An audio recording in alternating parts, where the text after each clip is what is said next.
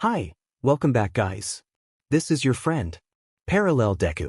Back with another fanfiction. This is the series of What If UA Got a Mysterious New Student? Now before starting, please give this video a like. And subscribe to the channel if you want more videos like this. Now let's get into the fanfic. The soldier shook his head, expressing disbelief at Sanyu's actions. Sanyu looked at him curiously, silently prompting him to explain further. The man gestured towards Sanyu, who was adjusting his clothes near the plane's door, and remarked that he didn't even have a parachute, implying that he was essentially risking his life. Sanyu confidently stated that he could fly and that the soldier should have been informed of that. He zipped up the chest pocket of his worn, black military-style coat, which had 2 dog tags hanging from the zipper. The stripes on his futuristic black combat suit glowed softly with the energy pulsing from his skin. He tightened the thin protective vest around his chest before fully zipping up his jacket.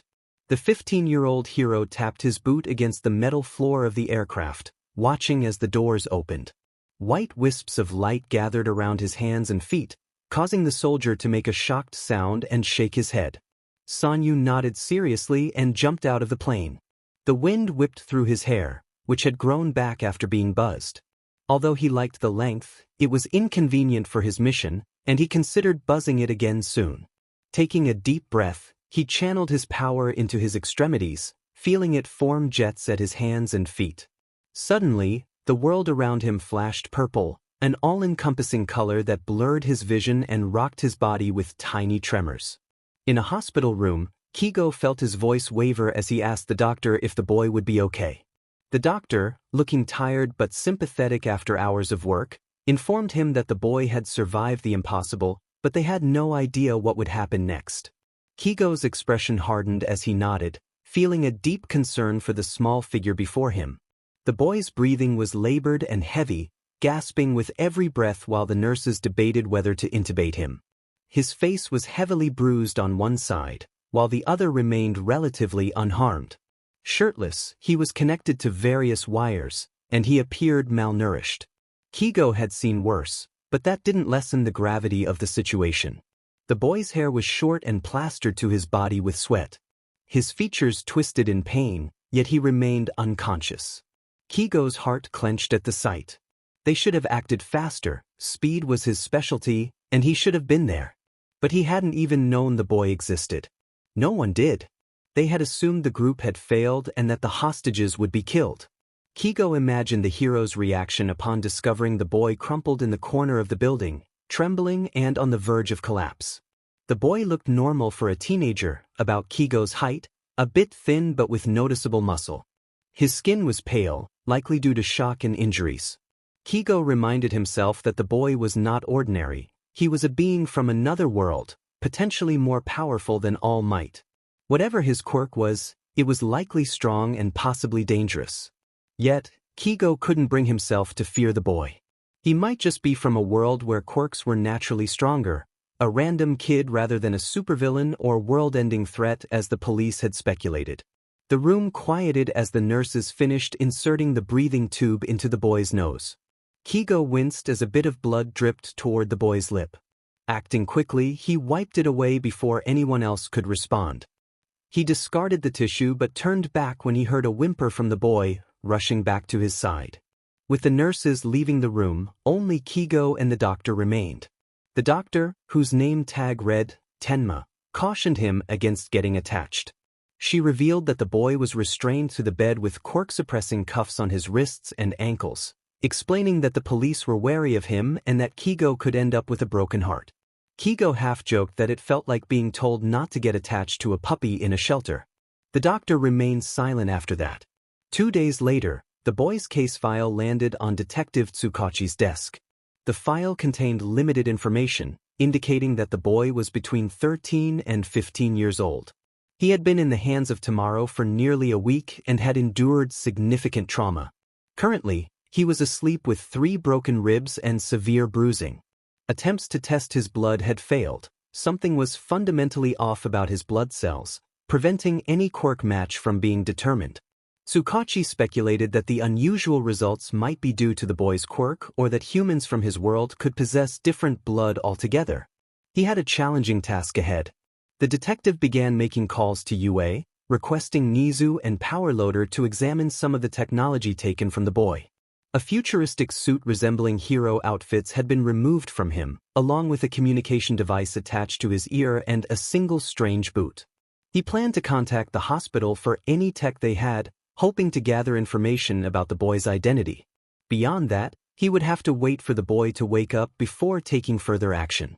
There was one last detail he needed to ensure: someone had to call All Might.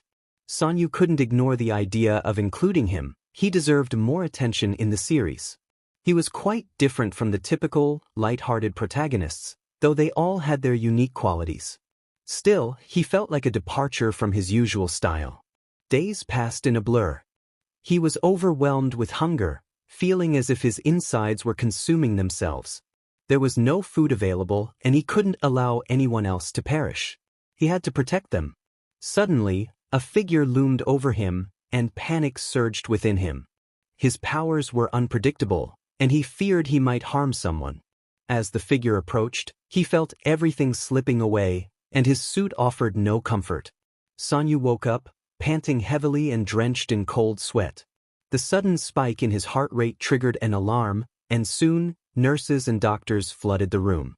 One of the doctors asked if he was all right, to which Sanyu nodded, assuring her he was fine and just surprised to be awake. He inquired if he was in the hospital. The doctor confirmed he had been asleep for 5 days and asked if he remembered what had happened. He recalled a firefight and feeling faint, but hesitated to mention the man with wings.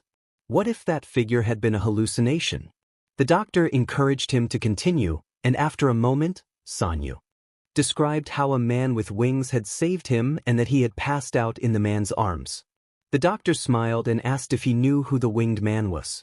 Sanyu recalled hearing the name Hawks from one of the hostages, who had mentioned he was a hero. The doctor confirmed that the number 3 hero had saved him, and at least his mind seemed intact. A familiar voice chimed in, teasingly calling him Kiddo and asking for his name. Sanyu introduced himself, trying to sit up but realizing he was restrained at his wrists and ankle. Upon realizing only one leg was restrained, his demeanor shifted. In an instant, a flash of light erupted, and the restraints clattered to the ground. He threw off the thin sheet, disregarding the 4 monitors that came loose. He demanded to know where his belongings were and what had been done to him. Kigo, surprised by the sudden change in Sanyu's demeanor, noted the betrayal in his eyes.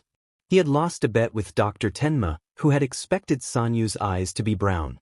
Dr. Tenma calmly reminded Sanyu that using his quirk was illegal in the hospital. The boy's eyes remained fierce, but the glow subsided. She explained that all items found on him had to be taken by the police, despite her attempts to keep them for psychological reasons. She apologized for not mentioning it sooner. Sanyu's voice softened as he acknowledged the situation, realizing that police procedures in this world were different from what he was accustomed to. In his world, he would have woken up, eaten something, and been sent on his way without fuss. Now, he felt like a blank slate in uncharted territory, wondering if others from different worlds had arrived before him. Kigo tried to focus on the medical questions Dr. Tenma was asking Sanyu, but his attention was drawn to the restraints. They suppressed quirks, rendering them useless while worn. He recalled how his wings had been rendered limp the last time he tested them. Sanyu's prosthetic leg had gone unnoticed by Hawks during their encounter.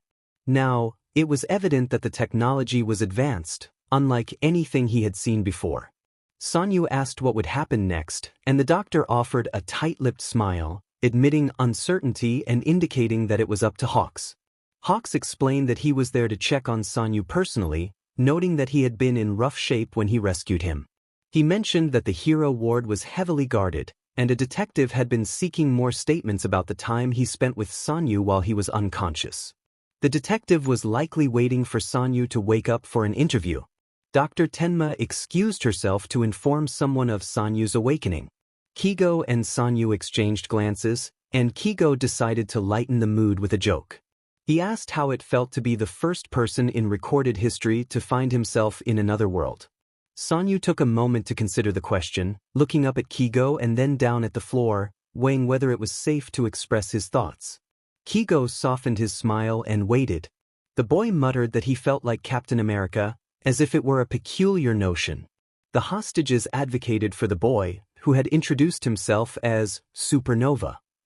They recounted how, when the base exploded with the force of the portal, he had instinctively tried to save Namura Aika, the hostage who perished due to her quirk's backlash while attempting to open the portal.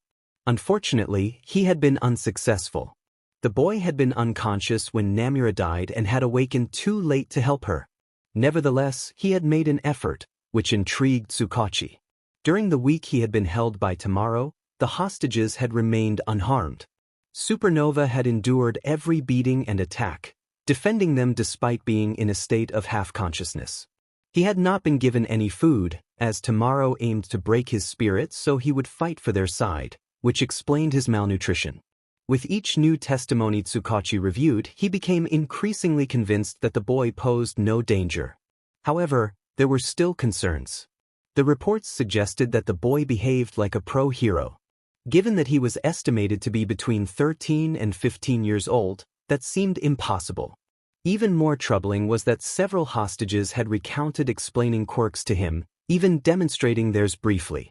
The boy appeared to have no knowledge of quirks and did not seem to possess one himself.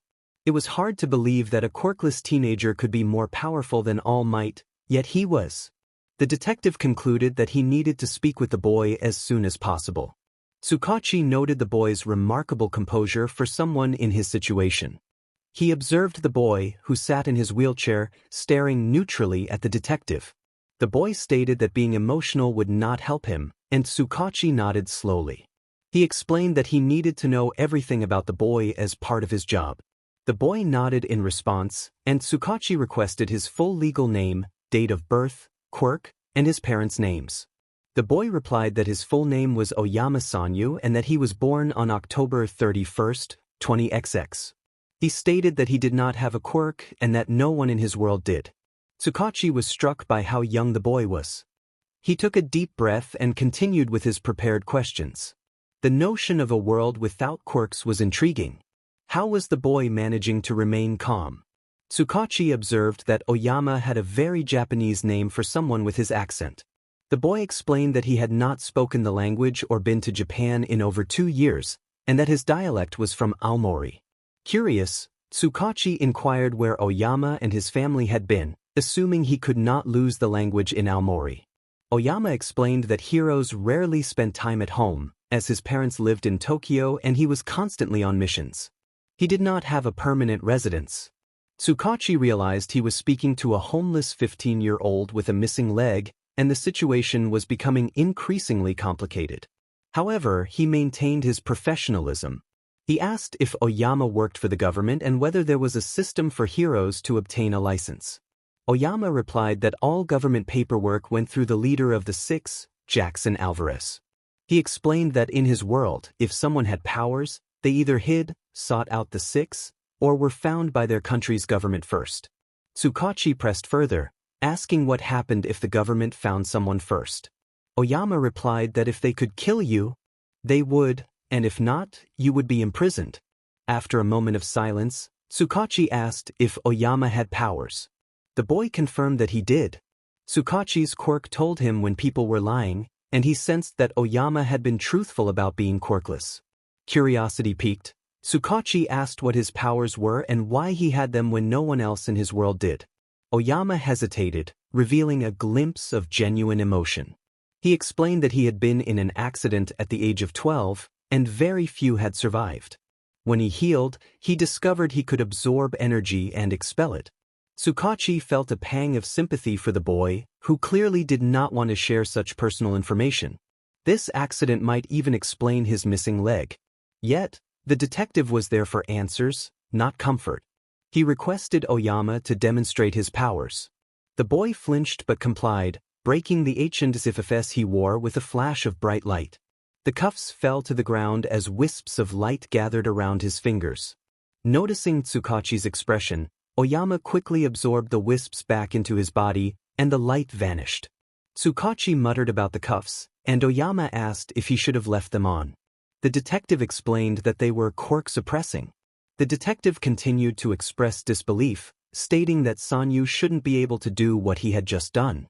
Sanyu reiterated that he didn't possess a quirk, which suddenly clarified how the frail, malnourished boy in front of him could be stronger than All Might. Detective Tsukachi interviewed Sanyu for several more hours, returning the next day with more questions. During the second interview, Sanyu noticed the absence of armed guards, who had been present during the first session, ready to intervene at the slightest provocation. He was accustomed to such treatment. Legally, he wasn't allowed to be in a room with world leaders, military generals, or media representatives without armed guards. Trust was a luxury he had lost after the incident with Firestar, though there had never been much trust before. However, Tsukachi, having known him for barely 48 hours, seemed to trust him.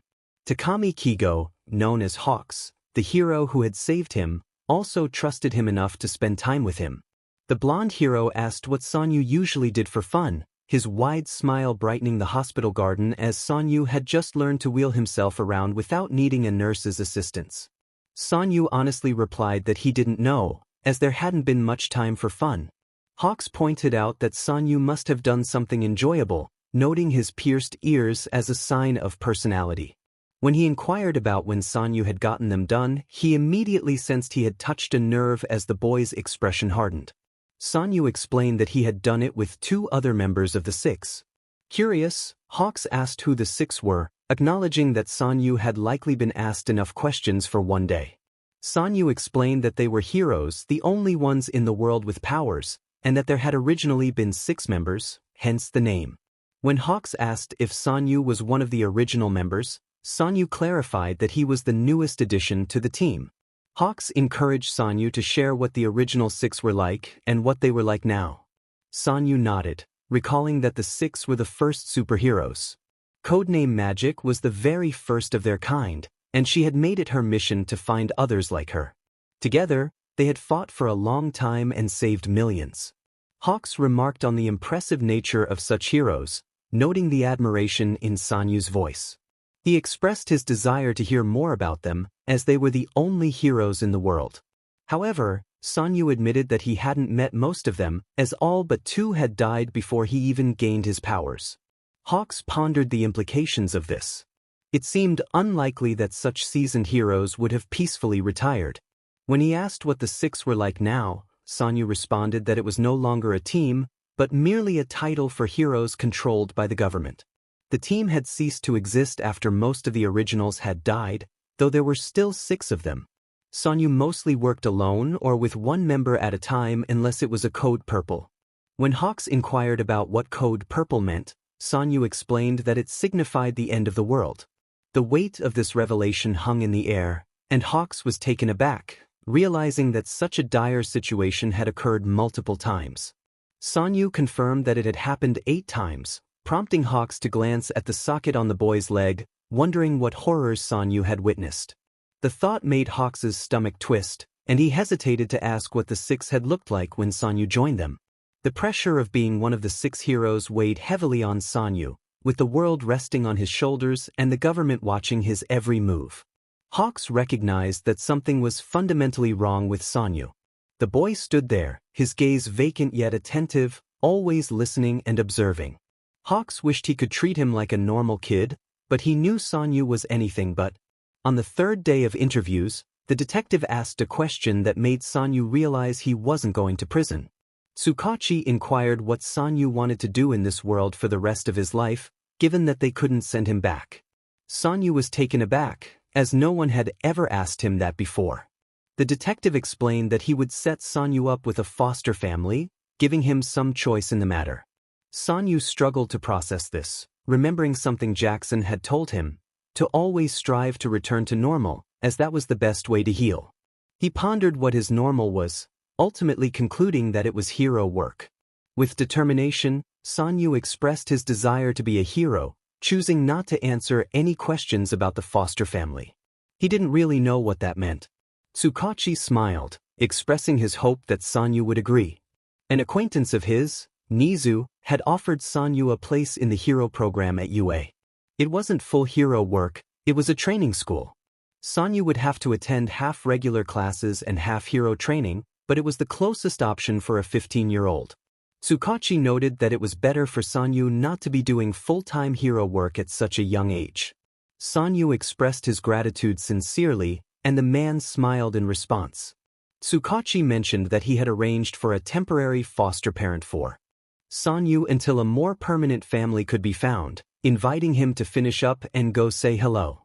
Sanyu nodded, feeling a bit anxious about living with someone he didn't know. After signing some paperwork, he was informed that his new ID cards would arrive in about a week, just before school started.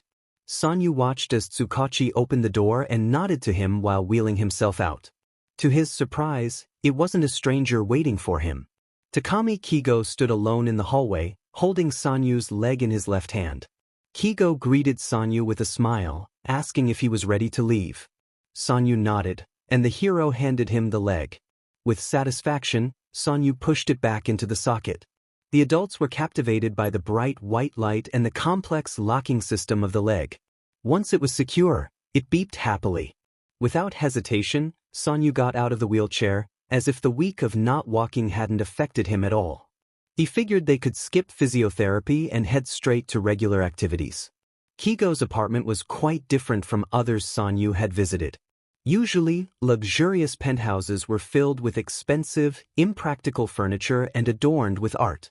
However, this place felt more like the home of a 23-year-old. The ceilings were exceptionally high, and every doorway was wide, likely to accommodate Kigo's wings. The couch looked inviting, surrounded by a dozen blankets. An indoor balcony overlooked the open-plan living space, and Sanyu assumed the master bedroom was beyond it. Knowing the layout was crucial in case anything went wrong, Kigo offered to give Sanyu a full tour, starting with his bedroom. He led Sanyu up the stairs to a cozy-looking room with a large window showcasing the city skyline and a double bed against the wall. Kigo pointed out clothes in the closet and socks and pajamas in the dresser, hoping they would fit. Sanyu was taken aback by the generosity. Kigo assured him that he needed clothes and mentioned there were a couple of UA uniforms in there as well, as he would start school next week. Hound Dog, a mental health professional who had transitioned from working with pro heroes to hero students, would be part of Sanyu's new life. Kigo encouraged Sanyu to change and promised to show him the rest of the apartment, including a training gym filled with equipment. As Kigo stepped out and closed the door softly behind him, Sanyu felt a wave of solitude wash over him. He had been surrounded by people since his arrival, and now he had a moment to reflect on everything. It hit him suddenly, he would never see anyone from his past again. He was the only proof of their existence and everything they had done. He had only visited Lela's grave once, and now all he had of her was the dog tag on his jacket, which he didn't even have anymore. Sanyu felt a crushing loneliness, like a black hole pulling everything in. Taking a deep, shaky breath, he tried to hold back tears. He went to the closet, pulled out the first t-shirt and pants he could find, and changed. He just wanted to return to a sense of normalcy. The violence of his past felt numbing and routine, but he doubted hero school would be violent. The thought of being surrounded by other teens with powers hadn't fully registered yet. When it did, he couldn't predict how he would react. However, he could foresee that this was a positive change. He would feel less alone, no longer being the only one with powers. It was a relief to know that others like him existed, and he could be normal there. Hours later, Kigo took Sanyu out of the house at sunset to one of his favorite spots. It was Sanyu's first time experiencing the outside world. He had glimpsed it from the hospital window and seen more from the car ride to Kigo's place, but this was his first time walking the streets. Inside a small ice cream parlor, Kigo asked Sanyu about his favorite flavor. The place was bustling with people, and their attention quickly turned to the duo. The man behind the counter greeted Kigo warmly, asking where he had been for the past 2 weeks. Kigo explained that he had been looking after Sanyu, pointing to him with a thumb. They had agreed on a story, deciding it would be better for them to be related, so no one would question Kigo's presence when Sanyu went to a normal foster family. The counterman inquired about Sanyu's name and favorite ice cream flavor. Sanyu quickly scanned the options and felt relieved to see one he liked. He simply stated his choice, cherry. The man smiled, commenting that Sanyu had better taste than Kigo, who scoffed in playful disbelief. Nothing will ever beat cotton candy. Nothing. Now, one of each of those so I can finally leave this place, the hero joked. You keep talking like that, and I'll stop freezing your ice cream and chasing off the paparazzi, Mr. Sato grumbled. He held up the 2 cones he had prepared and blasted them with ice. Sanyu was taken aback, barely managing to suppress a flinch. It's his quirk. It keeps the ice cream at the right texture and temperature for over an hour, Kigo explained quietly as he paid for the cones. Don't end up like your uncle, you hear? Mr. Sato called back. Sanyu didn't smile, but Kigo noticed his expression soften slightly. The hero counted that as a win. Kigo waved to a little kid who beamed at him as they left the small shop. The pair started walking down the street, enjoying their ice cream as they went along. Kigo asked how Sanyu felt about the introduction to everyday quirk use. Sanyu seemed to ponder the question for a moment. It's still very new to me, sir, he replied. But I think it's beautiful. Kigo was surprised by that. Beautiful? Was that usually how 15-year-olds described ice cream? Or society, for that matter? Still, he was pleased that Sanyu wasn't overwhelmed or rejecting any of the changes. It was a good start. Takami Kigo was not prepared to be a parent. He could barely take care of himself, and he was only 23. Yet, he felt like a parent as he walked Sanyu to the train station that morning. You have everything, right? Books, pens, pencils, calculator, money? Do you have your phone? He asked for what felt like the 19th time that morning.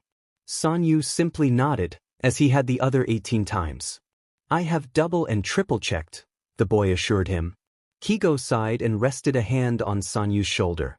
I know you probably see this as crazy, but I'm really worried I'm going to screw this up. You remember the subway route, right? The one I took you on yesterday? Should have just called someone to drive you there. What was I thinking? You've only been here a month, he fretted. You don't look crazy, Kigo. It's normal to be this anxious before a mission, Sanyu responded. The name switch was taking some getting used to.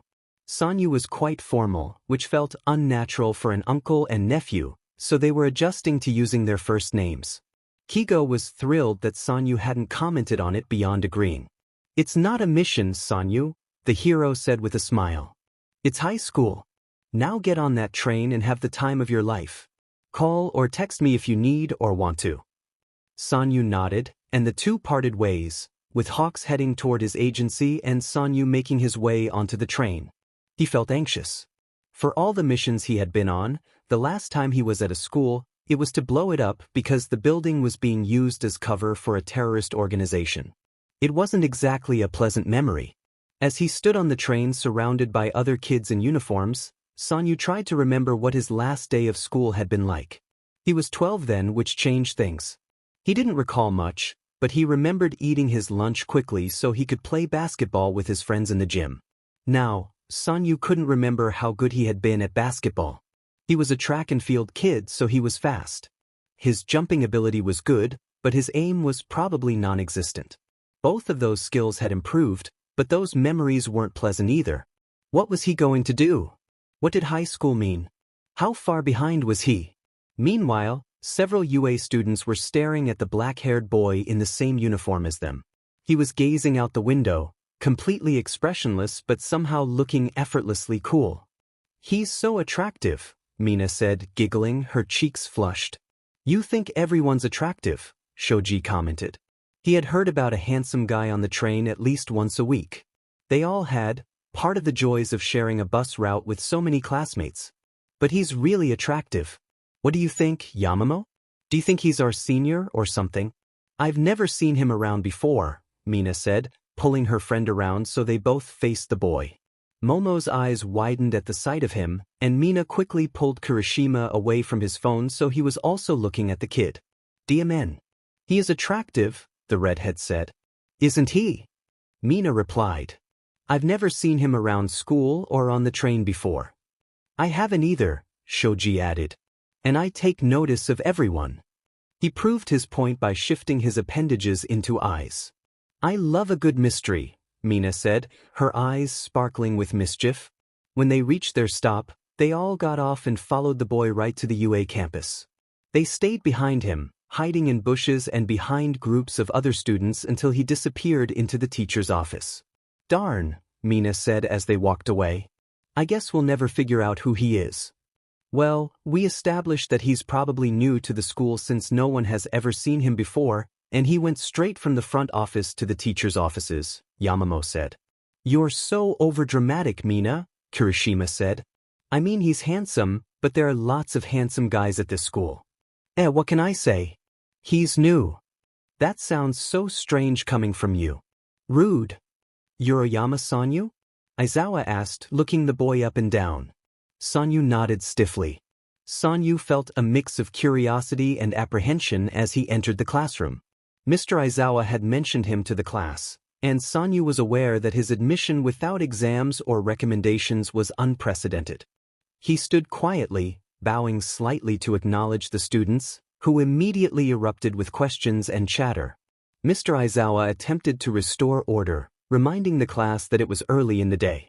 A boy with dark blue hair and glasses introduced himself as Ida Tenya, the class representative. Welcoming Sanyu to UA, Sanyu expressed his gratitude and explained that Principal Nizu had offered him a place at the school, which sparked further murmurs among the students.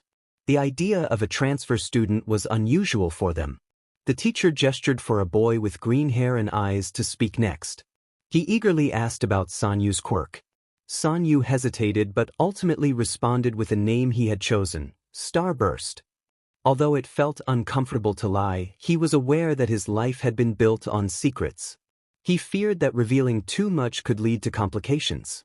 As questions continued to fly his way, Sanyu maintained his story, saying he had moved to the US when he was 12 and returned to live with his uncle while attending UA. Mr. Aizawa eventually cut the questioning short, directing Sanyu to take a seat behind Midoriya. He warned the class that if they continued to act out, he would shorten their hero training time and replace it with math, which silenced them immediately. Sanyu's first day in class had begun, and he sensed it would be an interesting experience. Later, as he entered the locker room, he held the key Mr. Aizawa had given him. He was supposed to change and store his belongings in a locker, but the items other students were pulling out were astonishing, everything from grenades to costumes.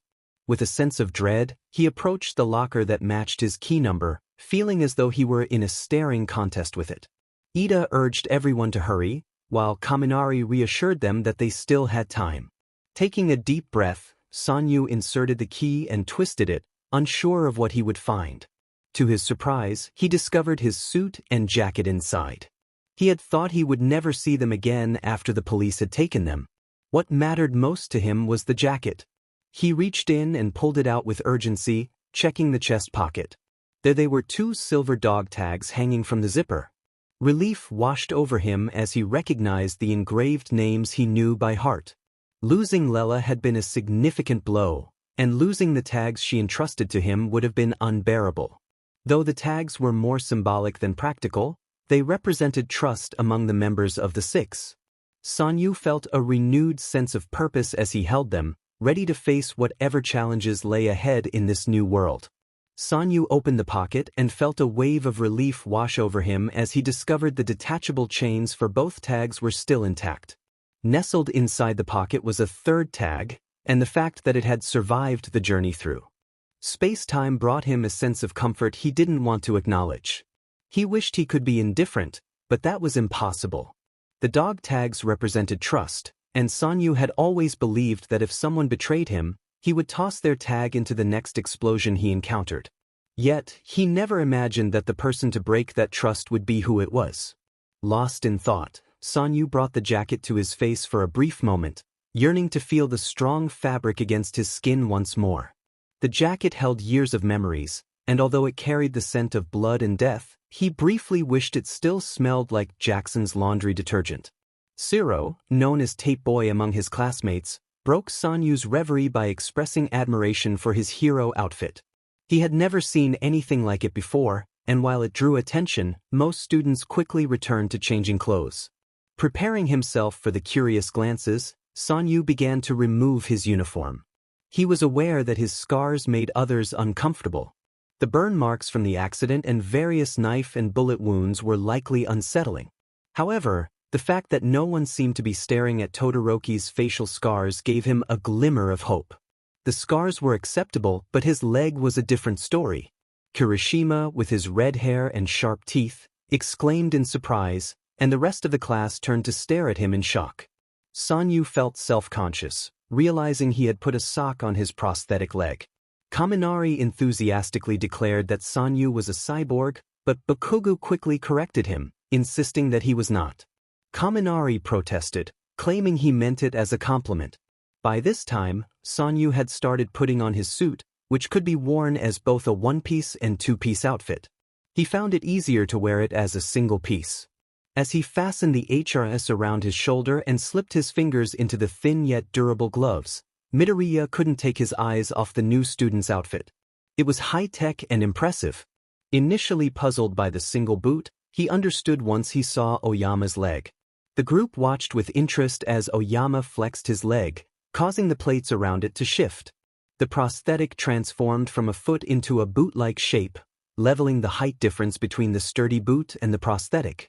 Sanyu had no idea how he expected his first encounter with All Might to unfold, but the man jumping down from seemingly nowhere and proclaiming, "I am here," was certainly unexpected.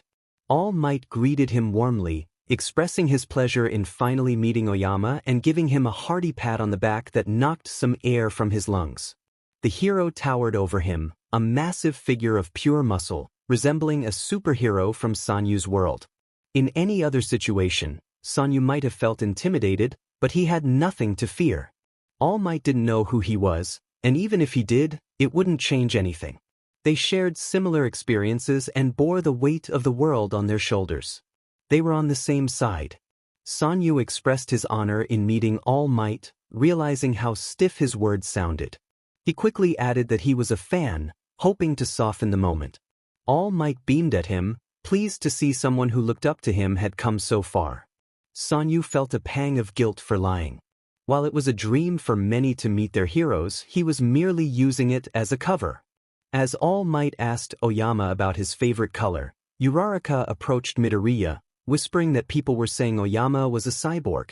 Midoriya frowned, clarifying that he had a prosthetic leg, not a robotic one. Uraraka looked embarrassed for gossiping.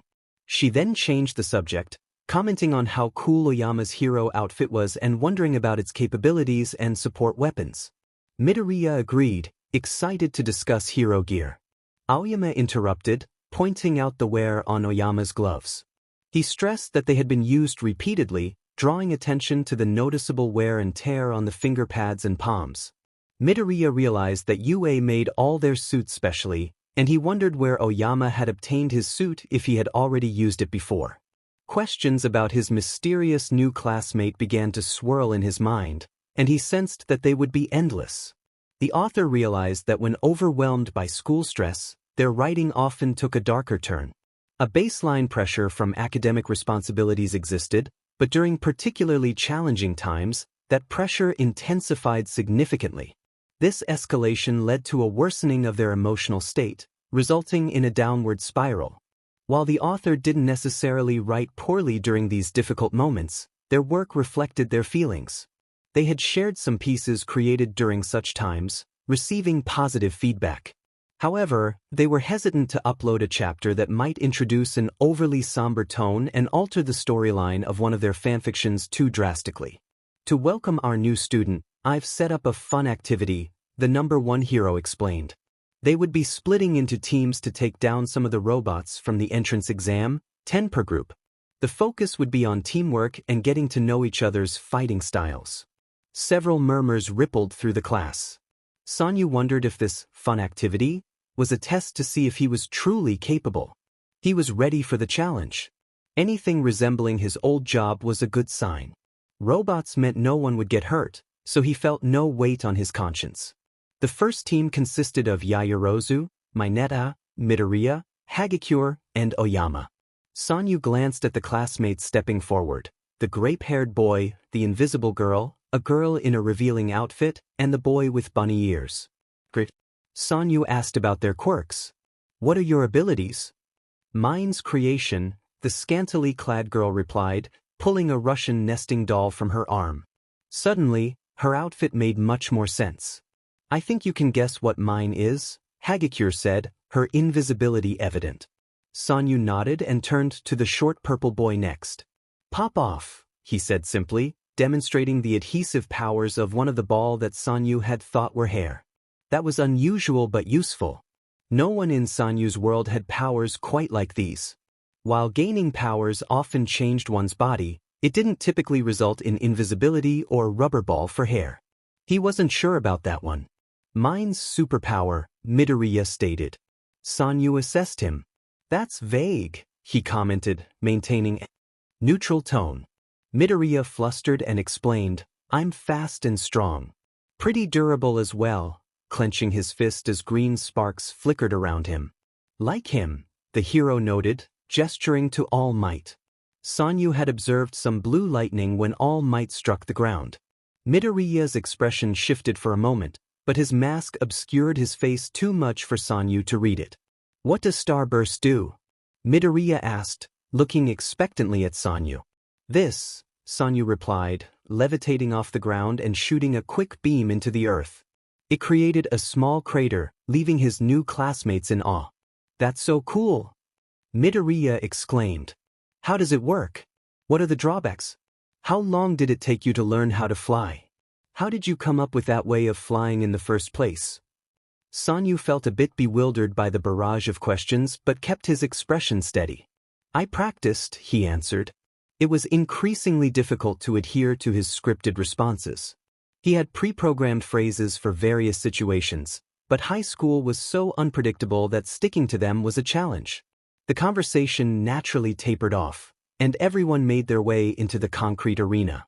Sanyu wondered how they had the budget for such facilities. The setup resembled a massive paintball field, like a war game. Sanyu had never participated in something like this, though Jackson had mentioned it was fun a few times. All right. All Might's voice boomed over the loudspeaker. Remember to practice your technical skills and keep your teammates in mind at all times. This is especially necessary for this exercise. Confused murmurs arose from Sanyu's group. Remember those non-lethal landmines from the sports festival?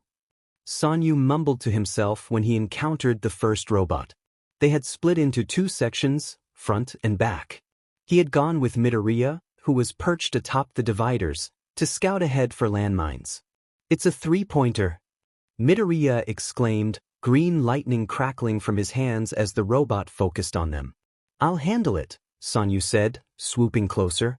He released energy from his core, aiming it at the robot. The beam shot forth, startling Midoriya and the rest of the group. The class stared in shock as the dust settled, revealing the three-pointer with a massive, perfectly circular hole in its center. It was smoking and collapsed immediately. Wow, Mineta said as the rest of the group caught up. Sanyu noted their astonishment. It might be wise to tone down his powers for now. The next robot wasted no time revealing itself, and Midoriya quickly jumped on it, slamming it to the ground. As it attempted to rise, Sanyu blasted it with a smaller, more subdued beam. Midoriya and Sanyu exchanged glances. They were in a more open area now and could hear multiple robots approaching. Don't touch the ground, Sanyu advised before jetting off toward them. He used several beams to turn the next robot he encountered into a smoking husk. The invisible girl, Hagakure, assisted by blinding the robot's motion sensors. The machines barely moved after that, receiving no input. Everyone's fighting style was distinct. Yaoyorozu, the creation girl, was strategic, staying at the back of the battlefield and targeting the robots when she could.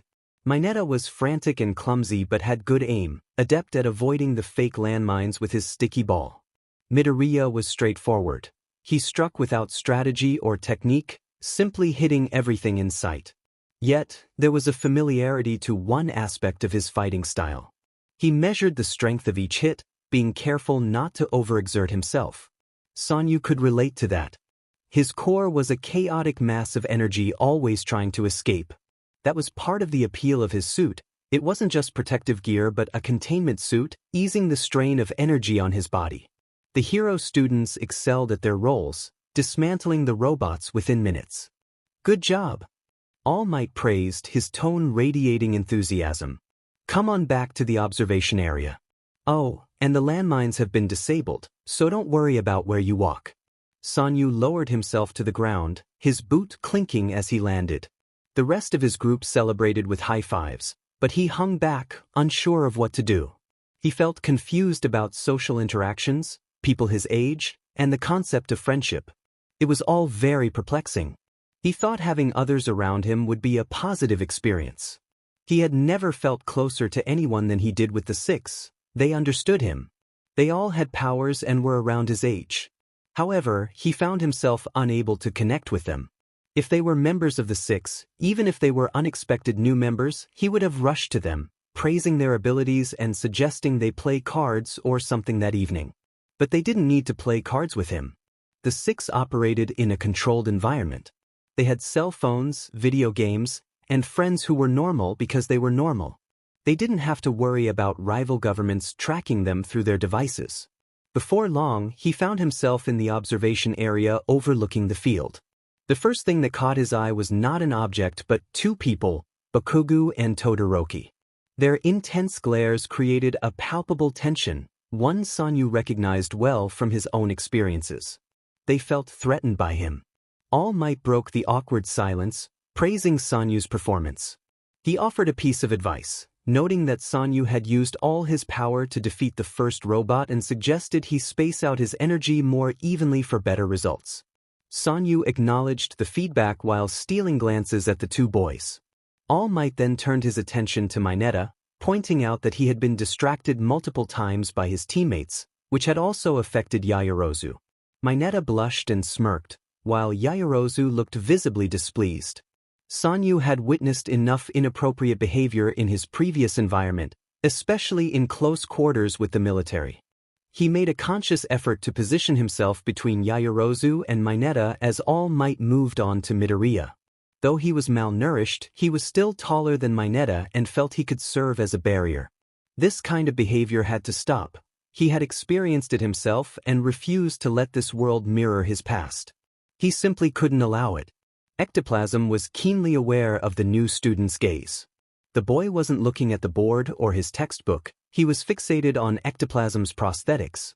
Ectoplasm was accustomed to stares, as it wasn't every day someone encountered a double amputee.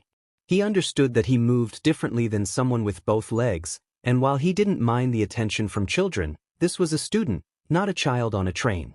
The prolonged stare was crossing a line. He continued with the lesson, trying to ignore the awkwardness, but he couldn't bring himself to call the boy out.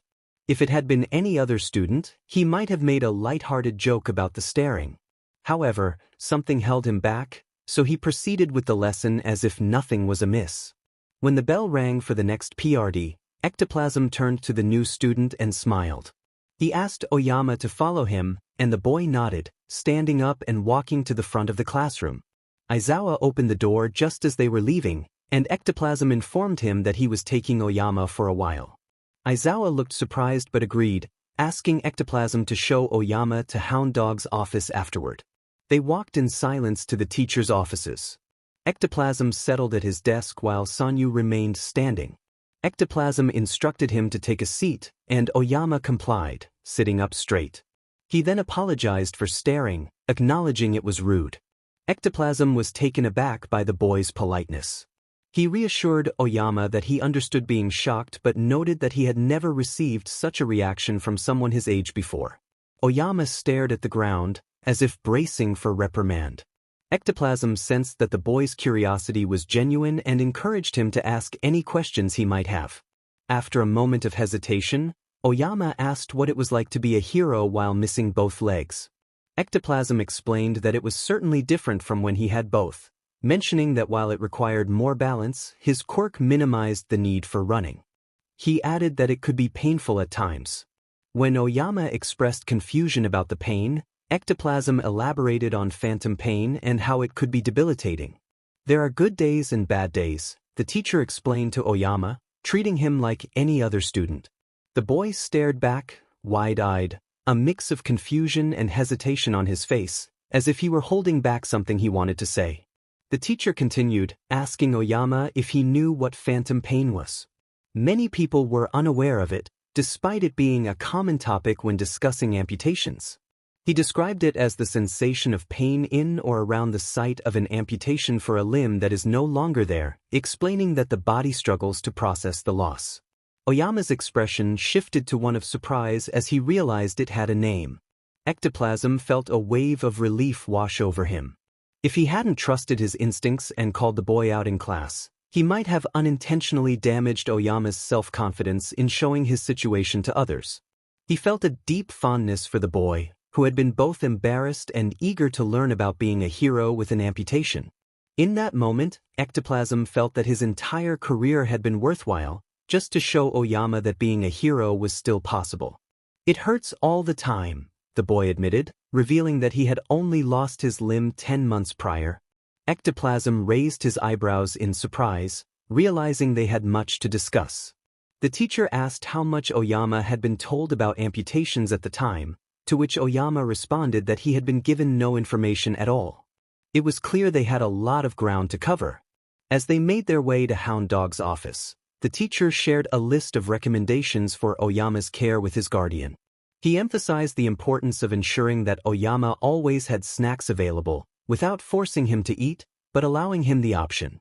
Mr. Oyama, who the teacher had addressed as such since he couldn't find the man's name, expressed confusion about why Oyama would need more food, given that he had lost a limb. Ectoplasm explained that despite the advanced prosthetic, Oyama was an active child and required more calories than he would without it. Mr. Oyama seemed to understand and promised to implement the suggestions. Before concluding their conversation, Ectoplasm advised Mr. Oyama to encourage Oyama to take off the prosthetic for a while. While it might not cause physical harm, keeping something that closely resembled his leg on at all times could be psychologically detrimental. Mr. Oyama's tone grew more worried as he acknowledged the challenge of getting Oyama to part with the prosthetic, even for a short time. Later, Inu Ryo, the guidance counselor at UA High School and a pro-hero known as Hound Dog, introduced himself to Oyama. He assured the boy that he was there as a mental health professional, not to interrogate him. Though he appeared somewhat unusual, he seemed reasonable and kind. Sanyu, as Oyama was known, instinctively responded with politeness, and Hound Dog chuckled, noting that he was a very courteous kid, unlike some of the problem children he usually dealt with. He then inquired about how Sanyu had been feeling since waking up in this new world. Sanyu replied that he was fine, trying to suppress thoughts of anger and sadness that threatened to overwhelm him. He needed to maintain his composure and return to business as usual. Hound Dog acknowledged that fine was the best-case scenario but expressed understanding if Sanyu felt anger or sadness. He mentioned that the government had no way of sending Sanyu back home, and one of the hostages had died during their captivity. He gently asked if Sanyu had spoken to anyone about that. Sanyu shook his head, stating that he had accepted the situation. Hound Dog nodded, explaining that children often experience grief when removed from their homes. Sanyu interrupted, insisting that he was not a child, as no one in his world had called him one for a long time. "You are," Hound Dog replied gently, noting Sanyu's age of 15. He reassured Sanyu that he wouldn't treat him like a toddler or infant. Continuing, Hound Dog spoke about grief, explaining that losing people is a part of life. He encouraged Sanyu to talk about those he missed, as memories can help keep them alive in one's heart. Sanyu considered the concept of grief. It felt like a heavy word, but he reminded himself that no one in his world was truly gone, they were just out of reach. Hound Dog reassured Sanyu that he could talk about anything he wanted, not just the painful memories. Sanyu struggled to find the right words, reflecting on his training and the phrases he had memorized. He realized that perhaps his difficulty in expressing himself stemmed from not having spoken Japanese in over 2 years. Japan didn't have many problems, and he had last spoken about emotions with a villain of all people. The silence between them was awkward and heavy. The man eventually broke the stillness, expressing his concern about making Sanyu uncomfortable. Sanyu reassured him that he was fine, though the man's sad smile suggested otherwise. The man then asked if Sanyu had spent much time discussing his feelings with others, to which Sanyu shook his head. The man smiled again, indicating they would start today. Later, Kigo excitedly asked Sanyu how he felt about his first week of school as they enjoyed celebratory takeout on Friday. Sanyu simply replied that it was good, but Kigo's expectant gaze prompted him to elaborate. He admitted he hadn't been around teenagers for a while and felt unsure of how to act, though he noted that they seemed kind. He chose not to mention his suspicions about Bakugo and Todoroki. Kigo reassured him that they were good kids and inquired about his first meeting with Hound Dog, emphasizing the importance of honesty in finding the right fit for Sanyu. While Kigo believed Hound Dog was the best choice, he wanted Sanyu to feel empowered in his decisions. Sanyu neutrally stated that Hound Dog seemed like a good therapist, highlighting how Inyu valued emotions and experiences. Sanyu recalled that afternoon when Inyu had shared a personal memory about a bird landing on his shoulder in the park, showing Sanyu photos of the tiny brown sparrow. Then it was Sanyu's turn. He remembered tensing up as he searched for a memory to share, finally settling on a time in DC after he was no longer needed there. He recounted how Jackson, the leader of the Six, had offered him time off, leading to a week spent at his apartment in Queens. When Inyu asked about his favorite part, Sanyu explained that he had to keep a low profile and shared that they had gone out for snacks at 3 a.m., admiring the beauty of the city at night. Inyu smiled, encouraging Sanyu to express himself. Sanyu snapped back to reality, feeling the weight of Inyu's probing.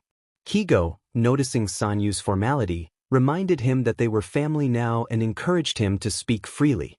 Sanyu nodded, apologizing for his formality, and Kigo reassured him that it was just an adjustment. That night, Sanyu stared at his bed as if it were a challenge. He had completed his bedtime routine but found the idea of lying down and sleeping daunting. He knew the nightmares would come, brutal and overwhelming, crashing into him like waves. Despite not having slept since Wednesday, he tried to convince himself that locking the door would keep him safe. He reflected on the phantom pain in his robotic leg, something he couldn't actually feel, and wondered if his nightmares had a name. With a sigh, he hung his jacket on the back of the desk chair and settled into bed, his dreams filled with unsettling imagery. The next day, Uraraka's voice startled him, and she asked if he had been sleeping well. Sanyu simply replied that he was fine, taking another bite of his lunch to avoid further discussion. Midoriya then excitedly mentioned an upcoming field trip, explaining they would be testing a new type of rescue in a natural setting, similar to the USJ. Sanyu felt a flicker of excitement. This could be just the experience he needed, reminiscent of his old world. However, he remembered that he wasn't eligible for an internship since he hadn't participated in the sports festival. All he had to do was the little exercises in class. Midoriya Izuku was determined to treat this particular exercise as if it were a matter of life and death. Oyama had appeared unexpectedly and was facing everything head-on. While he struggled with academic subjects, he excelled in physical activities, making him the top of the class. Izuku never imagined that Todoroki or Bakugo would have competition for their titles as the strongest.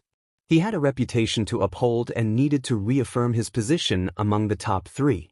To do that, he had to defeat Oyama. All Might asked who wanted to go next. They were in the midst of a lesson on disarming someone with a knife as part of a larger weaponry unit. Midoriya eagerly raised his hand, practically bouncing in place.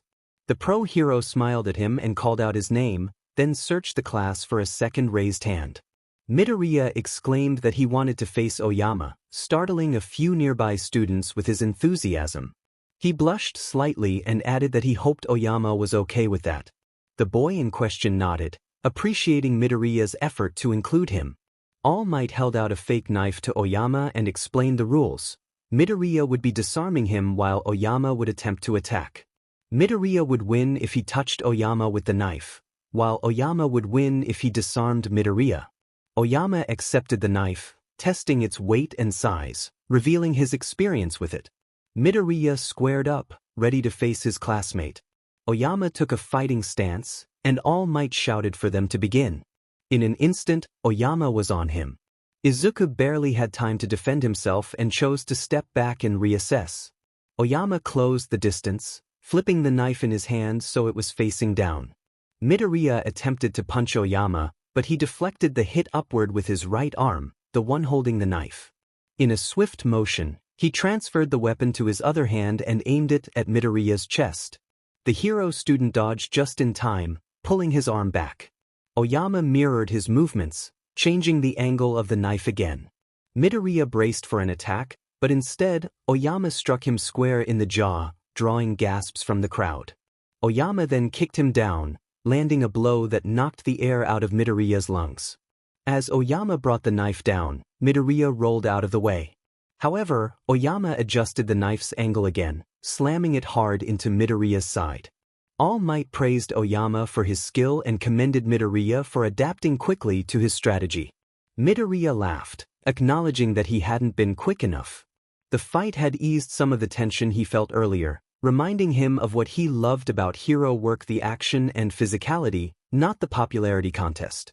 However, it seemed the match affected Oyama differently. When Izuku met his gaze, he noticed a hollow look in Oyama's eyes, as if he were staring past him. Suddenly, Oyama snapped back to reality and repeated that it was a good match. He stood up fully and rolled his shoulders, while Midoriya pushed himself off the gym mat. Once upright, Midoriya noticed a small hole in the mat. Initially, he thought it was just wear and tear, but then he realized the fake knife had made it. It wasn't sharp, yet Oyama must have struck it with such force that it pierced the gym mat. Several classmates stared at the hole, their expressions unreadable. She had been one of the members to raid the base, aiming to stop the villains, only to discover they were too late. The missile was already en route to Earth and would arrive within 14 hours. They had failed, and his eyes were hollow as he spoke with a harsh tone. Accepting defeat was not an option, he thought. How could they allow the villains to send their world-ending bomb wherever they pleased just because they lost one fight in Siberia? Tao was outraged. He couldn't believe they were going to give up. They were facing a threat that could annihilate them all. He had seen it and knew that if they couldn't protect themselves from the bomb, they would be neutralized. Sanyu hated watching them fight. It pained him more than anything. These days, he despised seeing them at all. He wanted to remember them as they were, not like this, fighting, broken, and unaware of the impending doom. He sat on the couch, wrapped in a blanket, having just woken up from a nap. His jacket hung by the bunker's door, dog tags glimmering under the candlelight. He thought he saw someone else in the bunker, standing in the shadows, but when he focused, they vanished. Suddenly, the bunker shook. He heard the screech of metal against metal and the clang of pots falling from the ceiling. This was how the nightmare always unfolded. In reality, this had never happened.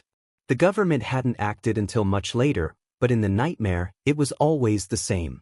He was glued to the couch as people broke down the door, watching with wide eyes as they took down everyone but him. They screamed and cried. The blanket soaked with Clementine's blood as she tried to protect him from the chaos. He felt powerless, so he just screamed.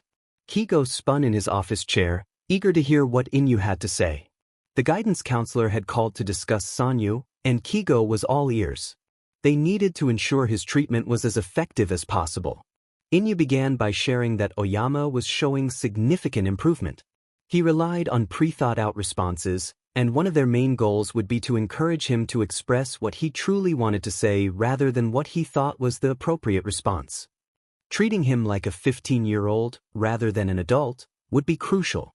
While he needed accommodations, they couldn't let him retreat into his old programming. Kigo nodded, but Inyu's tone shifted, revealing a reluctance to discuss the next topic.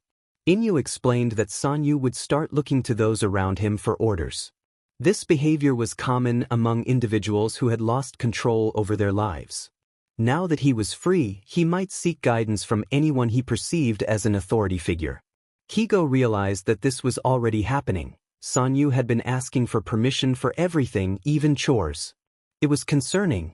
Inyu reassured him that small requests could help Sanyu transition to normal life, but he warned that if trustworthy adults didn't provide guidance, Sanyu might turn to anyone for direction. Children who had undergone obedience training were at a higher risk for various issues, including emotional and physical abuse. Kigo felt a wave of nausea wash over him at the thought of Sanyu being vulnerable.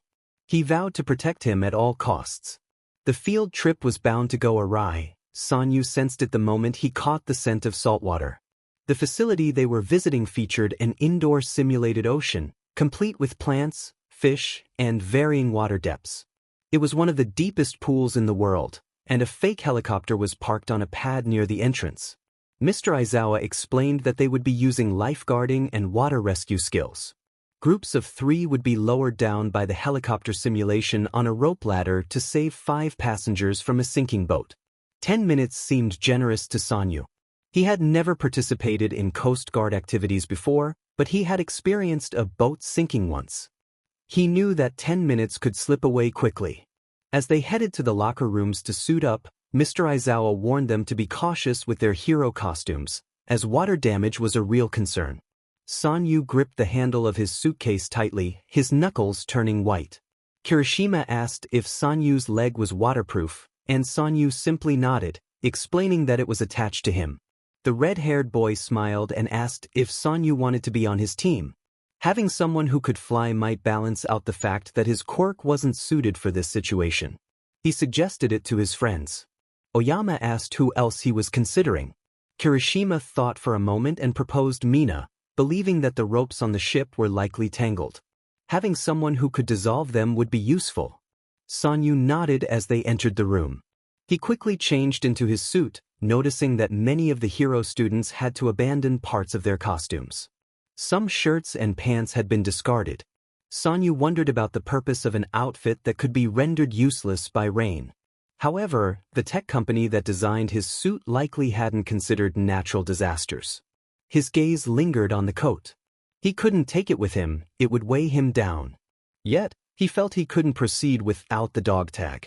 The water reminded him of the last Code Purple, when he had been alone over the ocean, searching for a missile because no one else was strong enough. It felt like the world was toying with him, bringing back memories of that night just before he had jumped into the water. He pulled the chains from his front pocket and looped them through the dog tags. Wrapping them around his neck, he clipped them tightly, making them feel more like chokers than necklaces. The pressure was oddly comforting, grounding him in a way. Kirishima asked if he was okay wearing them like that and suggested leaving them behind. Sanyu replied, perhaps a bit too firmly, that it was fine. It was fine. That night in Alaska had not ended with the government bursting into the bunker and capturing them, as Sanyu had feared. Instead, it concluded in a very different way. Sanyu disobeyed a direct order to stay put. Half the world was at risk because of the bomb, and despite the 6 being powerless to stop it, the government believed it was their fault. If they were discovered, they would face dire consequences. The government might send in forces or even resort to drones if they thought it would expedite the situation. There was no future for any of them if that missile hit the ground, yet the older members seemed resigned to that fate. Lela was panicking in the bathroom, and while Sanyu wanted to comfort her, Clementine insisted it wasn't his place. Tao was darting around, unable to stay in one spot for more than a few minutes. Wisp and Jackson were cooking dinner, seemingly unfazed by the looming crisis. They were a disorganized team. Wrapped in the blanket Jackson had given him, Sanyu wandered around, sorting through the items from the mission that had gone awry just hours earlier. Then he found a burner device still tracking the missile's movement, pinpointing its location just off the coast of Alaska, where they currently were. In that moment, Sanyu realized he could fix everything. His powers allowed him to absorb energy. He could absorb the missile and the high-powered energy core set to detonate. Although it was over the ocean, he believed he could make it work. Without a second thought, he grabbed the tracker and moved toward the door. Kirishima, noticing Sanyu's sudden movement, expressed concern. He had been about to fall out of his chair, and his worried expression was evident even through the intercom. Sanyu quickly apologized, admitting he had been lost in thought. Kirishima nodded, still looking uneasy. Marsh, the pro-hero supervising their exercise, instructed them to climb down the rope ladder while being mindful of the strong wind. He would start the timer as soon as one of them touched the rope. The students checked their life jackets and signaled they were ready. Sanyu volunteered to fly down first, believing it would cut their time in half. Mina smiled and declared she would go down the ladder next, while Kirishima agreed, rallying the group with encouragement. Sanyu removed his headset and approached the edge of the helicopter, feeling the artificial wind whip through his hair, a reminder of how much it had grown since his last jump. Marsh gave him a thumbs up, signaling it was time to leap. His feet hit the deck of the ship, which began to tremble as it slowly started to sink. The salty sea air mixed with the rain and wind made it difficult for him to think, but he knew he didn't need to overthink during missions. Without waiting for his teammates, Sanyu sprang into action, jogging down the deck to assess the situation. He encountered the first passenger, who was desperately trying to get the motor running. The man called out for help, but Sanyu quickly informed him that there was no time to waste and urged him to evacuate. When the man insisted he couldn't leave without his children, Sanyu reassured him that he would ensure their safety. As Mina and Kirishima landed on the front deck, Sanyu asked the man how many children and adults were aboard and where they were located. The man explained that he had 2 daughters and a son, with the girls below deck and his son on the deck. Sanyu nodded, handing the man off to Kirishima before taking to the air again, instructing Mina to head below deck. Circling the boat from above, Sanyu quickly spotted the boy clinging to the railing, nearly submerged. He lowered himself into the water, encouraging the child to let go of the railing. Once the boy released his grip, Sanyu caught him effortlessly. Realizing time was running out, he propelled himself and the boy out of the water and toward the helicopter. With 3 minutes remaining, he handed the boy to Marsh, who was acting as an emergency responder. Without a second thought, Sanyu jumped off the helicopter and fell toward the boat, landing in the water once more. For a brief moment, he was transported back to the Pacific Ocean, feeling the cold water and icy rain against him. His breathing quickened as he struggled against the freezing temperatures. Just then he spotted Mina with a girl in her arms and a woman holding another child's hand. Sanyu sprang into action again, launching himself out of the water with urgency. With only 1 minute left, he instructed the adults to hand over the children and urged them to climb as quickly as possible, warning them that the ship would pull them down if they didn't hurry. The girls were sobbing, expressing their desire to stay with their mother, who was also in tears. Sanyu, however, was unable to see that they were actors. His mind had reverted to his old world. To him, they were real, and their cries for him not to separate them felt genuine. He had made tougher decisions before, but without thinking he grabbed the girls and pulled them close. Mina guided the woman to the ladder, and they began crawling as the roof of the boat started to sink. Sanyu held the kids tightly, instructing them to grasp the straps of his life jacket to ensure they didn't fall. They complied, though fear was evident on their faces. Once everyone was safely aboard the helicopter and they were flying back, Sanyu finally paused to catch his breath. His breaths came in gasps, the wet suit clinging to him, and the discomfort from the plates in his leg pressing against the socket was overwhelming. Kirishima called for help, urging Marsh to assist the struggling boy. The energy Sanyu had absorbed from the bomb incident in Alaska felt dangerously close to the surface, threatening to explode and wreak havoc. It was too much power to contain, and he felt it clawing its way out of him. A shock blanket was thrown over his shoulders, and before he knew it, he was back on the ground. Kigo watched Sanyu with concern. He had arrived at the training center after receiving a call from a confused Aizawa and a frightened Sanyu. The boy seemed to be in pain but was silent and still. Kigo decided to take him home after ensuring he had no injuries.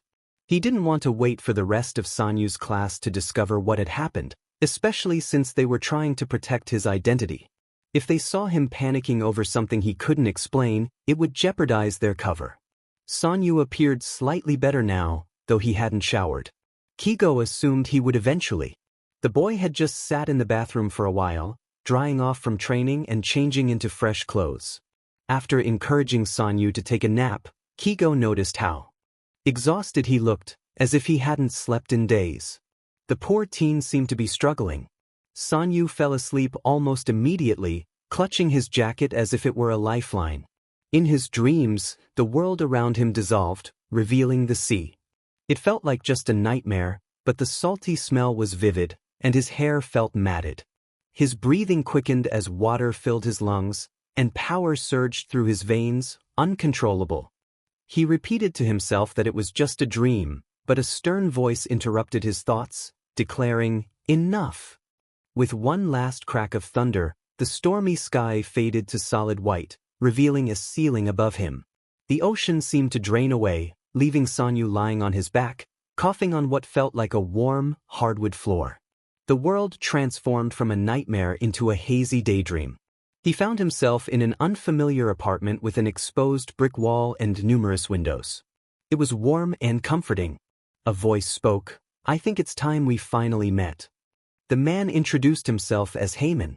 The apartment was cozy, with stylish decor, clean white walls, and various photos adorning the walls.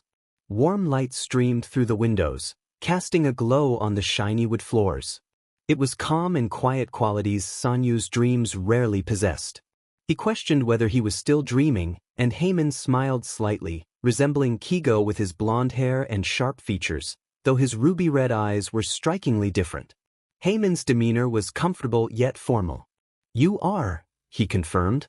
"This is all just a dream, albeit a very vivid one." Slowly, Sanyu pieced it together. "You're Heyman Aleixo, Dreamweaver." Heyman nodded in acknowledgement. "I attended a memorial service for you. You died 5 years ago." "I did, in a way," Heyman replied, moving to the couch and gesturing for Sanyu to join him. "You understand a little about my powers, yes?" Sanyu nodded. "Dreams exist in their own dimension. I left that dimension 5 years ago to remain in this one." "Why?" Sanyu couldn't help but ask. Heyman's gaze turned cold as he stared at the floor. "When Kamaria was assassinated, I realized this was not the life I wanted. So I left. Now I reside here and only appear in the dreams of those who call out to me." Sanyu nodded, recalling Kamaria and Heyman as two of the most well-known members of the Six, always working together. He would have envied their friendship and teamwork if their tragic deaths hadn't cast a shadow over their legacy. Kamaria, the leader and founder of the Six, had been assassinated 7 years ago by a terrorist organization that sought to eliminate all individuals with powers. Heyman had taken his own life 2 years later, leaving a brief note that losing his best friend had been too much to bear. Or perhaps he hadn't taken his own life at all. Sanyu questioned how Heyman could be present, expressing that he had never met him before or called out for him. Heyman responded calmly, revealing that the jacket Sanyu wore had once belonged to him. When Sanyu mistakenly thought it was Jackson's, Heyman clarified that he had given it to Jackson before his death, noting that it had likely survived long enough to reach Sanyu. Heyman explained that he had been seeing Sanyu's dreams for some time. Juliana, whom Sanyu referred to as Wisp in his dreams, still called out for him. He had felt a connection when he saw Sanyu in her dreams. He remarked on the graphic nature of Sanyu's nightmares, suggesting they were more like memories. Sanyu could only nod, taking a deep breath, and when asked if he wanted to discuss them, he quickly declined, whispering that he just wanted them to stop, his eyes reflecting a haunted look. Heyman placed a reassuring hand on Sanyu's shoulder, emphasizing that to end the nightmares, he needed to confront them. He warned that without addressing the issues, the cycle could continue indefinitely. He offered an alternative, suggesting that if Sanyu was uncomfortable discussing his nightmares with his therapist, he could talk to Kigo instead. Curious, Sanyu asked how Heyman knew about Kigo. Heyman explained that Sanyu occasionally dreamed of him, and while he didn't know Kigo well, he sensed that he was trustworthy. When Sanyu pressed for more, Heyman simply stated that in every dream Kigo appeared in, he tried to save Sanyu. This straightforwardness made Sanyu blush, surprising him since he hadn't thought it possible to blush in a dream. Then, a realization struck Sanyu. He understood that Heyman could help take the nightmares away. Heyman confirmed this, explaining that he had many others to visit but would be there as often as possible, as long as Sanyu called out for him.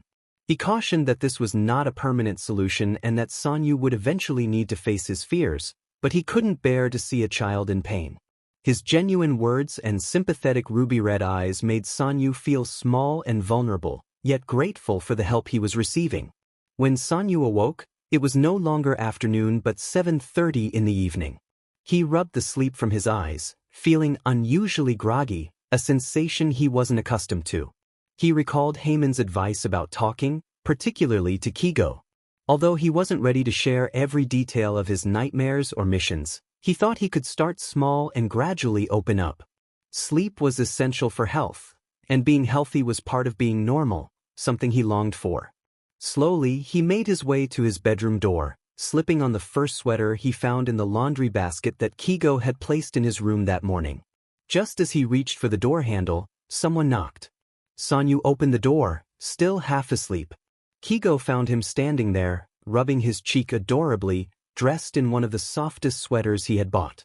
He couldn't help but think that the oversized sweaters were a great choice. Sanyu looked incredibly cute in them. Kigo asked if he had slept well, and Sanyu nodded, still not fully awake. Kigo realized that Sanyu must have actually rested well for once. Kigo had ordered dinner and had come to check if Sanyu was awake. He invited Sanyu to join him for a movie, stepping aside so Sanyu could leave his room. The boy shuffled out slowly, and Kigo could hear the adjustments of the plates in Sanyu's metal leg, indicating he was still waking up. They entered the living room, where takeout and place settings were arranged on the coffee table. Kigo proudly presented the setup, asking if Sanyu liked superhero movies. Still groggy, Sanyu nodded, and Kigo smiled, sharing that he had selected a few from their world for Sanyu to choose from.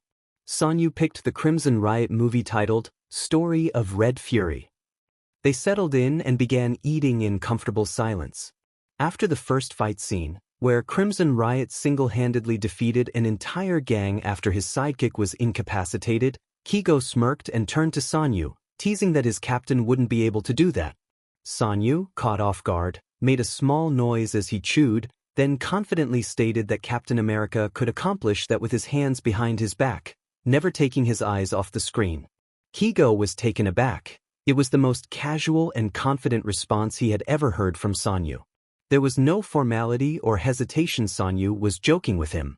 Seizing the moment, Kigo continued the banter, claiming that he was sure Crimson could beat Captain America, to which Sanyu replied that Captain America didn't have a quirk, he was a super soldier.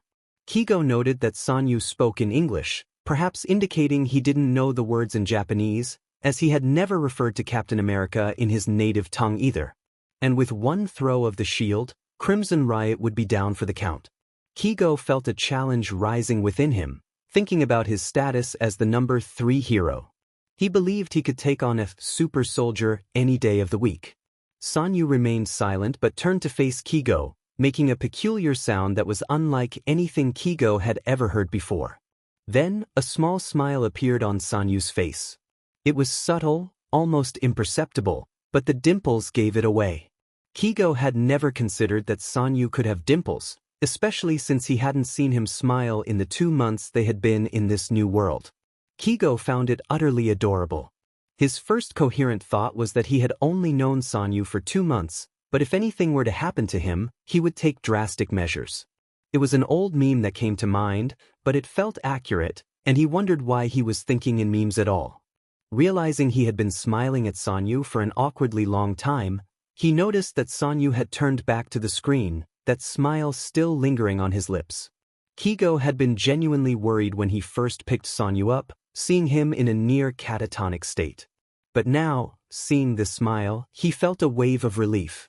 They would figure this out together. Hound Dog initiated the discussion about the recent field trip, managing a faint smile despite his injuries. Sanyu simply stated that the trip reminded him of a mission he had completed, which left him feeling unwell afterward. Inyu nodded, encouraging him to share more about the mission itself rather than the field trip. Sanyu took a deep breath and began to explain. It had been a code purple, a situation that could lead to catastrophic consequences. He had been the only one capable of stopping it and ended up alone in the Pacific Ocean. Inyu inquired if he meant there were no other heroes or people around. Sanyu clarified that there were no other people, as a blizzard raged and the government was actively tracking them down, leaving him without backup. Inyu acknowledged the terror and danger of being alone in such conditions, but Sanyu remained stoic, unwilling to acknowledge the fear he had felt. He described the mission as difficult and painful, explaining that he had absorbed too much energy into his body, possibly never to expel it all. Inyu, taking notes, asked when this incident had occurred. Sanyu replied that it had been 10 months ago, prompting a pale and horrified reaction from Inyu. Clearing his throat, Inyu cautiously asked if the incident had resulted in the loss of Sanyu's left leg. Sanyu quickly shook his head, hesitating before finding the right words to explain that while it happened in the same month, it was a separate event that led to the loss of his leg. He continued, recalling the last night he had spent with his friend in a bunker in Alaska, the last time he had seen her alive. He mentioned her name, Lela Orajav, and Inyu repeated it back, correcting the order to the Japanese format. Inyu expressed his condolences, but Sanyu felt that kindness could not bring her back or lessen the pain. He admitted that Lela had died because he hadn't been fast enough, that she had gone looking for him and the government had found her. Inyu insisted it wasn't Sanyu's fault, but Sanyu felt hollow, unable to accept that statement. Inyu encouraged Sanyu to talk about Lela, suggesting it might help, but Sanyu's mind flashed with the image of his friend. He saw her bright smile and felt his throat tighten, tears threatening to spill. He managed to maintain a neutral expression and quietly declined to share more.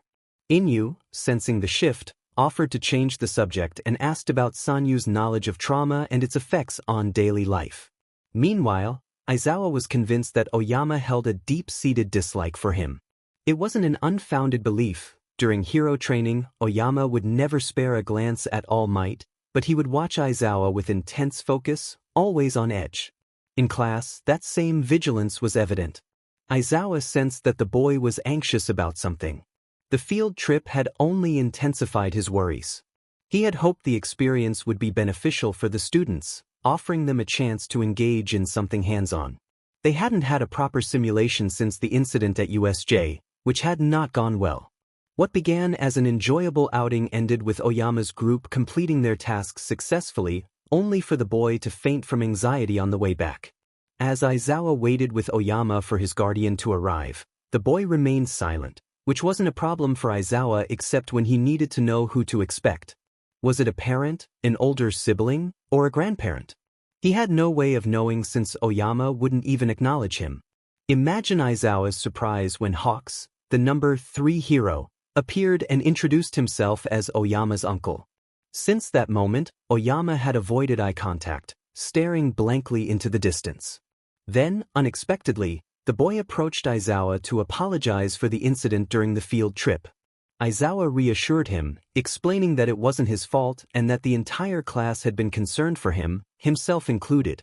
He added that no apology was necessary but expressed a desire to know how to prevent such situations in the future. Oyama fidgeted but seemed comforted by Aizawa's response. He mentioned that Hound Dog had talked to him about PTSD, carefully pronouncing the letters as if recalling them from memory. Aizawa's eyes widened slightly in surprise before shifting to understanding. It made sense given Oyama's demeanor and reaction during the trip.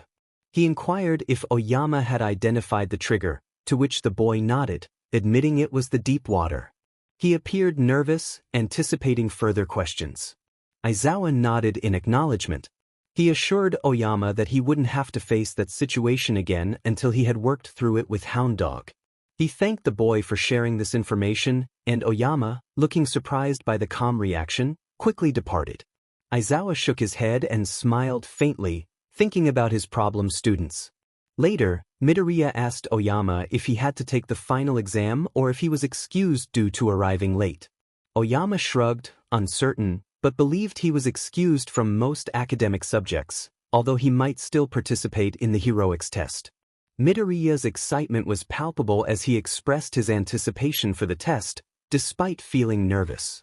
Ashido, lounging dramatically across Midoriya's desk, inquired if anyone else was struggling with their grades. Kaminari and Siro chimed in, admitting they had been too busy to study. Kirishima lamented about the upcoming English test. Yaoyorozu offered to help everyone study, mentioning that her mother would be happy to host friends. The class responded enthusiastically, and while Midoriya and Uraraka seemed keen to join, Ida felt secure with his grades. Sanyu, who had only been at the school for a month, was unsure of his own standing. Yaoyorozu confessed that English was her weak point, and Sanyu, unable to hold back, revealed that he was fluent. The class reacted with surprise, and Sanyu explained that he had lived in the US for 3 years, glossing over the fact that he had nearly forgotten Japanese while learning English.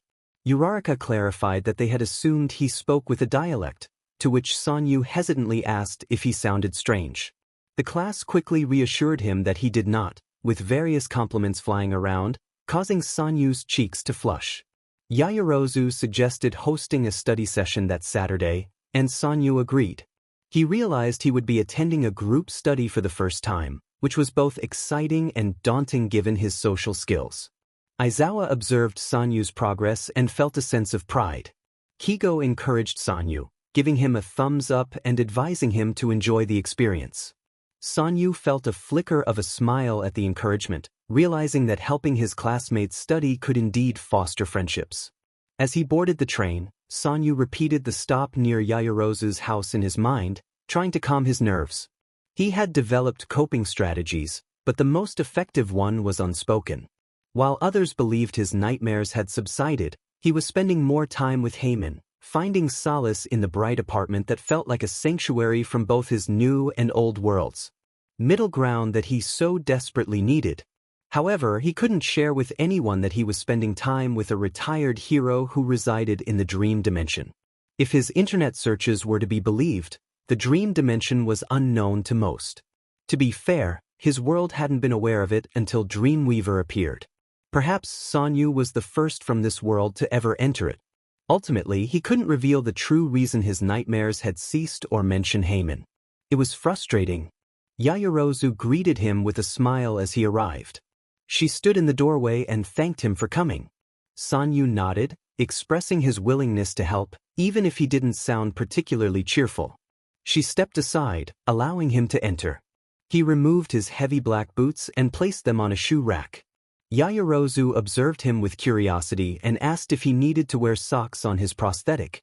Sanyu felt a bit embarrassed, realizing he had indeed put a sock on it.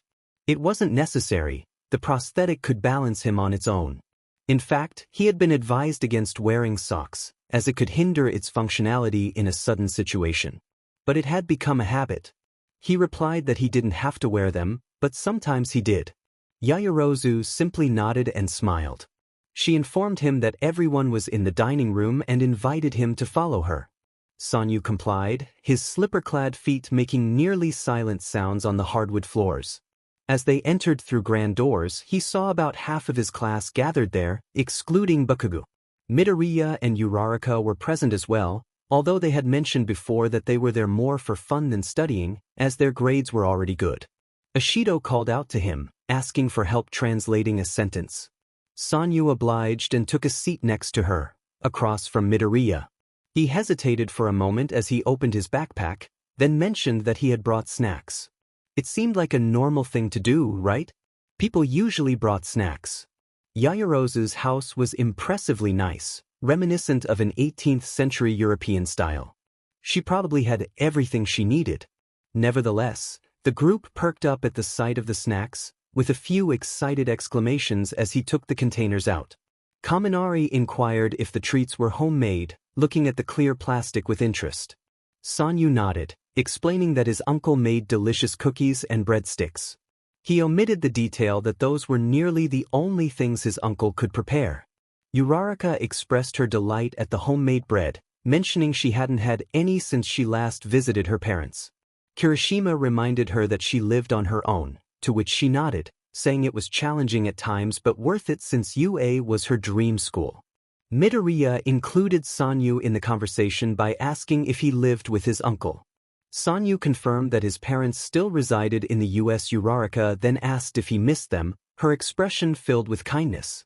Sanyu hesitated, reflecting on his relationship with his parents. They had never been particularly close, often distant and preoccupied, and he realized they had always favored an intern at their lab over him. He finally stated that he didn't miss them, his tone blank.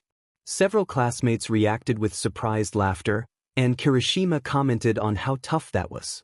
Mina humorously suggested they should acknowledge the situation with an F for that family connection.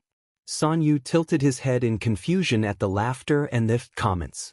Kaminari patted him on the shoulder, assuring him he would understand someday. Yayarozu then redirected the group back to their studies, taking her seat at the head of the table. The others groaned but returned to their work. Mina quietly asked Sanyu how to pronounce a word, and he carefully sounded it out.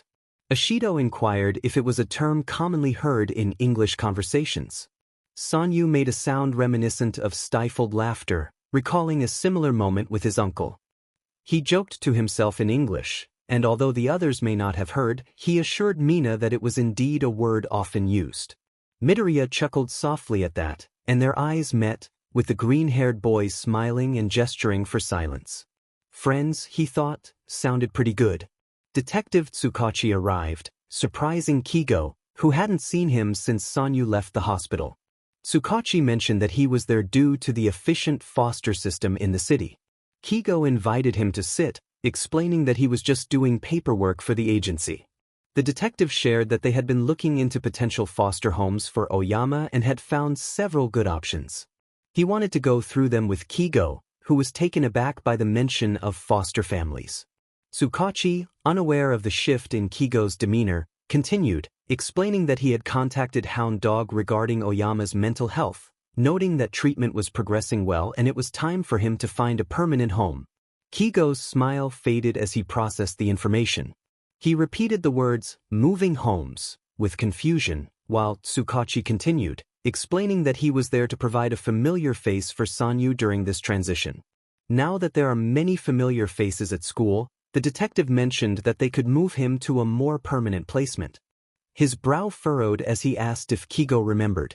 Kigo assured him that he did, though he had completely forgotten about it until that moment.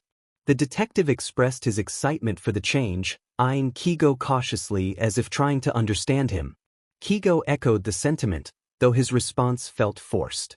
The detective noted that he could tell when Kigo was lying and inquired about what was wrong. Kigo replied that he was simply worried, questioning if a month and a half was truly enough time for the boy to adjust, especially since he had just started with Hound Dog. It all felt very sudden to him. The detective's expression softened as he acknowledged that it was indeed sudden but necessary. The boy needed a normal life and a family, and these people could provide that. Kigo couldn't help but think, and I can't? He gritted his teeth and nodded in agreement. Tsukachi reassured Kigo that the boy wouldn't be moving until after the upcoming UA field trip, which would give him 2 months to settle in with Kigo.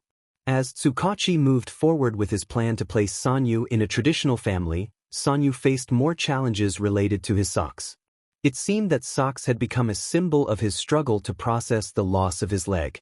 Sanyu found himself pondering how someone in his world could gain superintelligence, coming up with increasingly ridiculous scenarios while his partners joked around. Ashido confidently stated that they would be fine, believing they could escape quickly without being noticed. Kaminari chimed in, noting that their opponent could only be in one place at a time. Sanyu interrupted, suggesting the possibility of cameras and traps, which caused Ashido and Kaminari to freeze in concern.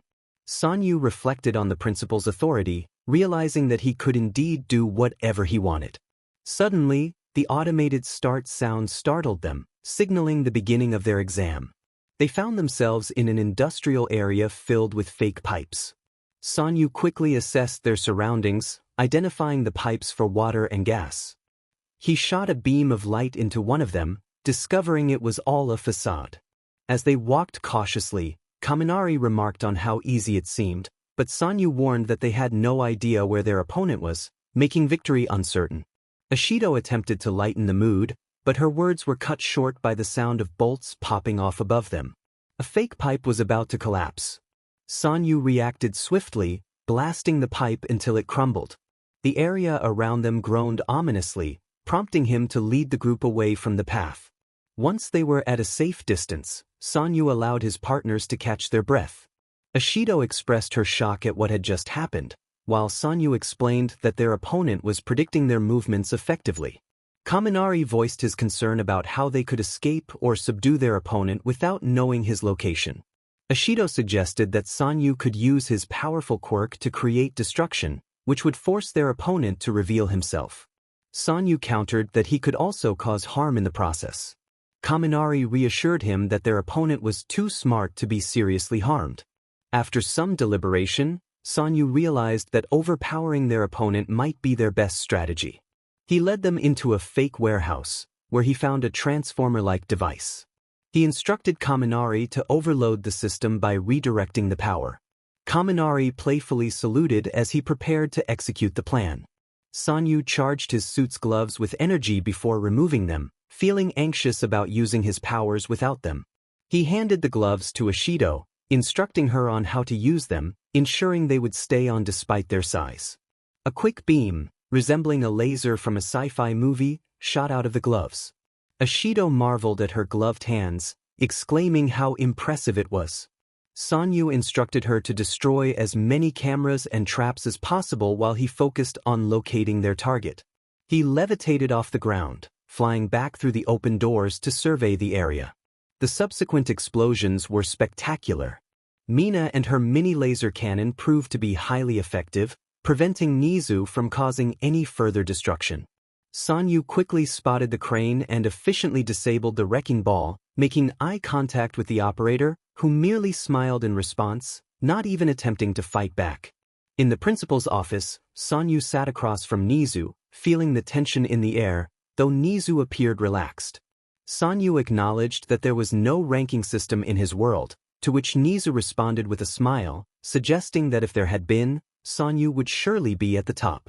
Sanyu remained stoic, noting that the reports regarding his abilities were classified. Nizu complimented him, recognizing the skill it took to lead others to victory against him. Nizu then inquired why Sanyu wasn't utilizing all of his abilities. Sanyu explained that his powers were not typical for this world. Nizu encouraged him not to underestimate himself, reminding him that some individuals possess immensely powerful quirks. Sanyu expressed his desire to fit in completely with his classmates.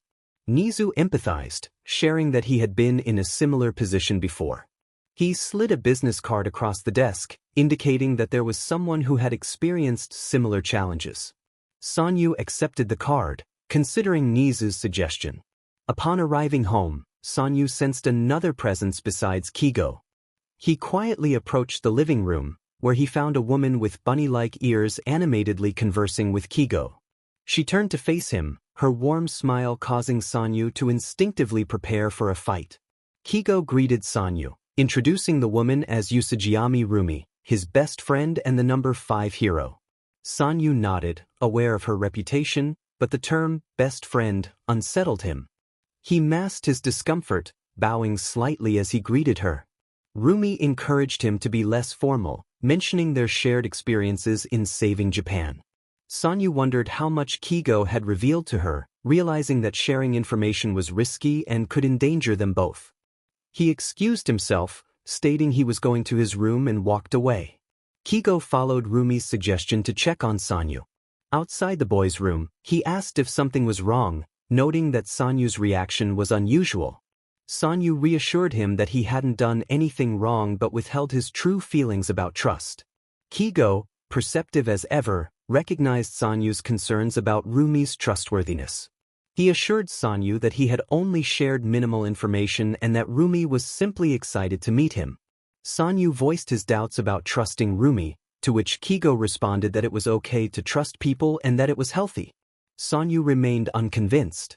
Kigo attempted to lighten the mood with a joke, but Sanyu retorted before shutting the door, locking it behind him. That night, Kigo experienced a nightmare.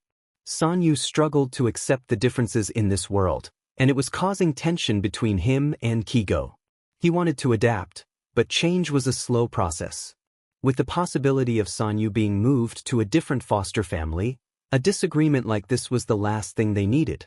Kigo wished he had paid more attention in his international studies lessons with the commission.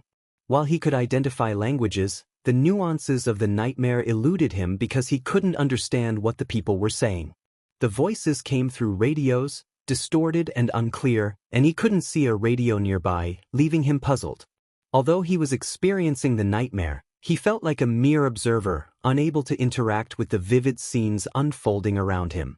He found himself in an unfamiliar warehouse, likely abandoned, with holes in the roof revealing the starry night sky. The walls were the only tangible thing he could touch, and the door was locked from the other side. After a few moments of static from the radio, it suddenly cut out. A familiar voice broke the silence. It was Sanyu, sounding much the same in English as he did in Japanese. There was no response from anyone else present. The door rattled before it swung open, revealing Sanyu, who entered the dimly lit warehouse with curiosity. Kigo noted how much younger Sanyu appeared in this nightmare, noticeably shorter than the Sanyu he knew. His combat gear hung loosely on him, and his hair was cut short, giving him a weary look. The most striking difference was the gun in his hand. Kigo felt a wave of discomfort at the thought of a 15-year-old wielding such a weapon. Following Sanyu into the room was a girl who appeared to be older and taller. With bleach blonde hair, tan skin, and bright amber eyes, she radiated an intensity that made Kigo realize she must be Firestar, a member of the new six mentioned in Sanyu's police interviews. It was curious how his mind had conjured an image of her that matched her hero name. Sanyu seemed concerned for her well-being, expressing his worry about her pale complexion and flinching demeanor. He urged her to share what was troubling her. Kigo marveled at Sanyu's emotional awareness, a side of him he hadn't expected to see. As Sanyu reassured her of their friendship, Kigo's attention shifted to Firestar, who had tightened her grip on her gun. Her finger inched closer to the trigger, and Kigo felt a surge of alarm. Before he could react, Firestar fired the gun without warning, hitting Sanyu in the thigh. The sound echoed in the warehouse, drowning out everything else. Kigo initially thought Sanyu would be fine, given that his left leg was made of metal and supposedly bulletproof. But to his horror, Sanyu collapsed, blood flowing from his human leg. Kigo rushed to Sanyu's side, dropping to his knees to apply pressure to the wound, but his hands passed through Sanyu's body. Sanyu looked up at him with wide, betrayed eyes, asking for help as if he couldn't comprehend that Firestar had shot him. Firestar, emotionless, stated her resolve not to be a puppet any longer.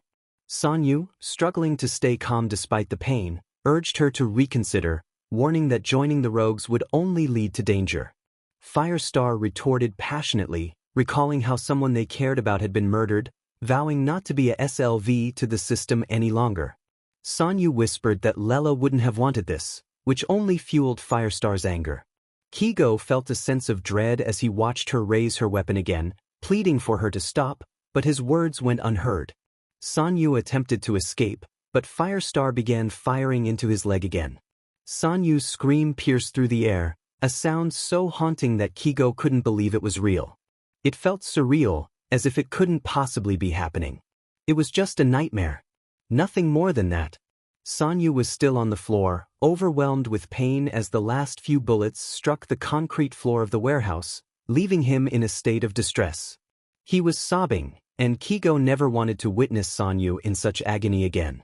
He longed to see him smile, to remember the happy, dimpled smile that brought him joy. This was unbearable. Kigo knelt beside Sanyu, trying to shield him with his intangible wings. Sanyu gasped for breath, pleading for the pain to stop, expressing his inability to feel his foot. Kigo's gaze fell to Sanyu's leg, and he felt a wave of nausea wash over him. He quickly looked away, tears spilling from his eyes and mingling with the pool of blood around Sanyu. Sanyu weakly urged him to stop. Firestar, true to her name, ignited her arm and stepped forward, tending to Sanyu's injury. The overwhelming sounds and sights filled Kigo with panic. Sanyu emitted inhuman sounds as Firestar cauterized the wound, and when she finished, she soared through a hole in the warehouse, her movements reminiscent of Sanyu's own. In her haste, she dropped her radio, which clattered just a foot away from Sanyu. He reached for it but struggled to grasp it in his frantic state. Kigo felt an overwhelming urge to embrace Sanyu, but he passed right through him, desperately wishing he could provide comfort. Suddenly, a hand rested on Kigo's shoulder. He turned to see a man with blonde hair and red eyes looking back at him. The man expressed his sincere apologies for what Kigo had witnessed, explaining that it was something he needed to see because Sanyu would never share it. When Kigo awoke, the sound of someone knocking on his door jolted him. It was a forceful pounding. He gasped for breath as he sat up in bed. Sanyu's calm voice came from behind the door, asking if he was all right after hearing him cry. Kigo wiped his face and realized he had indeed been crying. Taking a deep breath, he reassured himself that it was just a nightmare, though it felt all too real. Sanyu entered the room slowly, concern etched on his face. He wore pajama pants, obscuring his prosthetic leg, but Kigo couldn't help but think about it. He had seen it so vividly in his dream. He hesitated before asking about the scars around Sanyu's socket, needing to know if they were burns. Sanyu looked startled but confirmed that most were burns, while the rest were from the surgery to attach the prosthetic. Kigo felt a pang of regret for bringing it up. Apologizing for the awkward question, Kigo asked if Sanyu could remove the socket. Sanyu, initially confused, soon understood and explained that it was an integral part of him and that removing it was nearly impossible. He added that he was thankful for the prosthetic and needed it. Kigo nodded, trying to maintain his composure. He smiled kindly at Sanyu, but tears welled up in his eyes again as he quietly asked if it still hurt.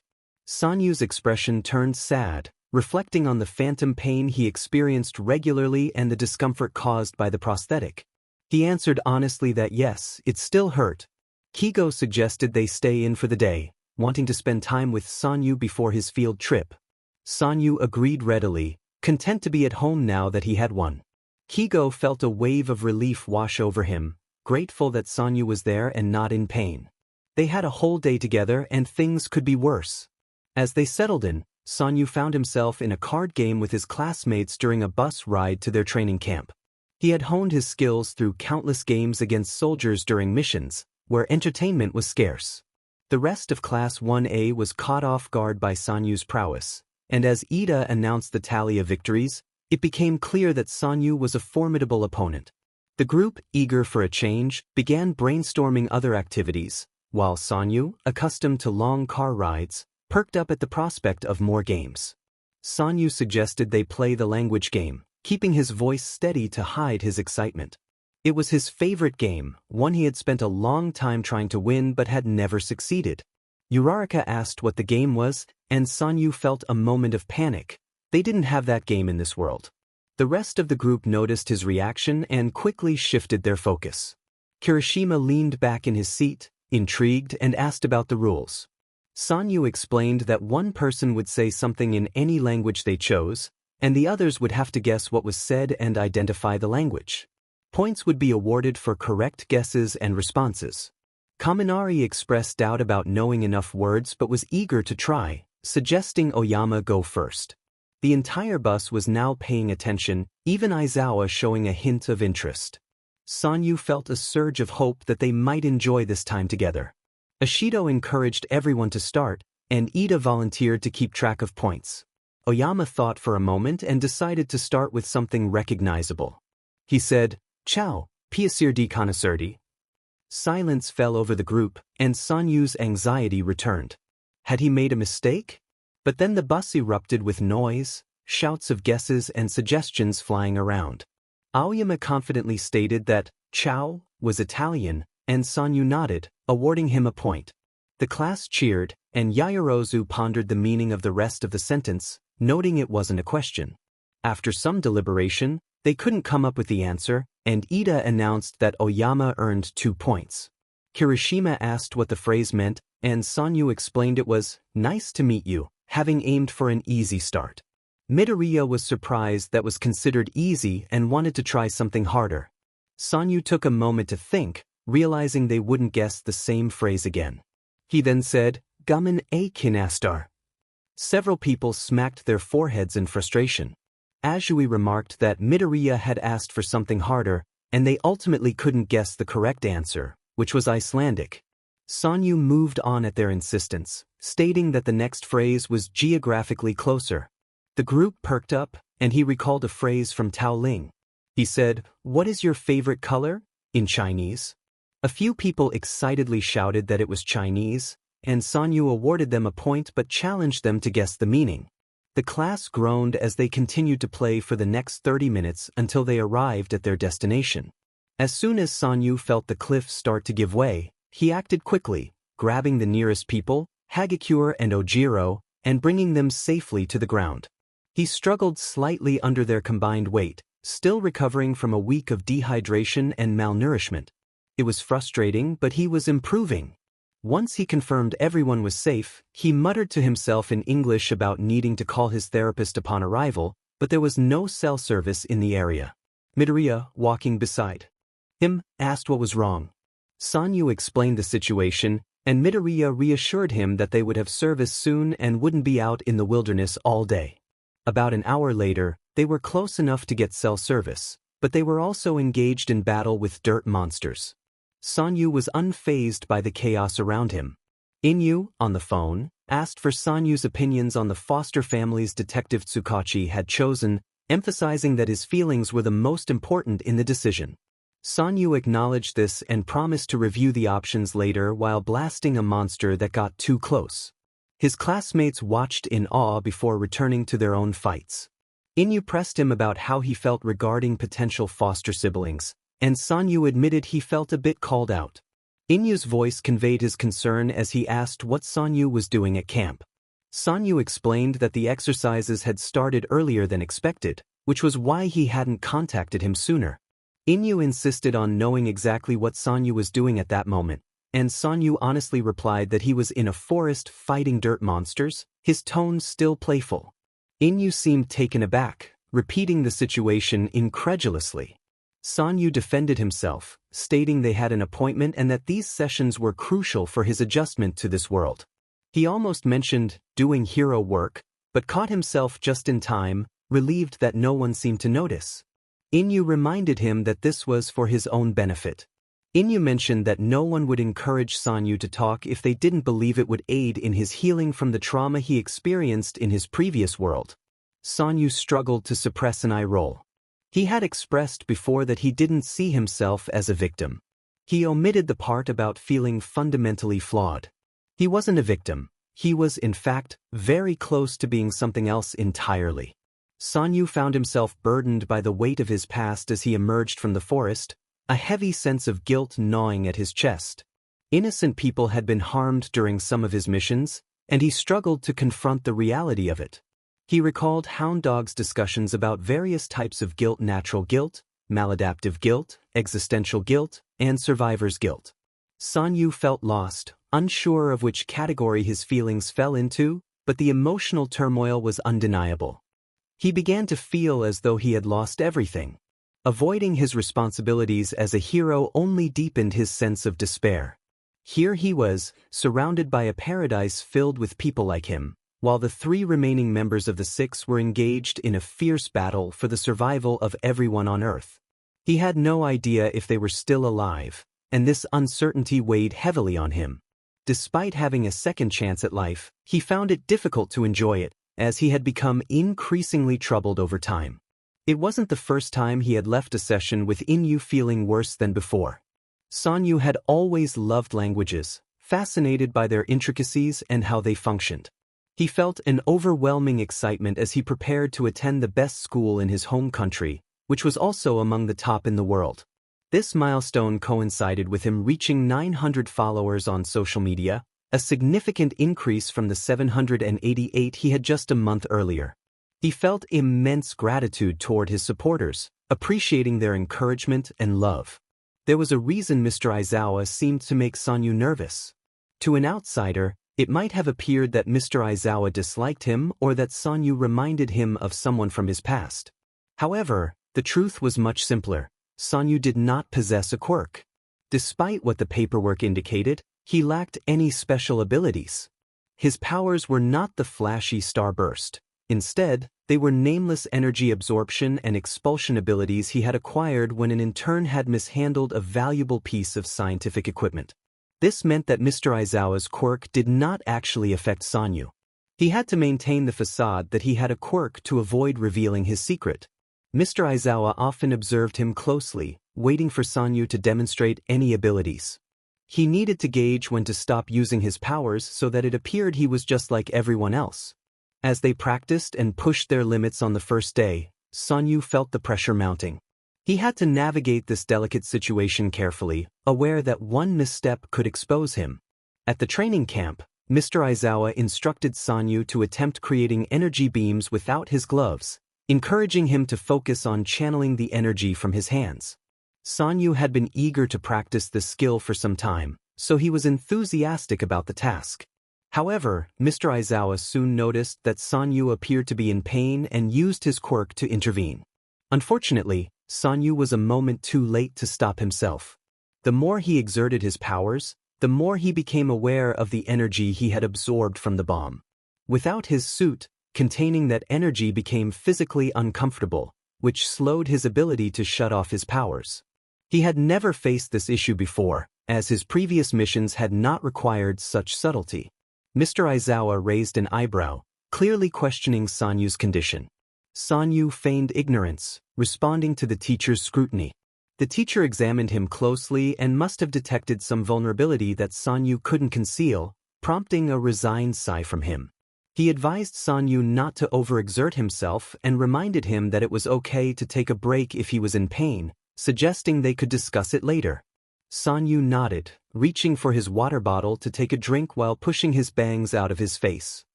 His hair had grown quite long, brushing against his shoulders, and he noted that it had been growing even faster since gaining his powers. He often buzzed his hair after 6 months, but now it was nearing what he jokingly referred to as winter soldier length in his mind, a reference that would be lost on his classmates since those movies and comics did not exist in their world. Sanyu sighed, feeling the fatigue set in already, even though it was still before lunchtime. In Heyman's dimension, he found a peaceful respite, along with a conversation partner who understood what it was like to have been in the six. Meanwhile, in the kitchen, Midoriya playfully teased Sanyu about his lack of cooking skills. Sanyu defended himself, insisting he couldn't do everything, even as they worked together to prepare dinner. While some classmates, like Bakugu, surprised everyone with their culinary talents, others were not as impressive.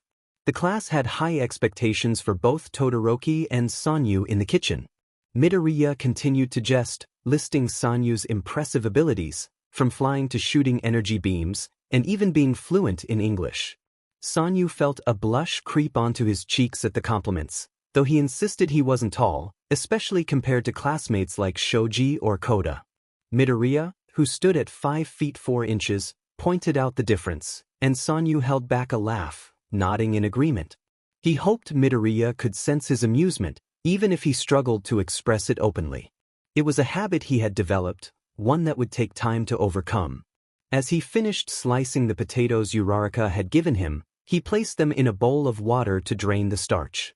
Suddenly, Midoriya let out a surprised squeak, prompting laughter from Shiro behind them. Sanyu turned to see the entire Baku squad armed with tiny water guns. Ashido aimed and shot Midoriya again, causing him to curl in on himself to avoid getting soaked. Midoriya called out for Sanyu's help between fits of laughter, attempting to evade the playful assault. Azui, positioned on the opposite side of Midoriya, was now also in the line of fire. Sanyu paused for a moment before grabbing a measuring cup and scooping up some potato water.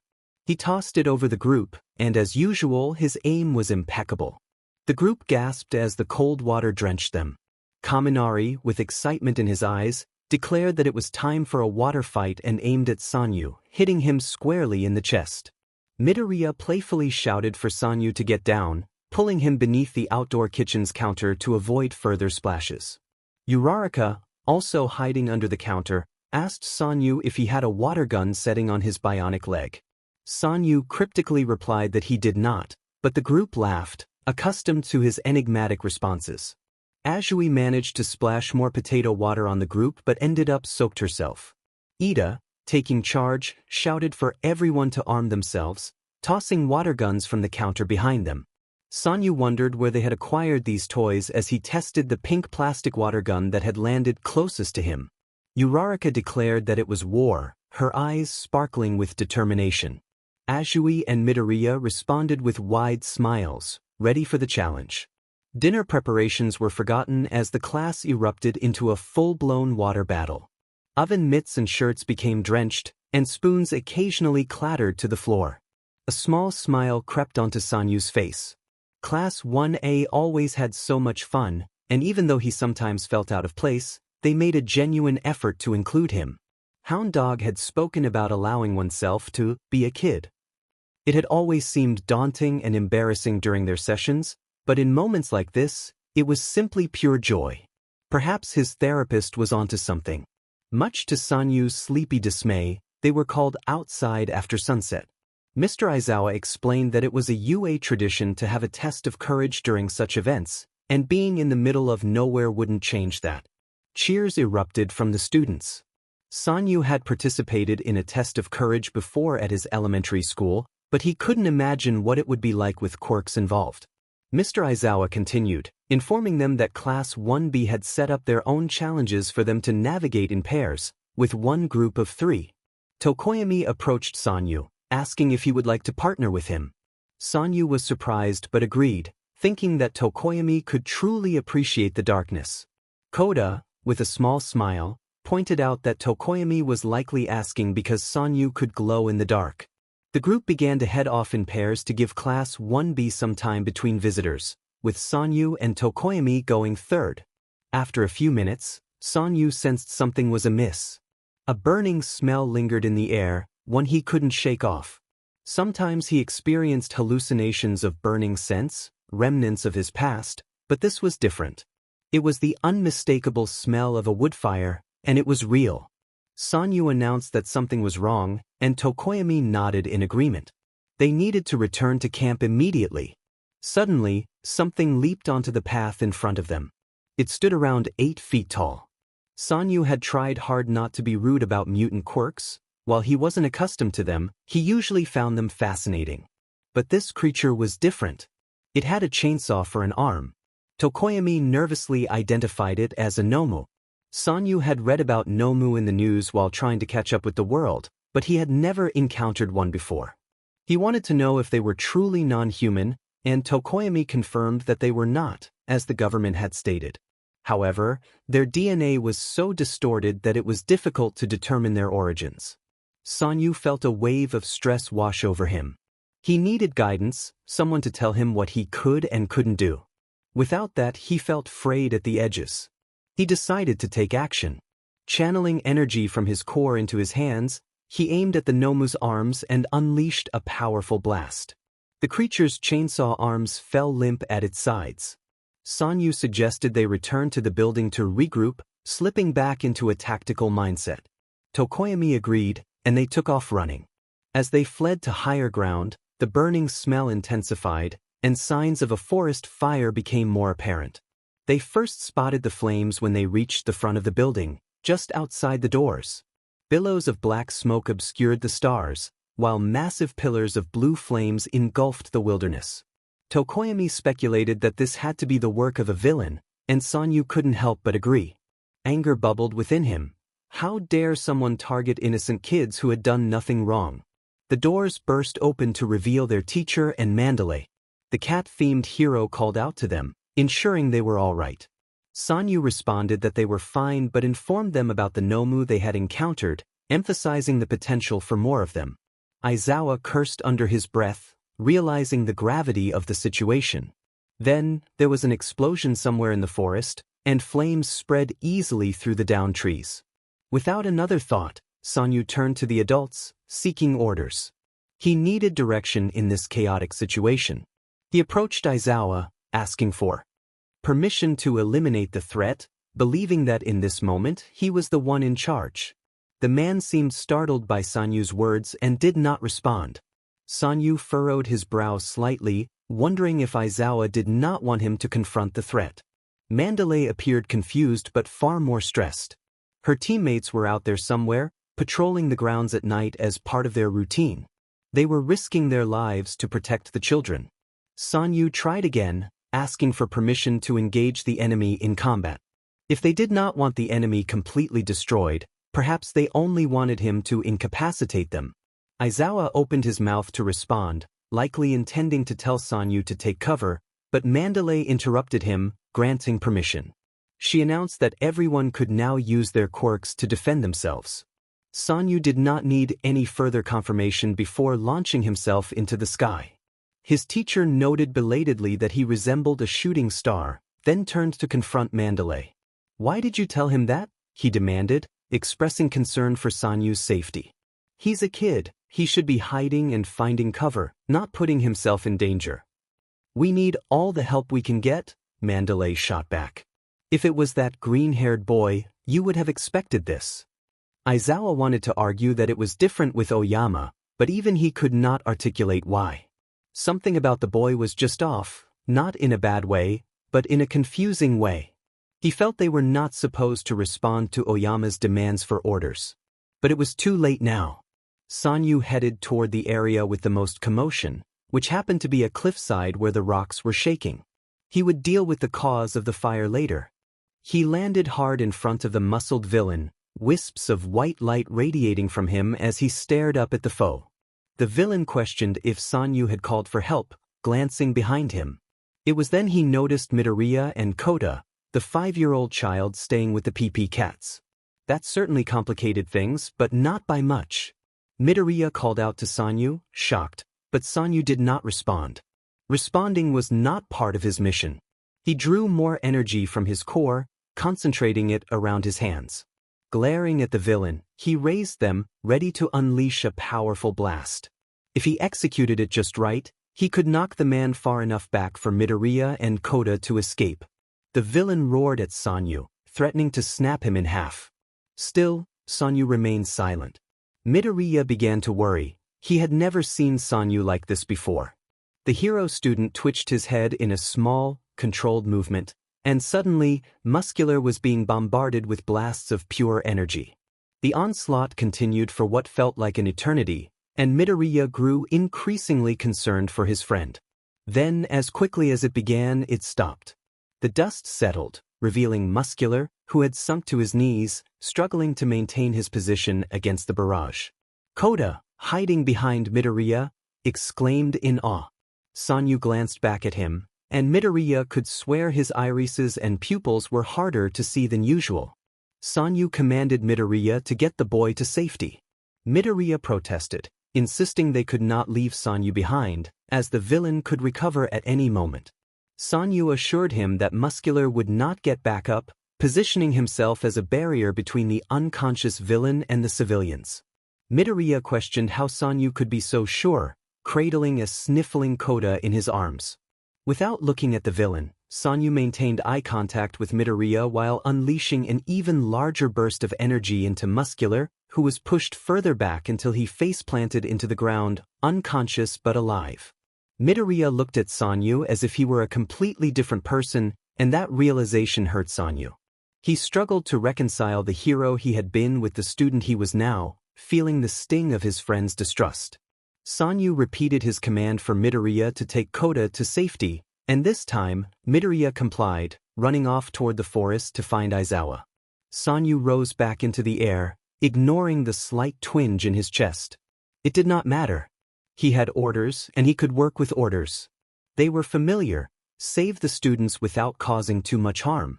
That wasn't so hard. Sanyu blasted Magna out of the way as he flew toward the closing portal. He pushed himself, aware of the darkness swirling around the villain and the marble that was apparently Bakugu. Millisecond by millisecond, the distance closed. He extended his arms, ready to aim for the villain behind Bakugu when he was sure he would not hit his classmate. The portal took on a slightly purple tinge, and suddenly, the marble was Bakugu again. The pair made eye contact, Bakugu's fearful red meeting the place where Sanyu's irises and pupils should be if they were not glowing so brightly that they were indistinguishable. Sanyu blasted the villain back, causing Mr. Compress to disappear into the portal. He reached for Bakugu, ready to pull him away from the portal, but he was too late. The portal closed in less than a second, and Sanyu slammed hard into the tree behind it, feeling the impact in his ribs. He stared at his hands in silent shock, realizing Bakugu had been so close. He was not going to lose someone because he was too slow again. He had been given orders, and the mission was not over until he fulfilled them. He could not disappoint them. Sanyu clenched his fist as the mechanics inside his leg whirred to life, adjusting from the impact of the now splintered tree. This was far from over. Aizawa was growing impatient with the secrecy surrounding the meeting. He sat in a room with Detective Tsukachi, Hawks, Hound Dog, Nizu, and 3 high-ranking members of a government agency, one of whom, Kono, was leading the discussion. Kono, clearly short on patience, addressed Aizawa, reminding him that there was an order to their conversation. Aizawa, however, was equally stubborn and wanted answers. Kono inquired if the situation involved Bakugu, to which he received a negative response. Instead, it was about Oyama, and Aizawa felt a sense of satisfaction at being correct. Oyama was the common thread among them, aside from the detective and government officials. Kono asked if it was true that Oyama Sanyu had not been seen since the previous day. Aizawa confirmed that he had disappeared alongside Bakugu Katsuki, a fact that Kono should have already known. Hawks interjected, asserting that Oyama had not been kidnapped, while Tsukachi nodded in agreement, jotting down notes. Hound Dog added his belief that Oyama would never allow himself to be taken against his will. Aizawa snapped back, pointing out that victims of kidnapping rarely had a choice. Hound Dog insisted that Oyama was too powerful to have been taken, and Nizu suggested that the reason for his disappearance must be something else. Tsukachi revealed that they had evidence indicating Oyama had received orders that night, plunging the room into silence. Aizawa reflected on Mandalay's words from that night, which could indeed be interpreted as an order. The silence confirmed his instincts that something was amiss. Kono turned to Aizawa, asking what orders Oyama had been given. Aizawa recounted how Oyama had initially sought permission to eliminate a threat, later rephrasing it to permission to engage in combat. Mandalay had granted him that permission, and the tension in the room thickened. Hound Dog remarked that they had anticipated a situation like this, but not under these circumstances. He noted that Aizawa had likely witnessed severe PTSD in his line of work, which could change a person. Aizawa understood this all too well and realized he would learn more about Oyama's struggles today. Kono asked if Oyama would follow the orders no matter what, sounding genuinely concerned. Hound Dog confirmed that Oyama would follow the commands of an authority figure until they were fulfilled, suggesting that he was likely tracking down Bakugu and the League. Aizawa couldn't help but question what made them believe Oyama was obedient and not simply lost. The room fell silent again, and Aizawa felt his frustration rising. He declared that Oyama was his student and his responsibility. If they didn't explain what was happening, he would leave to search for Oyama himself. Kono explained that the information Aizawa sought was classified. Hawks interjected, offering to fill Aizawa in on the details privately. Kono reminded Hawks that he couldn't disclose anything without Oyama's consent, a trust that Hawks was unwilling to betray. Hawks asserted his role as Oyama's legal guardian, insisting he had the right to explain things when his dependent was in danger. Tsukachi calmly reminded Hawks that his guardianship was a temporary arrangement. Hawks, frustrated, insisted they were within the time frame to discuss the matter. He proposed taking Aizawa somewhere private to share the necessary details, emphasizing that they couldn't formulate a plan without everyone understanding the situation. Aizawa felt shell-shocked by the revelations. It was as if the wind had been knocked out of him. He struggled to believe Takami's claim that Oyama was from another world, but it began to make sense. Oyama's unfamiliarity with certain memes and history, which Aizawa had attributed to disinterest, was actually due to his lack of exposure to that knowledge. The prosthetic leg that had seemed so advanced now made sense. It was indeed from another world. Aizawa realized that Oyama's reactions to his quirk were a ruse to avoid drawing attention to himself. He couldn't fathom how he had missed the signs for nearly a month. When Aizawa and Hawks returned to the meeting room, several officials cast sympathetic glances his way.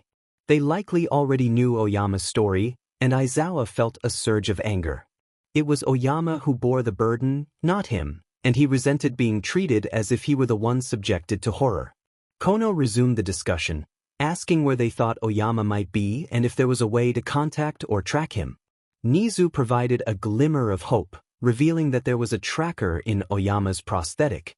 Unfortunately, it only responded to a device located in another universe, dashing their hopes. Tsukachi added that they had Oyama's phone, but it yielded no evidence. He placed the phone, secured in a police evidence bag, on the table, noting that several classmates had attempted to reach him before the phone was found among his belongings. Hawks mentioned that Oyama had packed 2 bags, and he had advised him that he didn't need to. Sanyu had always been told that it was essential to have a backup bag inside his regular one, as danger was never too far away. He startled awake, sitting up on the couch in Heyman's apartment, which looked different than usual. The soft glow of the lighting had been replaced by the ominous flicker of a thunderstorm. Heyman must have more control over the dream dimension than anyone back in his world had ever imagined. Sanyu thought he was doing what he was instructed to do. He couldn't recall when he had fallen asleep. The last thing he remembered was leaning against the wall in an abandoned shop in Kamino, so close to the warehouse. Finding the information about the hideout had been straightforward. He had access codes to secret files, ensuring that none of it would trace back to Kigo. He could never bear the thought of hurting him. Heyman's cold voice cut through his thoughts, questioning why Sanyu was following orders if he couldn't cope with hurting Kigo. Sanyu's expression revealed his shock. He hadn't spoken that thought aloud. Heyman continued, stating that there were no secrets in this place. He had seen Sanyu's memories and felt his emotions. If Sanyu dreamed about Anna more often, Heyman believed he could glimpse the future as well. Sanyu felt a surge of anger as Heyman revealed that he had seen Kigo's dreams too. This world was more transparent to Heyman because it wasn't the one he had died in. Sanyu had to understand that he was causing pain to Kigo. Sanyu demanded to know what Heyman meant, feeling outraged that Kigo had seen any of his dreams. Heyman explained that Kigo had witnessed some of Sanyu's memories, particularly the one involving his leg. He had also seen 2 nightmares, but they were merely rehashes of real-life events. Heyman insisted that Kigo needed to know, otherwise, he would worry too much about Sanyu's reaction to his best friend visiting. Sanyu narrowed his eyes, feeling violated. Heyman bluntly stated that keeping Sanyu there was a violation of both their privacies. The apartment was essentially the heart of Heyman's powers, his soul. He pressed Sanyu to explain why he was seeking orders and following them, insisting that the heroes in this world could handle the situation. Sanyu struggled to articulate his thoughts, finally admitting that they were simply orders. For a brief moment, Heyman's expression shifted to one of heartbreak before returning to neutrality. He told Sanyu that he no longer had to take orders from anyone.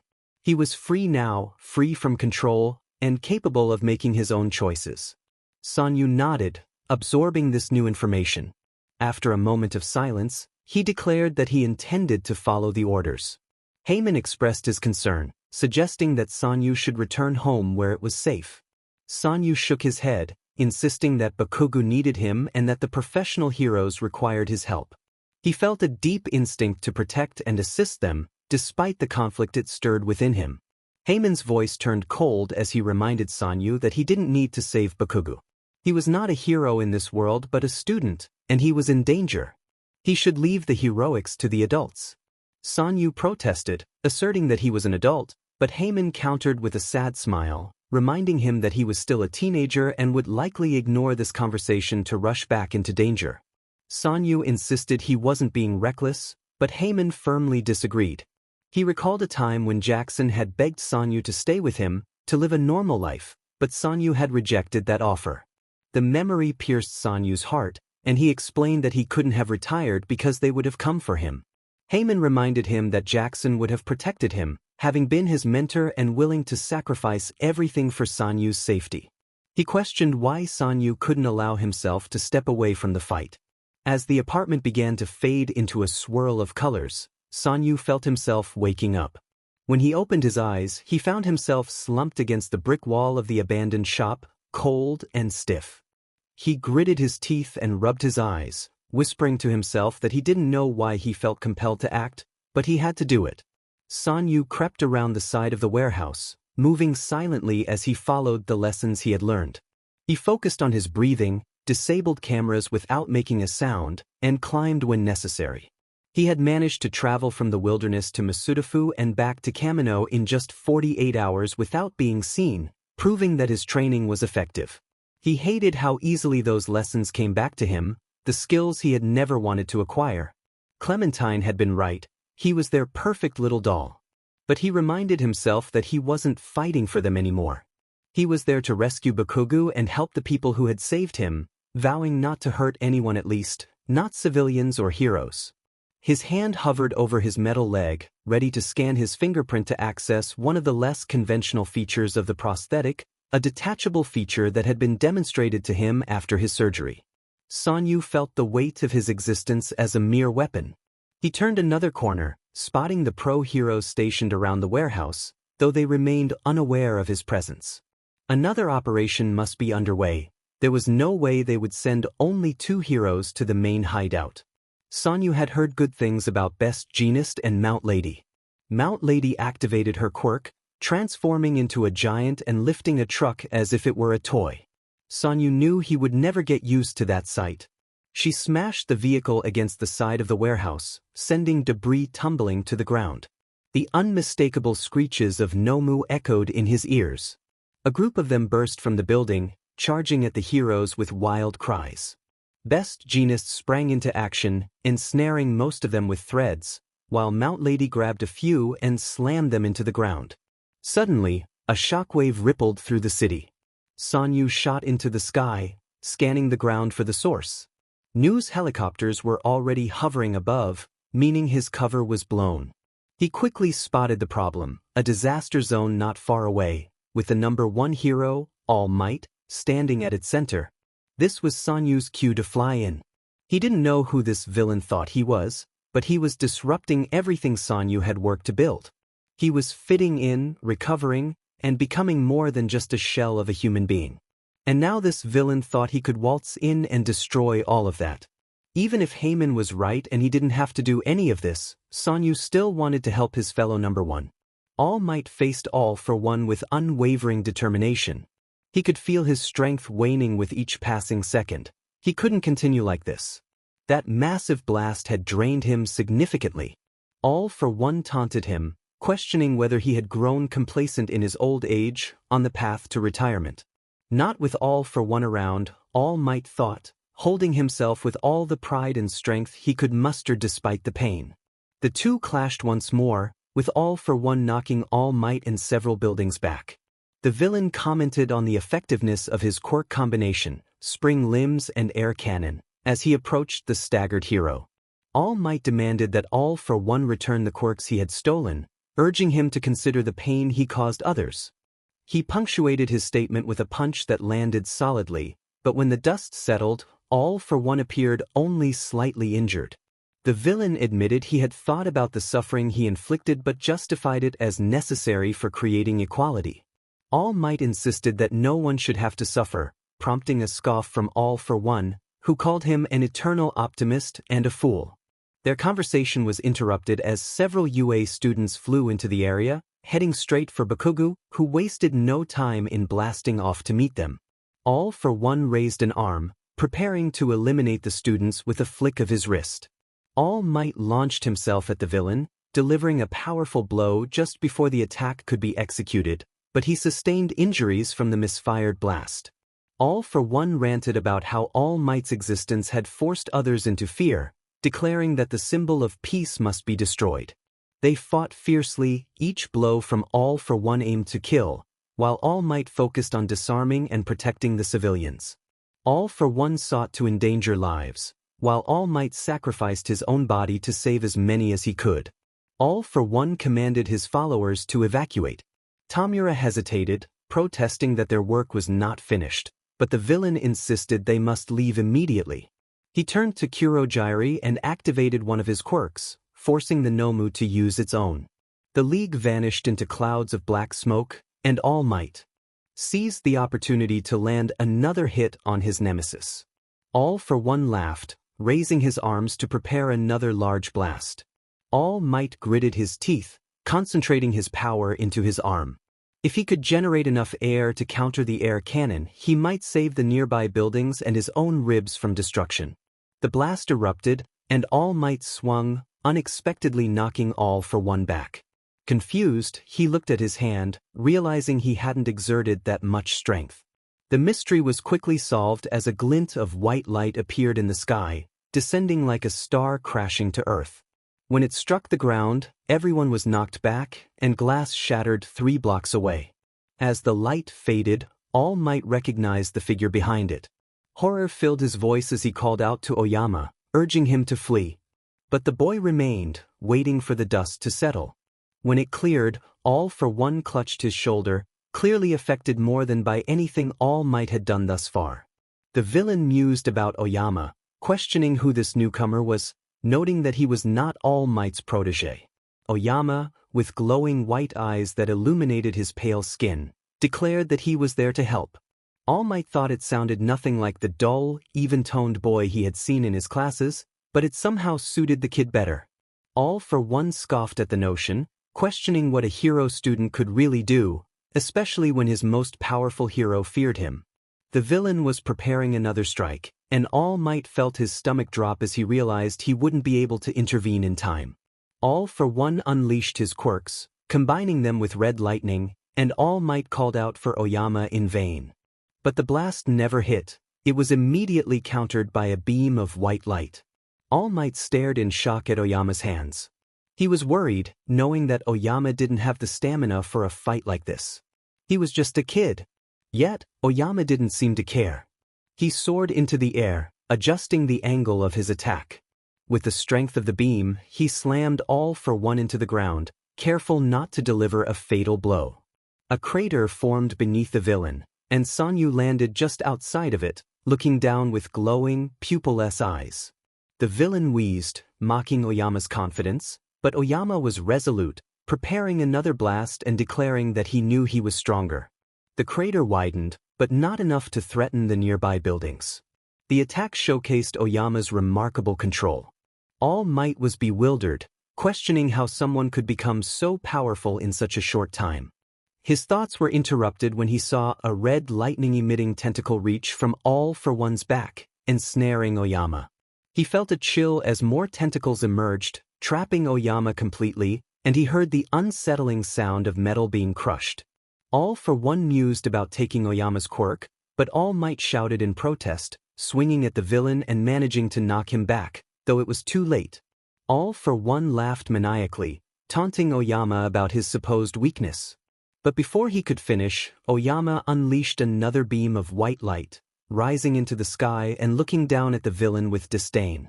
He expressed his frustration, insisting that his power was not a quirk.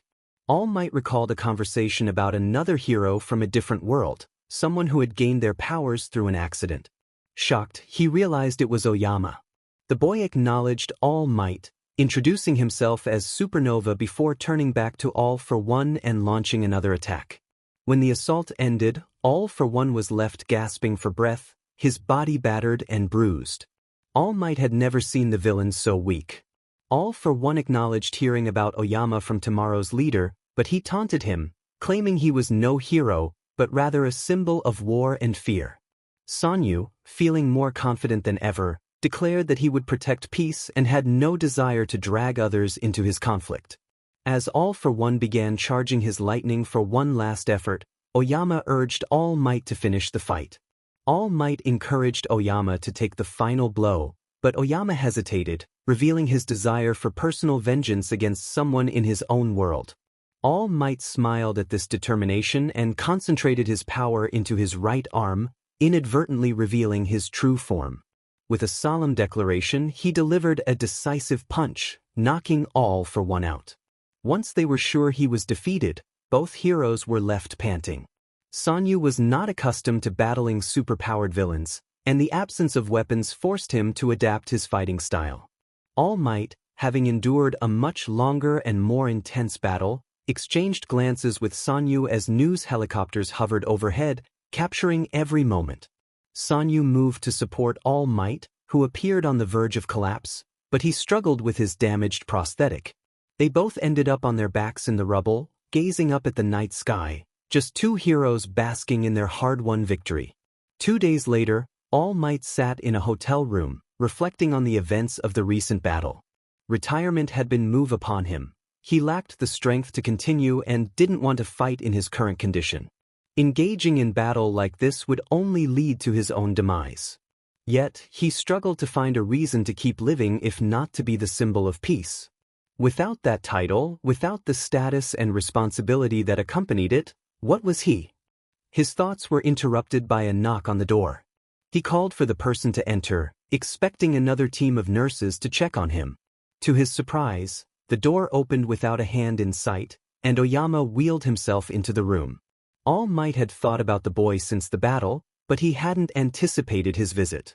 The boy stated simply that they needed to talk. The nurse accompanying him nodded to All Might and walked down the hall. All Might agreed, sitting up in his hospital bed with some difficulty due to his injuries. Oyama wheeled himself closer and fixed his steel-gray eyes on All Might. They had been introduced many times before as teacher and student, as All Might and Supernova, but Oyama wanted to do it once more. He smiled at the teen and introduced himself as Yagi Tashinori, inviting Oyama to call him by his first name. The boy nodded and introduced himself as Oyama Sanyu, mentioning that he was still getting used to being called by his last name. Tashinori acknowledged that it was indeed Sanyu's real name and noted that he wouldn't have changed it either. A brief silence followed before Tashinori inquired about Sanyu's fluency in English. Sanyu explained that he had been taken to America for training at the age of 12 and had learned quickly, finding Japanese to be more foreign to him now. Tashinori shared that he had been a hero in the States for a long time and had nearly lost his grasp on the language. Sanyu asked where he had lived, and Tashinori replied that he had been in California, where the hero agency he worked for was based. Sanyu smiled, revealing that he had trained in New York, specifically upstate, and that his closest connection to home was in Queens. Tashinori asked if heroes in Sanyu's world traveled globally, to which Sanyu confirmed that they went wherever they were needed. He mentioned that he would be hard-pressed to name a country he hadn't visited. The conversation shifted as Tashinori admitted that he hadn't traveled much, but he had sustained the injury that led to his retirement from All for One back in Japan. He then asked Sanyu where he had lost his leg. Sanyu looked down at the socket where his leg used to be. He explained that it had happened during a covert mission in Belgium with another hero. Tashinori inquired about the number of heroes in Sanyu's world, and Sanyu revealed that there had been 6 of them. His expression turned somber as he recounted the loss of one of his teammates and the betrayal he had faced, leaving only 3 heroes remaining. Tashinori expressed his condolences, understanding that the deceased had meant more to Sanyu than just a co-worker. The thought of only 3 heroes carrying the weight of so many lives was daunting.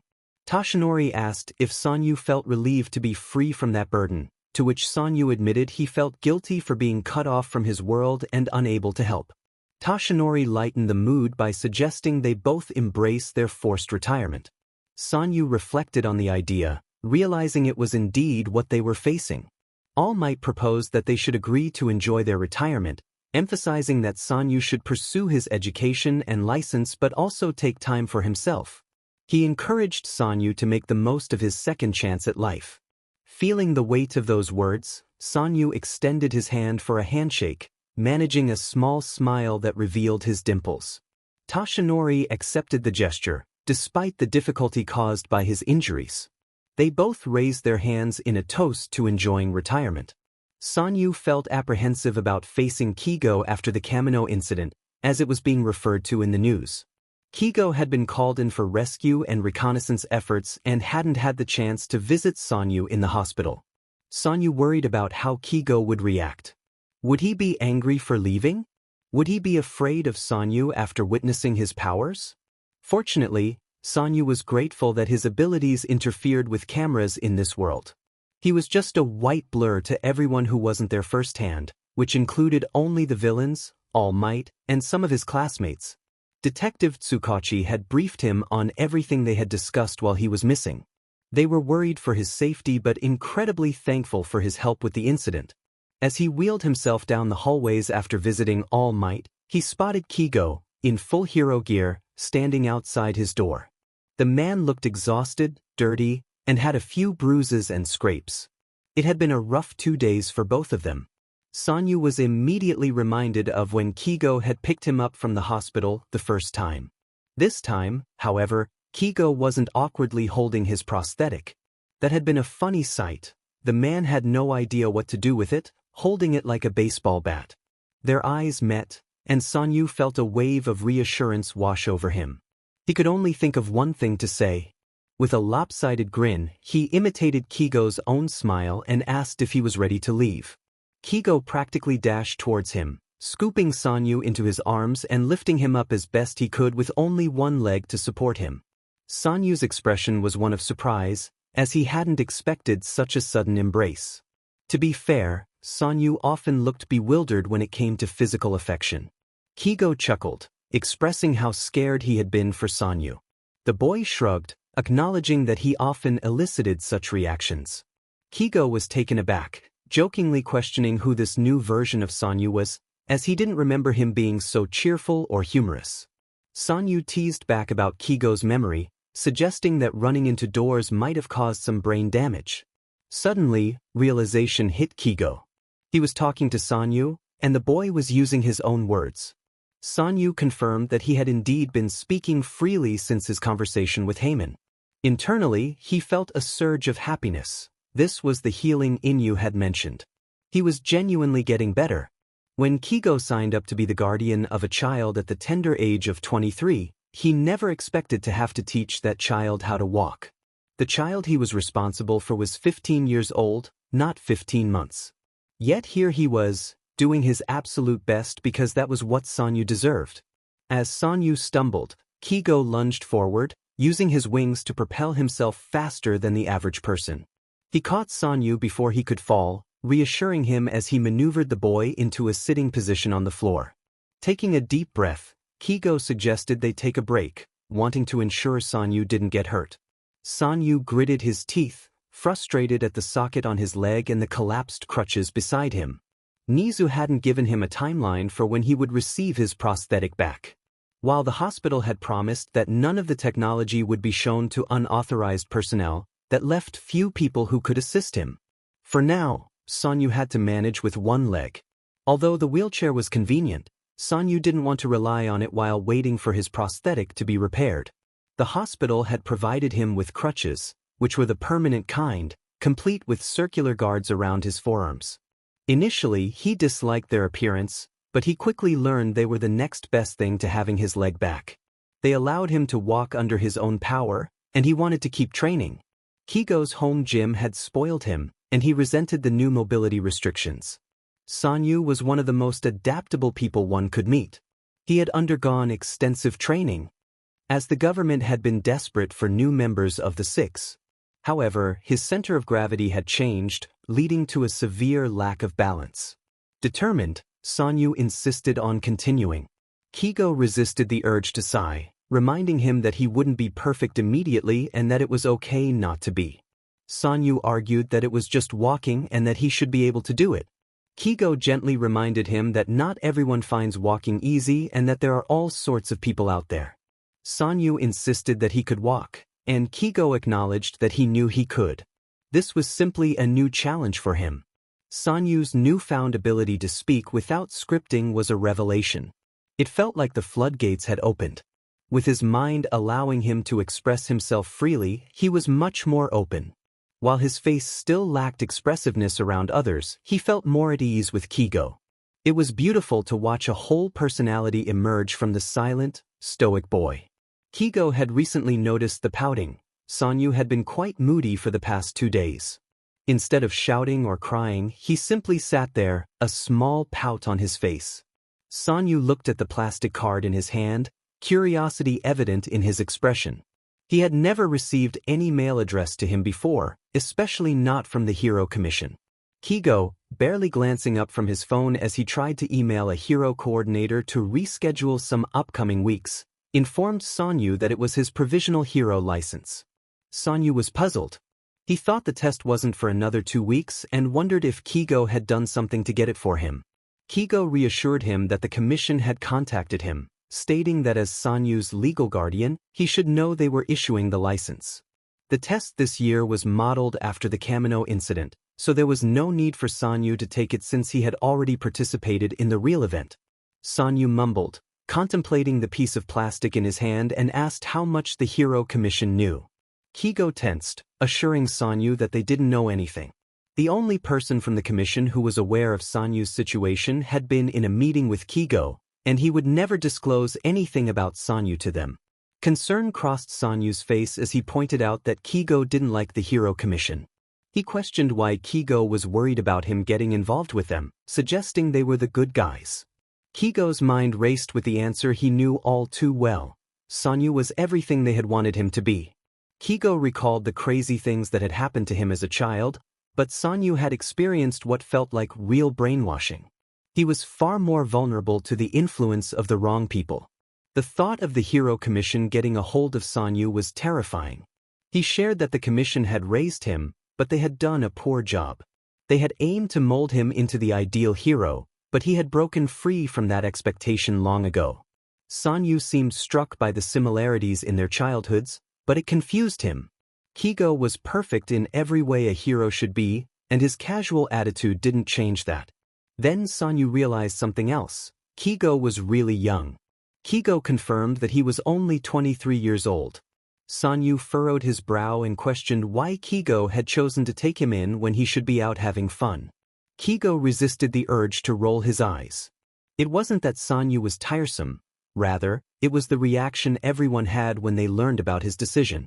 He was ignoring calls from Tsukachi about new foster homes for Sanyu. Why couldn't anyone understand that this was what he wanted?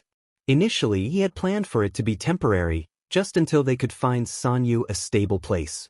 But they had become stable together, and Kigo had grown attached. He was sure Sanyu felt the same way, especially since the boy reserved his most vulnerable moments for him. Kigo ruffled Sanyu's shaggy hair and told him to trust that he knew what was best for himself. Sanyu nodded, but his expression revealed lingering doubts. Standing at the front of the class next to Aizawa's desk, Sanyu announced that he owed everyone an explanation. Balancing well on his crutches, he took a deep breath and began. He explained that he was not from their world, prompting a flood of questions from his classmates. Aizawa called for silence, allowing Sanyu to continue. He shared that a villain group called Tomorrow had kidnapped 6 people and held them hostage for over a month, attempting to bring someone more powerful than All Might into their world. They had succeeded, but they never considered that he could be a hero instead of a villain. When Hagakure nervously asked if he was really from another world, Sanyu solemnly nodded. He noted that he often didn't understand their jokes or memes because they didn't exist in his world. Aizawa pointed out that there was something much more important that was different between their worlds, leading Sanyu to realize he was quirkless. The class fell silent at this revelation. Ida expressed disbelief, while Ishido and Shiro insisted they had seen his quirk. Sanyu clarified that when he was 12, he had been involved in an accident that granted him powers to absorb and expel energy, but there had been no quirk event in his world. He made eye contact with Midoriya, who looked as if he had a million questions. They would discuss it later, as Sanyu had promised All Might and Midoriya to talk about their experiences with powers. Bakugo growled, demanding Sanyu prove his claims. Sanyu, confused, asked what he needed to prove. Bakugo insisted that if he was truly a hero from another world, he should demonstrate it. If it's really not a quirk, prove it, the blonde said. Sanyu was ready to demonstrate without being prompted. He glanced at his teacher, who nodded in encouragement. His hand began to glow with a hint of power, and he felt his eyes light up as well, something that had become easier lately. He didn't mind it. It felt like having headlights. He thought he looked somewhat like Thor or Captain Marvel, though he knew others might not understand the reference. Aizawa activated his quirk, his hair flowing upward and his eyes glowing red. Sanyu's powers remained steady. Sanyu expressed his frustration, saying he was tired of having to prove himself to others. Even All for One had doubted him. The mention of the villain who had caused chaos in the city just a week prior made the class tense. Taking a moment to gather his thoughts, Sanyu continued. He shared how much he appreciated being there, surrounded by people with powers, which he found both surprising and wonderful. He hoped they understood that he was still the same person, just with a more complex background. His words brought smiles to several faces, and he considered it a small victory. Sanyu awoke, feeling the warm light on his face and the comforting atmosphere of Heiman's dream apartment. Heiman shifted slightly on the other side of the room and acknowledged that he shouldn't have dismissed Sanyu's concerns. Sanyu reassured him that it was all right, appreciating the peacefulness of the safe haven around him. Heiman revealed that Jackson had reached out to him the day before the incident. Sanyu's eyes widened, and he sat up, filled with concern for his mentor. He asked if Jackson was okay and what the call had been about. Heiman encouraged him to relax, explaining that he usually only appeared briefly to give Jackson advice, but this dream had been different. Sanyu pressed for details, still anxious about Jackson. Heiman bluntly stated that Jackson had been searching for Sanyu in the woods and had panicked when he couldn't find him. He believed those were the same woods where Sanyu had gone missing. Sanyu felt a tightness in his throat. He knew Jackson cared deeply for him, even if he struggled to accept it. The thought that Jackson might see him as a burden haunted him, and he worried that his disappearance would bring Jackson relief. Heiman continued, explaining that in the dream, when Jackson found Sanyu, he appeared lifeless. It was a haunting image that left Jackson devastated, believing it was his fault that Sanyu had gone missing. Sanyu insisted it wasn't Jackson's fault. He explained that he had ignored Jackson's warnings to take a break and that the incident with the portal was no one's fault but tomorrow's. Heyman acknowledged Sanyu's perspective but noted that Jackson didn't understand it that way. The dream had shaken him, prompting his concern for both Sanyu and Jackson. Sanyu expressed his desire to try something his therapist had suggested. He took a deep breath and asked Heyman to stop blocking his nightmares for just one night, wanting to confront them head-on. The next chapters promised more action, and Sanyu felt relieved to finally address the troubling aspects of Kigo's childhood. Both he and Kigo had been raised to be weapons, but while Kigo was expected to be perfect, Sanyu was merely meant to be a soldier. Though Jackson wasn't a central character, Sanyu reflected on the hardships he had faced. As a member of the original Six, he had witnessed the loss of his comrades and had taken on the role of a parent to Sanyu, trying to guide him through a world that constantly traumatized him. Sanyu resolved to share another story, a sequel to his previous work, following Katsuki and Jun as they navigated adulthood, relationships, and careers. In the training room, Sanyu felt a shiver at the commander's voice demanding him to bruise his opponent. He was in a reinforced training area, dressed in his containment suit for a private session with Commander Bates. She repeated the order, her tone leaving no room for hesitation. Sanyu flinched at her intensity, aware of her reputation for being harsh with him while treating others kindly. He hated being seen as the easiest hero to manipulate, a label that weighed heavily on him. Despite the pressure, he kept his arms at his sides, refusing to raise them against the man across the room. Sanyu recognized him, steeling himself for what was to come. He had been among a group of weapons traffickers captured in Thailand. He had often questioned why he was kept alive instead of being killed on sight like everyone else, but the people in charge always gave him the same response. It was not his concern. Now, it did concern him because he was being asked to hurt a man. The prisoner was restrained, cuffed to a metal chair that limited his movement at every point. Sanyu expressed his reluctance, stating he couldn't bruise the man. Bates leaned closer, her presence intimidating, and asked why not. Sanyu explained that he couldn't control his powers well enough to avoid causing serious harm. Bates, frustrated, reminded him that they were there because he had gone rogue and messed everything up, and now she had to retrain him. Sanyu flinched at her words, feeling the weight of her anger. He whispered that he couldn't have let everyone die, knowing that if a nuke landed on American soil, the government would retaliate with devastating force. Bates dismissed his concerns with disdain, insisting he should simply follow orders. She demanded he bruise the prisoner, but Sanyu protested, shaking his head. In a sudden move, Bates grabbed his arm and jaw, applying painful pressure. He could feel the threat of injury if she continued. Reluctantly, he sent out a beam of energy meant to bruise the man. It worked, leaving the prisoner looking battered and gasping for breath. Bates praised him mockingly, tilting his head up and caressing his cheek in a way that made him uncomfortable. Sanyu took a shallow breath, hoping it was over.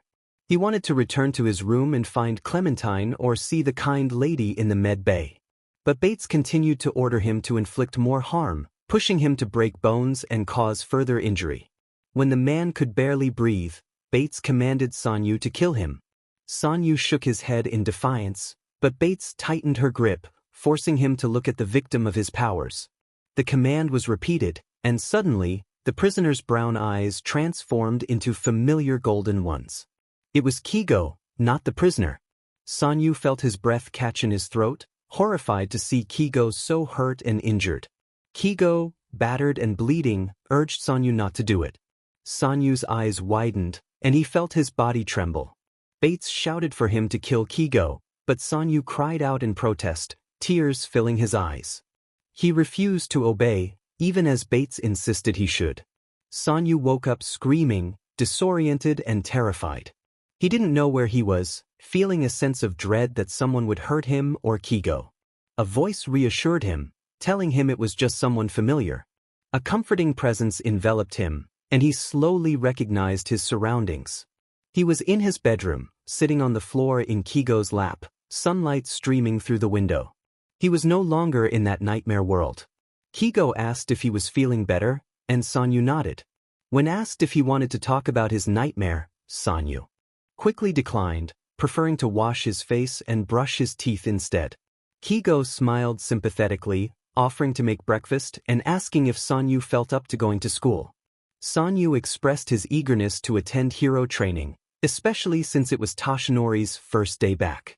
Kigo encouraged him to talk to Heyman about his nightmares, reminding him that he needed to sleep. Sanyu acknowledged this softly, realizing he had been digging his nails into his wrists, leaving slight marks. He noticed the similarities between the marks on his skin and the injuries inflicted by Bates in his dream. The realization sent a chill down his spine. School and hero training felt like a world away from the horrors of his nightmare. Cementos had created platforms to give each student their own space to train. The Provisional Hero Licensing exam was a pivotal moment for many hero students, especially for UA students, who had taken the exam a year earlier than their peers. They needed to prove themselves. All Might approached Sanyu with a smile, asking for a favor from his fellow former number one. Sanyu smiled back, reminding him that there wasn't actually a ranking system in his world. All Might insisted that Sanyu had still been at the top, explaining that this was a personal favor. At that moment, Midoriya cried out in pain. All Might rushed to his side, and Sanyu followed as quickly as he could on crutches, wishing Nizu would hurry with the leg repair. All Might sighed, reminding Midoriya about the importance of control after the teen expressed his need for power in battles against formidable villains. Midoriya nodded sheepishly, and All Might revealed that he had enlisted Sanyu's help, someone who understood the struggle of adjusting to their powers. Sanyu quietly noted that they were likely the only ones who knew what it was like to gain powers later in life or to have them at such a young age that they barely remembered. He had spent a long time learning to control his abilities and had already offered to help Midoriya back in the hospital. Midoriya, determined, asked what exercises Sanyu had used to learn control, mentioning that his egg visualization technique wasn't working as well anymore. Suddenly, Sanyu was reminded of that morning's session with Hound Dog, where he had been asked about the events of his nightmare. The question had caught him off guard, as he was used to discussing only the dream itself. The inquiry about the prisoner's fate in real life had left him momentarily stunned, his thoughts drifting into a haze. Sanyu then shifted focus back to Midoriya, instructing him to show one for all at 25%. Midoriya nodded, taking a deep breath and concentrating on using only that amount of power. He kicked the cement pillar, leaving a significant dent. Sanyu praised him and then instructed him to increase to 50%. He never imagined he would be helping someone else master their powers, given that he had been the youngest of the six, but he realized that if he were still in his world, he would likely be helping others train. As Midoriya kicked the pillar at 75%, Sanyu noted the destruction caused by the previous attempts and decided against allowing him to use 100%. He reminded Midoriya that he had already hurt himself once and that Recovery Girl couldn't always be there for him. Sanyu emphasized that using 50% effectively was more important than pushing to the maximum. Midoriya questioned why he wouldn't want to use 100%, expressing that giving everything his all was his motto.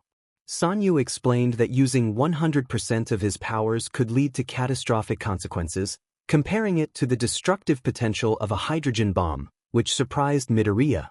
Sanyu clarified that giving one's all meant doing the best they could without causing unnecessary harm. Midoriya nodded, contemplating Sanyu's words as he looked at his scarred palm. Sanyu then made a light-hearted remark about only using 50% of his legs, prompting Midoriya to question if it was a joke. Sanyu nodded and furrowed his brow, pondering the situation. He wondered if it really wasn't funny at all. Midoriya, smiling sheepishly, suggested it wasn't entirely unfunny. Sanyu sighed, determined to understand it eventually. As training continued that afternoon, Sanyu noticed that some classmates were putting in more effort than others, and he felt uncomfortable with Mineta's behavior. Mineta often complained about how his quirk made people uneasy. Just a few weeks prior, Sanyu would have agreed, finding Mineta's quirk strange. However, as he became more accustomed to this new world, he began to appreciate mutant quirks. It was Mineta's unsettling tendencies that truly made others uncomfortable. Sanyu had witnessed how some people objectified girls, treating them like mere objects. Having been best friends with two girls for 3 years, he was aware of the crude gestures made by soldiers and the inappropriate looks from trainers at girls as young as 14. Even at 12, Sanyu understood the implications. As he grew older, he became more aware of these issues. He vividly recalled a day in Argentina when Lela had injured herself and asked him to guard the door while she removed her hijab. Despite his reassurances, several soldiers had attempted to sneak a glance.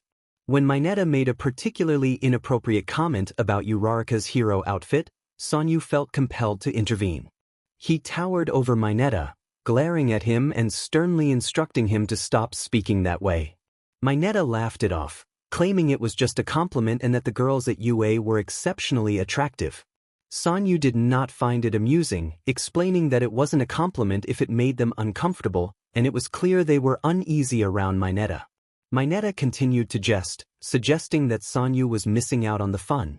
Sanyu's frustration grew, and when Mineta insinuated that he might be gay, the atmosphere shifted dramatically. Sanyu's anger flared, and his eyes glowed brightly as he confronted Mineta, demanding clarity on his comment. Mineta awkwardly repeated his assertion, and Sanyu snapped, his emotions boiling over. Before he could say more, Aizawa intervened, his anger palpable as he called Sanyu to follow him, leaving the gym in an awkward silence. Later, Kigo sat across from Sanyu at the kitchen table, sighing as he tried to process the situation. He explained that Mineta's behavior was not the main issue, rather, it was Sanyu's reaction to Mineta's comment that concerned him.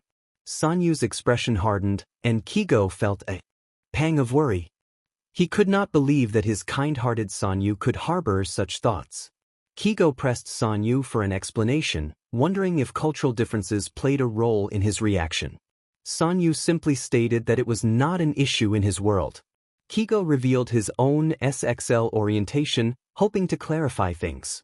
Initially shocked, Sanyu quickly resolved to keep Kigo's secret, assuring him that he wouldn't tell anyone. Kigo was taken aback by Sanyu's response, feeling a mix of hurt and confusion. He decided to step away for a moment, needing time to collect his thoughts. Sanyu, visibly confused, questioned why Kigo was leaving. Kigo explained that he didn't want to say anything he might regret, casting one last look at Sanyu before walking away. He felt the weight of the moment and knew he needed to calm down before seeking advice from Hound Dog, who would know how to handle the situation. Things were awkward in the apartment after the recent events. Kigo tried his best to navigate the situation, but his approach was to avoid discussing it altogether. He decided not to call Hound Dog about what had happened, assuming Aizawa would fill him in. Kigo was determined to resolve the issue on his own, but he needed time to gather his thoughts. He and Sanyu had previously discussed their views on religion. Neither of them practiced, which was common among many in Japan, so Kigo couldn't understand where Sanyu's feelings of homophobia stemmed from. It was puzzling because Sanyu had never expressed such sentiments before. He had only mentioned that his mentor, Jackson, was engaged to a woman named Maya. Kigo had initially thought Heyman and Kamaria shared a romantic bond, but Heyman clarified that their relationship was platonic, akin to soulmates. Kigo realized he had no clear understanding of what romance looked like in Sanyu's world. He had assumed it was similar to his own. Change was possible, especially for someone as young as Sanyu, and even older individuals could unlearn their prejudices. However, that didn't lessen the pain of the situation. As Kigo sipped his morning coffee, he turned to Sanyu, who seemed tense and fidgety in his chair. It was Saturday morning, and this was the first real conversation they had since Wednesday, when Sanyu had been sent home from school early. Sanyu explained that Heyman had been trying to recreate movies from his world based on his memories, and he had been watching snippets while he slept. While Kigo thought this was a harmless distraction, he was concerned about how much time Sanyu was spending asleep. The boy had nearly given up on overcoming his nightmares after a particularly distressing one. Kigo had encouraged him to try again, but after their recent confrontation, his words seemed to hold little weight. Sanyu had attempted to face his fears but had woken up sobbing, overwhelmed by panic. He didn't want to burden Kigo with his distress, yet he felt too fragile to face the nightmares alone. The saddest part was that Sanyu didn't understand what he had done wrong. He recognized that losing his temper with Mineta was inappropriate and that using his powers to intimidate was also wrong, but beyond that he felt lost. No one had examined the situation closely enough to see that something deeper was troubling Sanyu. Both Kigo and Aizawa had their own emotional ties to the matter, making it difficult for them to approach Sanyu without bias. Days had passed, and Sanyu remained unaware of why everyone seemed upset with him. He felt a growing belief that Kigo despised him now. In moments like these, he found himself longing for his old world. It was a place he had once loathed, but it felt familiar and solid. He understood the rules there, even if they were flawed. In this new world, everything felt chaotic and he struggled to adapt. As the silence lingered, Sanyu finished a meager breakfast before retreating back to sleep. Later, Heyman confronted Sanyu about his eating habits. He expressed concern for the boy's health, noting that he needed more nourishment than he had been consuming. Sanyu acknowledged the truth in Heyman's words but felt undeserving of the food, believing he should be punished for upsetting Kigo. Heyman pointed out that Kigo wasn't punishing him, emphasizing that as Sanyu's guardian, he would have acted if he thought punishment was warranted. When Sanyu remained silent, Heyman's tone grew firmer, urging him not to give in to self-punishment. Sanyu struggled with the notion that he deserved to be punished, feeling the weight of his past actions. Heyman reassured Sanyu that Kigo was dealing with his own trauma and that Sanyu had unintentionally triggered some of it. He encouraged Sanyu to give Kigo time, insisting that he didn't hate him. Sanyu resisted the idea of relapsing, but Heyman gently pointed out that he was homesick for a place that had not been kind to him. After some contemplation, Sanyu agreed to talk to Kigo. Heyman smiled, pleased with the decision. The apartment around them faded into a bright void, transitioning to Sanyu's bedroom. That night, Sanyu entered the living room where Kigo sat on the couch, engrossed in a text conversation with Miruko. Taking a deep breath, Sanyu prepared himself for the conversation ahead, making his presence known with the sound of his crutches on the wooden floor. Kigo's head snapped up, and a smile briefly appeared on his lips. He inquired if Sanyu was feeling better. Sanyu nodded awkwardly and made his way to the couch beside him. He began to apologize, expressing that he realized his previous words were wrong but struggled to understand what exactly had been inappropriate. He assured Kigo that he never intended to hurt him or cause any distress. Kigo appeared a bit taken aback and offered to explain the situation, a semblance of a smile returning to his face. He acknowledged that he should have addressed this sooner and expressed regret for not doing so. He noted that Sanyu had been wandering around looking lost, like a kicked puppy, without anyone providing clarity. Before Sanyu could respond, a sudden purple and teal glow filled the living room, resembling a ball of light that enveloped the space and left a trail of similarly colored smoke. As the light diminished, it revealed a figure dressed in a t-shirt and sweatpants, barefoot. The newcomer had striking purple hair with black roots peeking through and dark brown eyes that almost appeared black. He gazed at Sanyu as if he were seeing a ghost. Sanyu, despite feeling unsteady on one leg, stood up with determination. The man took a tentative step forward, his feet shaky, and reached out with a trembling hand to touch Sanyu's cheek. The warmth radiating from Sanyu felt almost overwhelming. He whispered, more to himself than anyone else, that Sanyu was alive. Taking a firmer stance, he stepped closer and gently pushed Sanyu's overgrown bangs away from his forehead. His voice grew louder as he repeated his disbelief that Sanyu was alive. Sanyu's eyes shimmered with unshed tears, wide with a mix of shock, fear, and elation. The man noticed the first tear that fell from Sanyu's steel-gray eyes and brushed his finger over it gently, his voice soft and broken as he uttered a term of endearment. For the first time in reality, rather than in a memory, Kigo witnessed Sanyu cry. Sanyu introduced Tao Ling, also known as Annam, to Kigo Takami, his guardian. As Sanyu wiped his eyes with the backs of his hands, Tao, with his purple hair, supported him. Kigo smiled, recognizing Tao as a member of the Six. He had panicked when he saw Sanyu crying, fearing someone had harmed him. However, Sanyu had reassured him about Tao, a unique hero who was kind-hearted. Tao extended his hand for a shake and Kigo accepted, feeling emotional as he apologized for his tears. Sanyu smiled, explaining that things were complicated. Tao assured Sanyu that he had all the time in the world to listen. They settled back onto the couch, with Sanyu clinging to Tao as if afraid he would vanish. Kigo understood the boy's need for comfort. Sanyu began to recount his story, explaining that a villainous organization had created a portal to summon someone powerful. They had hoped he would help them defeat the world's #1 hero, but Sanyu quickly realized their intentions and focused on protecting the hostages until Kigo, a pro-hero, rescued them. Tao asked if Sanyu had been pulled into a portal and if they were now in that world. Sanyu nodded, recalling how he had been flying one moment and then found himself in a strange purple void before bursting into this world. He inquired about what had happened back home. Tao took a deep breath, explaining that when Sanyu was declared missing in action, chaos ensued. The government tried to keep it quiet, but Jackson discovered the truth when he attempted to call Sanyu. Jackson had wanted to gather everyone to search for Sanyu in Siberia, but Tao was deep undercover in Malaysia and couldn't respond. He had learned about Sanyu's disappearance through the news, but his mission was dangerous, and he couldn't leave until it was complete. After 2 months, Tao finished his mission and flew to Siberia to join Juliana and Jackson, but they couldn't find Sanyu. Within a week of his arrival, Sanyu was presumed dead. Sanyu bitterly remarked that the world must have been relieved to be rid of him, but Tao's expression shifted to sadness as he revealed the opposite. The world was heartbroken. Sanyu was taken aback by this revelation. Tao continued, explaining that there had been tributes and protests, and the government ultimately decided to dissolve the 6 program.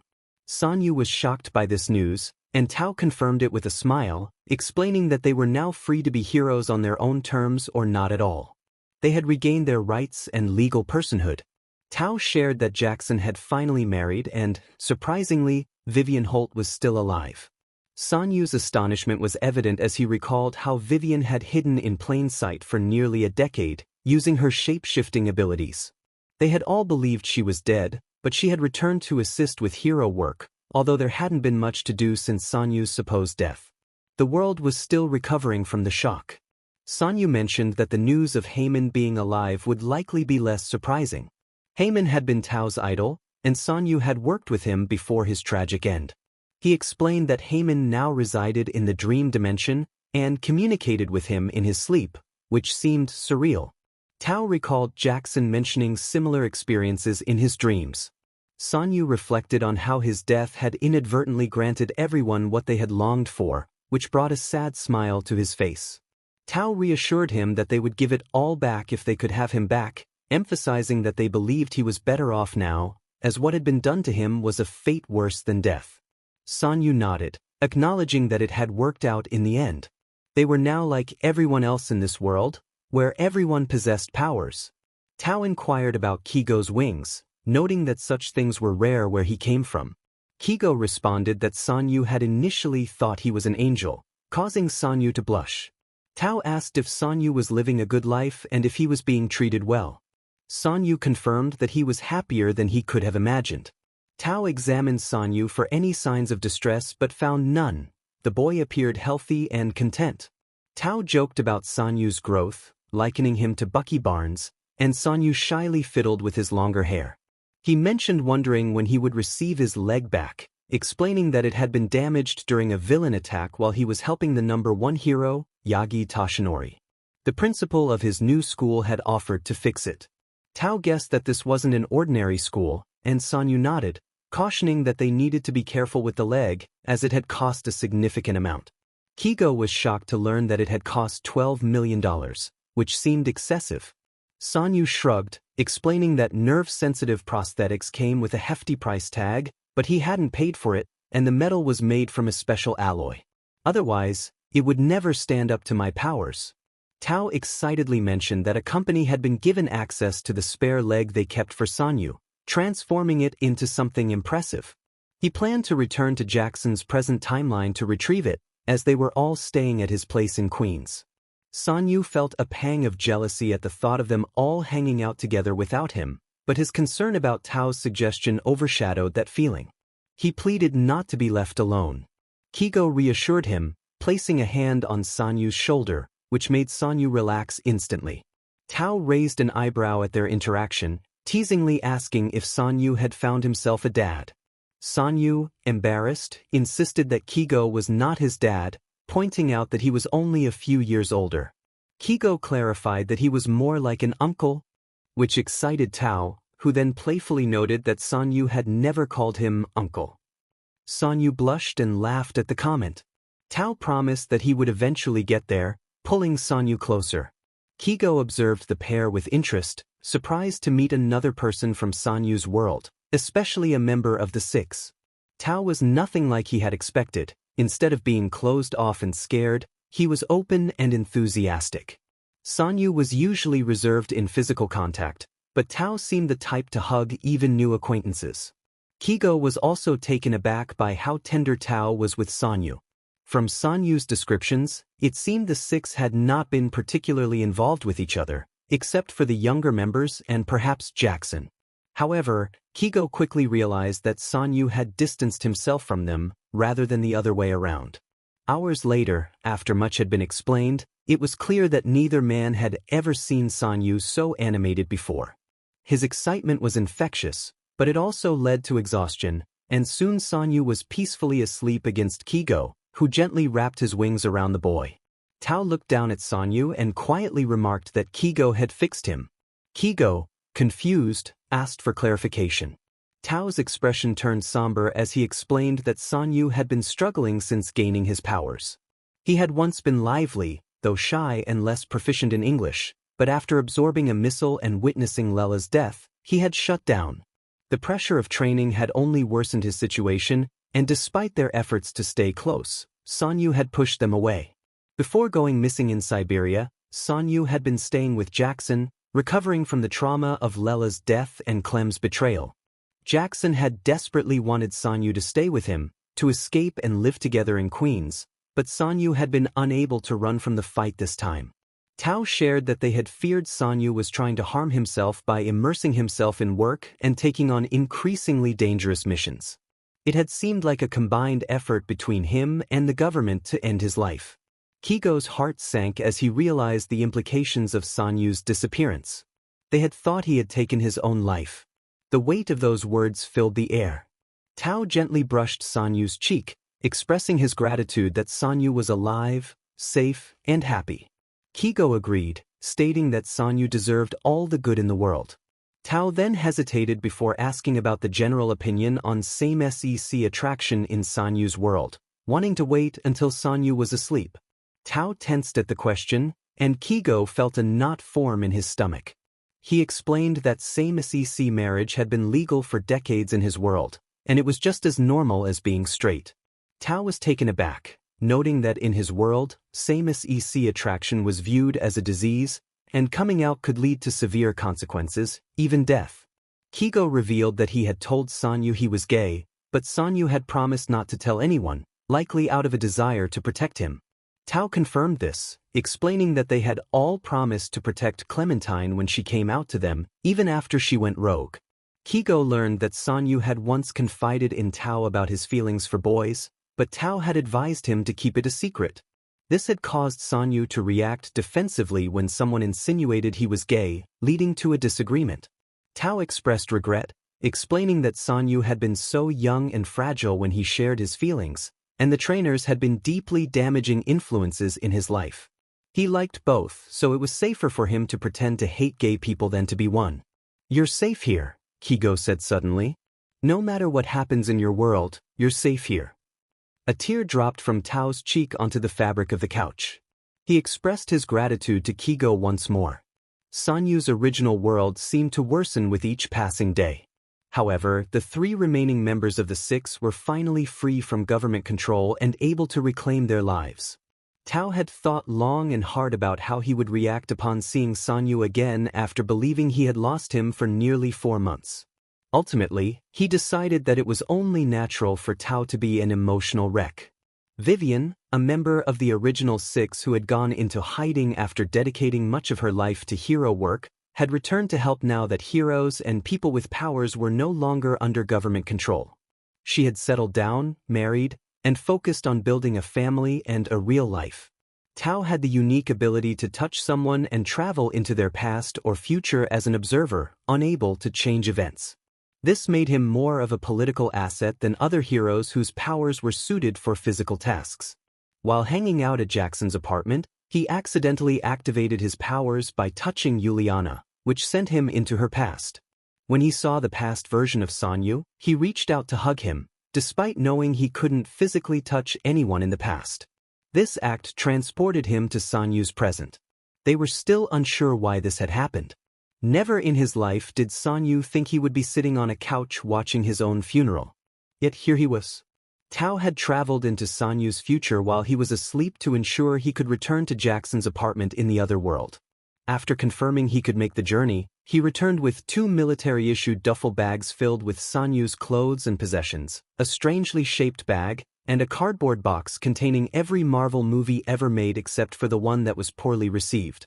Sanyu would have preferred to watch one of those movies rather than an orchestra play as people filed into a massive stadium for his funeral. He understood that heroes received a lot of publicity and had many supporters, but he felt so detached from the world that he had never seen any of them. Tao explained that they had tried to keep the service short, as everyone was too sad to say much, and they had been selective about who could speak except for a few surprises. The music, a song Sanyu actually liked, came to a close as the lights dimmed, and a spotlight illuminated the stage next to a memorial adorned with flowers. The picture chosen for the memorial was a good one, likely taken by Lela, as Sanyu was smiling. Kigo remarked on how different Sanyu looked with short hair, and Sanyu had to agree, though he preferred it long. 2 figures emerged from the shadows and approached the podium. Sanyu's eyes widened in disbelief. His parents? Tao reassured him that they hadn't been allowed to say anything negative, and they were unsure if Sanyu would want them to speak at all. Sanyu hadn't seen them in ages and noted that they looked older. His mother introduced herself as Oyama Riku, and his father, Akimitsu, stood beside her. They announced that they were Oyama Sanyu's parents. His mother took a deep breath before continuing. She explained that 3 years ago, they had set out to create a device that would achieve the impossible. Sanyu felt a surge of anger at the mention of their research. Tao urged him to give them a chance. They revealed that they had aimed to create a star on Earth, not realizing that they had already done so 12 years prior when Sanyu was born. His father spoke of Sanyu as the savior the world didn't deserve, emphasizing that the other speeches would focus on that part of his life, the part that had saved so many. However, they wanted to share memories of the child they had raised for 12 years before his youth was taken from him. Sanyu could hardly believe what he was hearing. Was this typical for a hero's funeral? He had expected a simple ceremony where someone would pin a medal to flowers and recount achievements. Instead, his father spoke of Sanyu as a happy child who excelled in reading, writing, and making friends, bringing joy to those around him. He had loved sports, even serving as the captain of his elementary school's basketball team. They reminisced about taking him to see every new superhero movie, sometimes even pulling him out of school to catch them on opening day. Sanyu had a pink stuffed bunny named Toru that he took everywhere, and he once spent hours crafting a sandcastle for a crab he found on the beach. And they just kept talking. Sanyu felt overwhelmed, unable to discern whether it was good or bad. He realized he wasn't angry with his parents for speaking at his funeral. He was concerned they might try to take credit for his heroism, claiming their experiment had made him who he was. But they didn't. They spoke only of his early years, of the child they knew, sharing memories that no one else could recount with such certainty. As he listened, Sanyu felt a mix of emotions. He laughed softly, though it came out as a wet sound that resembled a sob. They should have just watched Captain America, one of them joked.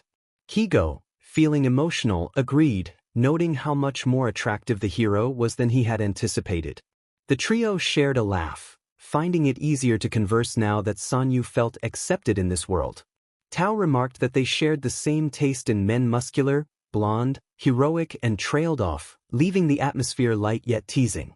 Sanyu glanced between them, a pout forming as he tried to interpret the looks they exchanged. They decided to postpone the rest of the funeral for another time. Returning to school after that weekend was overwhelming, like an emotional roller coaster mixed with bumper cars. Sanyu had spent the morning addressing his earlier outburst with Inyu and Aizawa. When he shared how people were treated for being gay in his world, he noticed Inyu's eyes glistening with unshed tears. He also came out to them, which was nerve-wracking. However, he hesitated to share this part of himself with the rest of the class. It still didn't feel safe. It weighed heavily on him that another person from his world was at home, waiting. They didn't want to involve Tao with the government just yet. He had just escaped from them in his world, and he didn't need that pressure here. Unlike Sanyu, Tao wasn't a Japanese national and likely wouldn't gain citizenship as quickly. Perhaps the chaos of the morning had distracted him too much, as he had completely missed the announcement that older students would be joining their class. Mr. Aizawa introduced them as the Big Three, UA's most promising third-year heroes. They looked unusual, but Sanyu was accustomed to that. There were two boys, one with pointy ears and dark hair, the other with blonde hair and blue eyes. The girl had striking purple hair and matching eyes, and Sanyu wondered how long it took her to manage all that hair each morning. Mr. Aizawa encouraged the new students to introduce themselves. The dark-haired boy seemed ready to speak but merely glared at the class, muttering something about potatoes before turning to face the wall, leaving Sanyu puzzled. The girl, Heido Nijire, burst with excitement as she introduced herself, expressing her eagerness to meet everyone. She bombarded them with questions about their appearances, leaving the class, including Sanyu, overwhelmed. Aizawa had to guide her back to the front, commenting on the group's lack of rationality. The blonde boy, Togata Mirio, offered a sheepish smile and took center stage, attempting to engage the class with his enthusiasm. He claimed to be the star of the show, but when his attempt at humor fell flat, he quickly corrected himself, introducing himself with excitement. He acknowledged their eagerness for early licenses but warned them of the responsibilities that came with it. Sanyu found himself agreeing, though Mirio's introduction seemed to be faltering. Mirio then suggested a challenge, all of them against him in one of the gyms. The class perked up at the idea, cheers erupting as they eagerly shuffled out to change into their gym uniforms, while Mr. Aizawa looked exhausted by the commotion.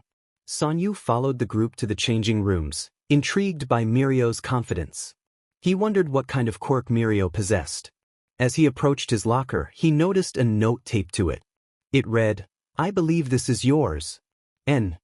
Opening it, he felt a rush of relief and excitement upon finding his prosthetic. Without hesitation, he sat down, rolled up his pant leg, and attached it to the socket, inadvertently dazzling his classmates with the bright light it emitted. Apologizing awkwardly as the light faded, he explained that his power allowed the prosthetic to function, requiring significant energy to operate. Kaminari, smirking, reassured him that with his leg back, they were sure to win. As the excitement continued, Sanyu felt a mix of anticipation and anxiety about the challenges ahead, both in school and in navigating his new life. The group prepared for their attack, positioning the close-range fighters nearest to their senior.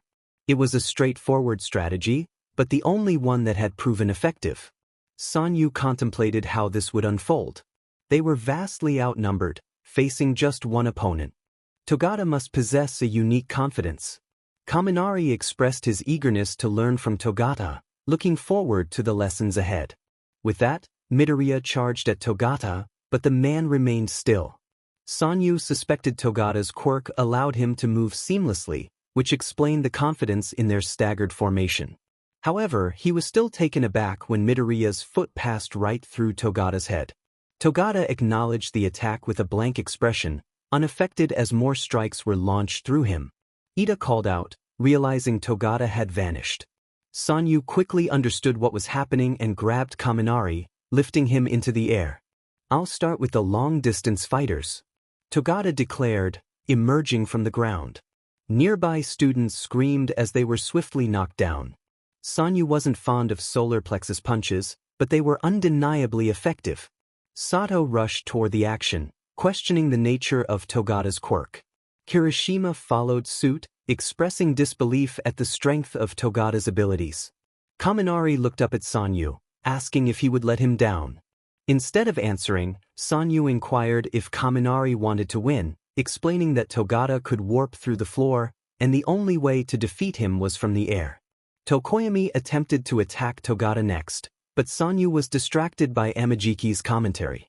The gloomy senior remarked that Togata's quirk was nothing to envy, but rather his skill was what deserved admiration.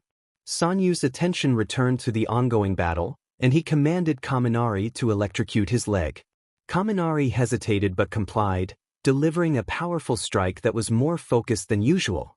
Togata emerged again, dismissing the attempt with ease.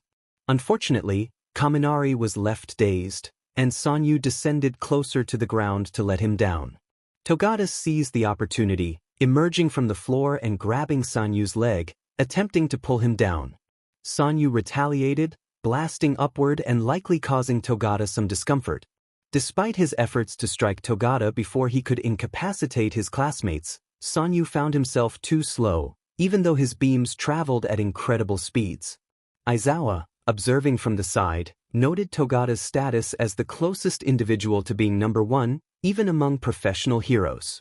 This revelation caught Sanyu's attention more than anything else. Number one, huh? Perhaps he should consider interviewing Tashinori's successor seriously. He decided to land, meeting Togata's gaze directly. Togata admitted he hadn't heard much about Sanyu, maintaining his bright smile as he easily deflected attacks from Midoriya and Kirishima, the only other students still standing. Sanyu hovered a short distance above the ground when something unexpected occurred.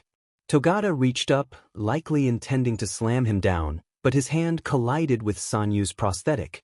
Surprised, Togata resurfaced, and Sanyu attempted to gain altitude, but Togata held onto his prosthetic. Trying to kick back with his flesh leg proved futile as it passed right through Togata. Sanyu blasted through the foot of his prosthetic, causing Togata to involuntarily release his grip. Launching himself at Togata, Sanyu aimed his prosthetic first. Mirio braced for impact, gritting his teeth as he absorbed the blow, likely injuring his wrist in the process. As Togata attempted to slam Sanyu down using his leg, Sanyu bent his own leg, pulling himself into Togata's chest with a solid thud. Togata tried to phase through him, but the immovable prosthetic complicated matters. Gaining momentum, Sanyu swung up to Togata's shoulders, using their height difference to his advantage. He wrapped the prosthetic around Togata's neck, making it impossible for him to phase his entire body into the ground without risking serious injury. Togata fell backward, landing partially on Sanyu, which was painful but effective. Within moments of being in the hold, Togata tapped out, prompting Sanyu to release his grip. Sanyu remained on the ground for a moment, catching his breath. Togata's weight had knocked the wind out of him, but Togata stood up quickly, a wide smile on his face, seemingly unfazed. Sanyu resisted the urge to compliment Togata on his performance. He realized that despite their age difference, they had both been heroes for about 3 years. Mirio, a hero student, had likely gained experience in a world where heroes tackled jewel thieves, much like a certain webslinger Sanyu thought about. He then wondered if he could defeat that webslinger, considering his powers could generate heat, potentially burning through webs. However, he acknowledged the webslinger's skill and spidey sense. Togata turned to Aizawa, asking if Sanyu always spaced out like that. Aizawa sighed, confirming that Sanyu often needed a moment to regroup after intense training. Mirio appeared confused but understanding. Aizawa called out to Oyama, instructing him to get up and head to Recovery Girl's office. The boy flinched as the processors in his leg whirred to life, allowing him to stand. Mirio playfully offered to accompany Sanyu, noting his wrist needed attention. He exchanged a knowing look with the other 2 members of the Big Three before following Sanyu out of the gym. Sanyu reassured Mirio that his prosthetic leg was unique and irreplaceable, not wanting him to feel anxious about finding a weakness. Mirio responded confidently, understanding the message behind Sanyu's words. He smiled, noting that he had never faced someone who fought like Sanyu. He felt a bit embarrassed to be bested by a member of Class 1A. Sanyu looked his senior up and down, reflecting on his own performance. He felt that his fighting had become sloppy and that he could have avoided bruising his back or causing too much harm. It had been a messy encounter, and he believed he only won due to the material of his leg. The older teen regarded Sanyu with a strange, almost awed expression. He encouraged Sanyu to have more confidence, clarifying that he hadn't lost to all of Class 1A, but specifically to Sanyu. Sanyu explained that his therapist was trying to help him take pride in his abilities. Togata nodded in acknowledgement and smiled at him, affirming that his therapist was right. As they re-entered the main building, the older teen inquired if Sanyu had considered where he wanted to go for his hero work study. Tao stared down at the sheet of paper on the table, warning Kigo about the situation. Kigo sighed, admitting that he was aware of the attempts to hide things, but this was excessive. He had not been informed by the doctors about this when he took Sanyu home. Tao observed that Sanyu probably promised to tell Kigo himself but decided against it to avoid causing worry. Kigo was shocked, realizing he would never get used to such revelations. Determined to help, he asked what they could do to assist Sanyu. Tao explained that the situation was ongoing but that he had a plan. In a lighthearted moment, it was noted that one could choke someone out with their thigh by having a prosthetic that could rotate 360 degrees if needed at mid-thigh. However, Sanyu was using his leg to its full advantage in the fight. Mirio definitely went to Nizu after the match to inquire about Oyama's unusual behavior, though whether Nizu provided an answer remained uncertain. On the topic of pets, there was a discussion about giving Sanyu a dog, but a friend raised a compelling point about Sanyu zipping a bunny in his jacket. Sanyu and his jacket had become an iconic pairing in the series, making it hard to abandon that idea. However, a dog would also be a wonderful companion for him to take outside more often. It was suggested that a dog could offer physical support with his leg, which had been subtly hinted at in the previous scene. The image of Sanyu with a big fluffy dog was simply too adorable, and the thought of them training together was heartwarming. In the end, it was decided to do both a bunny and a dog. The tiny last segment had foreshadowed this outcome, and the next chapter promised to be filled with cuteness, providing some wholesomeness after all the tension. Sanyu was checking his notifications after celebrating reaching 1,000 followers. He had never experienced such a flood of notifications before and felt grateful for everyone who had read and enjoyed his work. It felt like they had all partied hard for that achievement, even if it was just through Wattpad at night. He felt a mix of guilt and anxiety as he faced his friends.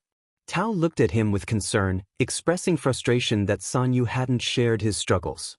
Sanyu shifted awkwardly in his chair, explaining that he didn't want them to worry. Tao emphasized that they were worried now, and this was not something to be taken lightly. Sanyu insisted that it hadn't affected him before, but Tao reminded him that the symptoms were serious and that Kigo could have helped him all along.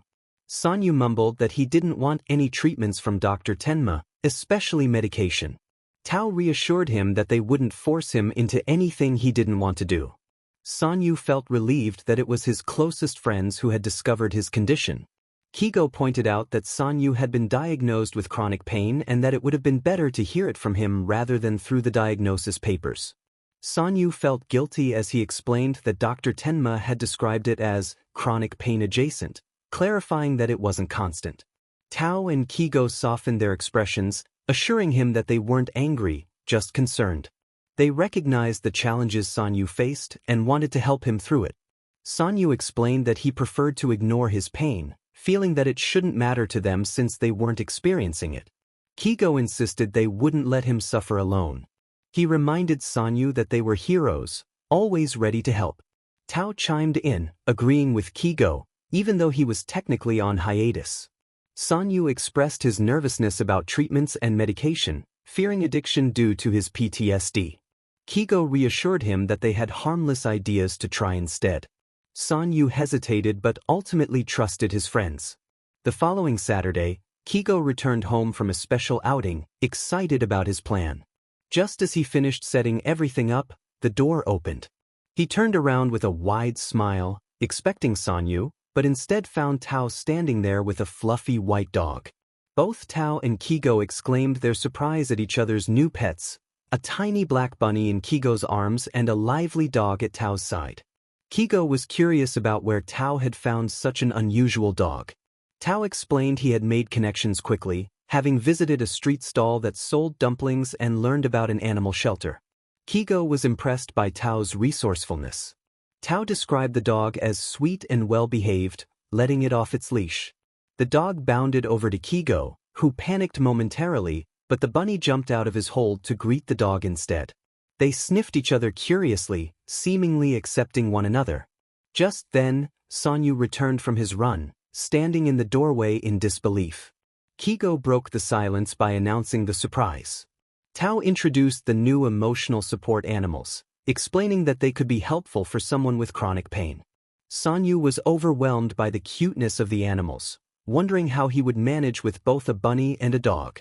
He felt a mix of joy and anxiety, remembering past experiences where animals had been frightened of him. While the adults playfully bickered about their living situation, the animals approached Sanyu. The dog eagerly ran to him, and Sanyu crouched down to meet it at eye level. The dog sniffed him curiously, and Sanyu felt a flicker of hope that perhaps these animals would accept him. The bunny joined them at that point, hopping over to check everything out. The dog placed its front paws on Sanyu's chest, looking up at him with a friendly expression. When Kigo and Tao looked back, they saw Sanyu had nestled his head into the dog's soft white fur, rubbing his cheek against it. Tao snorted, and Kigo smiled at the sight. Next, Kigo reached out slowly to the bunny, allowing the tiny creature to approach him. It quickly made itself comfortable in his lap, and Sanyu remained still, not wanting to disturb the moment. Tao declared that they were keeping both animals, noting that Sanyu needed emotional support, and the pets could work together to provide it. Kigo agreed, thinking any inconvenience was worth seeing Sanyu so happy. His dimples were practically glowing. Before Sanyu could suggest names for the pets, Tao reminded him that they would need to go to the vet in Japan, and people should be able to pronounce their names. Sanyu frowned, and Kigo chuckled, asking what names he had in mind. Sanyu mentioned he wanted to name the dog Yashenka and the bunny Vanko. Kigo expressed his reluctance to attempt those names, while Tao raised an eyebrow, pointing out that Sanyu was considering naming a cute bunny after an Iron Man villain. Sanyu reassured them he had other names, suggesting he might call the dog Bunny. The room fell silent as Sanyu was completely serious. Tao questioned whether that would be confusing, but Sanyu shrugged it off, saying the dog seemed to like it. The dog gave a happy noise in agreement, surprising Kigo, who simply shrugged in response. Kigo then asked about the bunny's name, and Sanyu confidently stated it would be Goose. Tao was incredulous, reminding Sanyu that Goose was a cat. Sanyu corrected him, explaining that Goose was a flurkin. When Kigo asked what a flurkin was, Tao assured him it was from a movie. Sanyu then suggested another name, Captain. Kigo questioned if the bunny was really the captain, and Sanyu nodded earnestly, explaining that the bunny had rubbed his chin against him, which he had learned meant the bunny had chosen him. Kigo dramatically clutched his chest, exclaiming that Sanyu was going to give him a heart attack with how cute this was. Tao shook his head, though he was smiling, noting at least the name was a heroic one. The idea of both Kigo and Tao getting Sanyu a pet at the same time was the perfect way to include both of them in the story. Bunny was a medium-sized white dog with perked ears and dark brown eyes, resembling a Swiss shepherd. Captain was a tiny black lop-eared bunny, soft and adorably charming. Sanyu had always wanted a bunny, and he was thrilled to name one after Captain America, as everyone knew he would. Due to Sanyu's unique situation and therapy schedule, he wasn't living in the UA dorms like the rest of his classmates, but he visited often. This was his first time bringing Bunny and Captain with him, although no one knew Captain was there because he was on a mission. Sanyu knocked on Koda's room door twice and waited awkwardly outside. Koda hadn't come down during his visit, so he likely didn't know Sanyu was in the building. To his surprise, Koda opened the door, startled and stepping back. Sanyu waved and attempted a half-smile, stating he needed Koda's help. Koda nodded eagerly and began signing, asking what Sanyu needed. Sanyu explained that Tokoyami had mentioned Koda was good at keeping secrets. It was interesting to see Koda sign instead of speak. He was shy but not deaf or mute. Sanyu had initially thought Koda was mute and would sign back, but now he was just petting Bunny with one hand. Koda eyed the dog nervously as Sanyu stepped into the room. Then, Sanyu reached for his coat, causing Koda to gasp in shock as a tiny black bunny poked its head out, twitching its nose at the new surroundings. Sanyu explained that he wanted Captain to meet other bunnies. Koda gestured to his own bunny, Snowball, who was sitting on the floor, inspecting the guests from a distance. Sanyu gently placed Captain on the ground, and the bunny immediately approached Snowball. For a few tense moments, both boys worried the bunnies might not get along, but soon they began grooming each other, which Sanyu recognized as a good sign. Bunny's tail wagged as she looked up at Sanyu, seeking permission to play with the bunnies. Sanyu encouraged her to be gentle, explaining that she had been trained in Russian. Koda was surprised to hear that Bunny understood the command, and Sanyu noted that she had grasped everything he had said so far, realizing she was likely very intelligent. The two boys watched as their pets played together, pleased that the playdate was going so well, especially since bunnies could be territorial. With Koda as a translator, everything was going smoothly. Then, they heard something strange from outside the dorms. Koda signed a question about the noise. Sanyu walked over to the balcony, careful to close the door behind him, and put on his right shoe while gazing out at the campus. It was clear from his vantage point that someone was fighting in the fake city, and Bakugu was definitely involved. No one else had explosions like that. Sanyu turned to Koda and signed that he was going to check it out before taking off into the air. Both Captain and Bunny rushed to the glass door, shocked by their human's sudden disappearance. They had never seen him fly before, which added to their surprise. Sanyu reached the battle quickly and saw Bakugu standing over Midoriya, poised to strike. In an instant, Sanyu was between them, helping Midoriya to his feet and pushing Bakugu away. He asked what they were doing, his tone a mix of concern and curiosity. Bakugu shouted that he was seeking answers he should have received months ago, expressing his frustration with Midoriya. Midoriya retorted that he had been unable to share the information. Bakugu's voice cracked with emotion as he lamented that all might was gone because of them, suggesting they had caused chaos across Japan. Sanyu, trying to mediate, suggested they take a deep breath and talk things through, recalling what Inu had taught him about resolving conflicts. Bakugu glared at him, dismissing his perspective and accusing him of being out of touch with their struggles. He claimed Sanyu had no right to involve himself in their world, pointing out that he had received help and support that they had not. Sanyu felt a wave of disbelief wash over him. He confronted Bakugu about his confidence and the pressure of being a hero. Bakugu's anger boiled over as he expressed the immense burden he felt, tears welling in his eyes. The tension in the air was palpable, thick enough to cut through. In a surprising turn, Sanyu struck Bakugu in the face. He had never resorted to violence before, but the moment called for it. The sound of impact echoed, and Sanyu's eyes reflected pure anger. They had managed to provoke him deeply. Sanyu gripped Bakugu's jaw tightly, forcing him to meet his gaze. He expressed the harsh realities of being the #1 hero, detailing the sacrifices and traumas he had endured. He spoke of being stripped of his identity, of being treated like an object rather than a person, and the pain of losing someone he loved without ever having the chance to truly connect. He turned Bakugu's head to face Midoriya, questioning whether Bakugu truly understood the meaning of betrayal.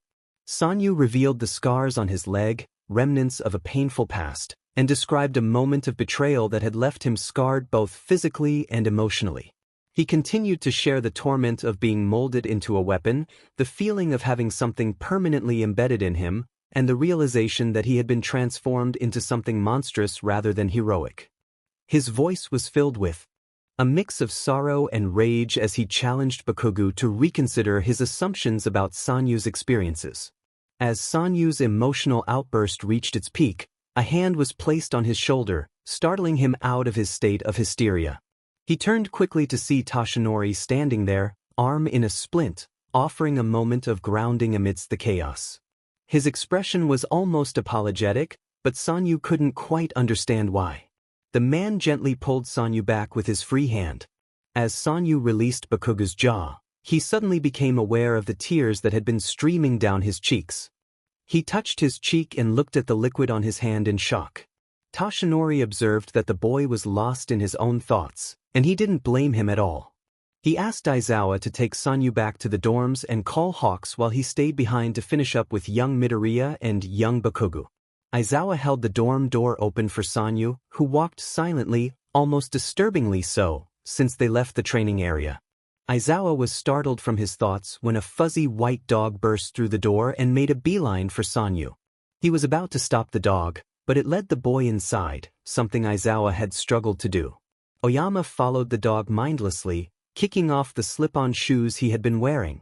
The white dog guided him to one of the couches, pulling him down so he sat on the floor with his back against the armrest. The dog rested its head on his lap, effectively preventing him from moving, while Sanyu simply sat there. The sound of nails clicking on the floor was sudden and jarring. Aizawa flinched and turned around, noticing a small black bunny making its way across the room towards Sanyu, with a slightly guilty-looking Koda standing nearby. Koda signed that they should give Sanyu a minute. Aizawa nodded, allowing the animal some space to help Sanyu calm down. He had seen this behavior before, spacing out after significant events or conflicts. The animal seemed to be a good idea, offering a more pleasant way for Oyama to return to himself. It appeared to be working, as Sanyu's fingers found their way to the soft fur of the tiny rabbit. Aizawa stated that he would go call Sanyu's uncle. Koda nodded and hesitantly walked back to the elevator. Meanwhile, Sanyu had slumped forward, rubbing his cheek against the bunny's soft fur. He tried to blink away his tears, but they continued to fall. The build-up to this moment had been subtle, reflected in Bakuga's attitude towards Sanyu throughout the series, Sanyu's growing ability to feel a range of emotions, including anger, and the absence of any mention of Bakugo and Midoriya's house arrest during the chapter where they fought Mirio, which should have been addressed. Sanyu's anger fascinated the observer. Trauma often leads to sadness, but anger plays a significant role as well. Many individuals with PTSD, like Sanyu, experience intense PRDS of anger. He didn't know how to handle this new emotion, ultimately losing control when Katsuki dismissed everything he had endured and told him to stay out of their world. This was, in fact, a step in the right direction. Although the stages of grief had not been followed in order, they were a relevant model for Sanyu's journey. He had initially ignored his feelings about losing his entire world and Lela, but now he was finally confronting his emotions, feeling anger at being traumatized and abused for so long. He had every right to feel that way. Regarding Lela, some had speculated about their relationship in the past. Were they friends, lovers, or siblings in a non-biological sense? The answer was complicated, beginning with the fact that she was Sanyu's childhood crush. Both she and Clementine were 14 when Sanyu joined the Six at the age of 12. He thought she was beautiful and quickly developed feelings for her. She was far more important to him as a member of his new family than anything else. None of Sanyu's feelings as a 12-year-old influenced how they interacted. She saw him as the little kid he was and treated him accordingly. Although Sanyu might not admit it, she played a significant role in raising him. Lela was aware of this but never mentioned it until her untimely death at 17. The author planned the storyline of Supernova like a movie or TV show, aiming for a cinematic experience despite the limitations of a fanfiction format. Lela smiled brightly, even in their dire situation. She expressed her desire for a kiss, revealing that she had never kissed anyone before. Sanyu struggled to respond, his vision blurred by tears and his body overwhelmed by pain. Despite the frostbite creeping over his extremities, he felt compelled to reassure her that she would be able to kiss someone someday. He insisted on helping her, suggesting they could stitch her up at the bunker or fly her to the nearest hospital, but Lela calmly pointed out the reality of his condition, noting that his lips were blue and that he was in danger. She shifted the conversation, asking him to kiss her. Sanyu hesitated, feeling unworthy of her affection. He believed she deserved someone who could truly be there for her. Lela reminded him that he loved her, at least when they were younger, and her eyes shimmered with tears, reflecting the starlight of the Arctic night. She expressed her desperation, a side of her he had never seen before. In that moment, Sanyu sobbed, feeling the weight of their situation. Lela comforted him, holding him close as if he were the one falling apart. Ultimately, it didn't matter who was dying. They both knew they wouldn't see each other again. Later, Kigo asked Sanyu about the nature of his relationship with Lela, handing him a box of tissues that Sanyu barely acknowledged. He had come home early, overwhelmed after therapy. When Kigo inquired if their relationship was platonic or romantic, Sanyu quickly replied that it was platonic. Lela had been his best friend, his everything, and he emphasized that there had never been any romantic sparks between them. Kigo listened sympathetically, but the silence was soon broken by a question about the kiss. Sanyu let out a tight sob, unable to hide his emotions any longer. He admitted that he felt undeserving of Lella's kindness, especially after everything he had done. Kigo urged him not to speak so harshly of himself, reminding him that Lela had wanted him there. Sanyu felt lost, addressing Kigo directly and expressing his feelings of being a monster. He believed that despite others seeing him as a victim, nothing he had done could be erased. In a new scene, Mirio greeted Sanyu with enthusiasm, expressing his excitement for Sanyu to meet Sir Night Eye. Sanyu had never been inside a hero agency before, having only waited in the car while Kigo handled paperwork. The agency appeared as a large, empty office space, less intimidating than he had expected. As they entered, a man in a white suit with a red tie scrutinized Sanyu. His discerning gaze made Sanyu feel small, and he bowed slightly, still more accustomed to handshakes. Mirio introduced Sanyu as a transfer student, but Night Eye remained silent for a moment, assessing him. Night Eye revealed that he knew more about Sanyu than he let on, mentioning his lack of school records and his connections to All Might. Sanyu explained that he had just moved back to Japan, which accounted for the missing records. When pressed about his uncle and his involvement in a significant battle, Sanyu responded coolly, acknowledging that he had helped during the attack on Kamino. Night Eye claimed to be smarter than most and hinted that he had received information from All Might, who had mentioned Sanyu's name. Sanyu sensed a hint of jealousy in Night Eye's demeanor when he asked about his relationship with All Might. Sanyu vaguely noted that they shared similar experiences, while Night Eye continued to scrutinize him. The conversation turned to the topic of One for All and its successor, Midoriya Izuku. Night Eye expressed his doubts about Midoriya being a suitable candidate, revealing that he had even sought out another option. Sanyu confirmed that he understood the situation and recognized that Night Eye meant Togata. The boy took a moment to reflect on the situation. He believed it was the right decision. No one was more suited to the task than Midoriya. He would learn to control his abilities eventually, and when he did, he would have no trouble becoming the new symbol of peace. The man sighed, expressing his doubts. He questioned the wisdom of choosing a quirkless 15-year-old for such a significant role. Sanyu, genuinely confused, asked what Midoriya's lack of a quirk had to do with the matter. The man continued, arguing that Midoriya was inexperienced and that wielding such power against villains was unsafe for someone like him. He suggested that someone like Togata would be a better choice. This opinion did not sit well with Sanyu. He thought about how Midoriya had proven himself capable, despite being quirkless before. He wondered what the man would think if he knew Sanyu had not been born with his powers either. Would he deem Sanyu unworthy? Sanyu struggled to articulate his thoughts, as he often did since he had stopped relying on scripting.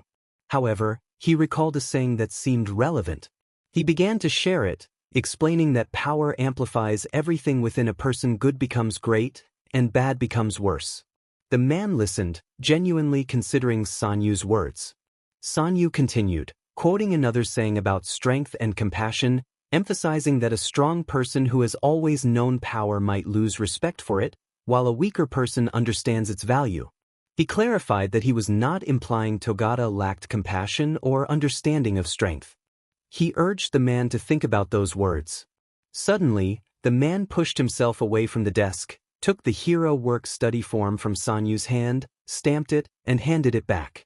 He expressed his reluctance but ultimately confirmed Sanyu's official employment. He warned Sanyu that it wouldn't be easy, with long hours, missed school, and a demanding workload, and he needed to be sure he could handle it. Sanyu struggled to contain his laughter. Long hours? The man had no idea what he was in for.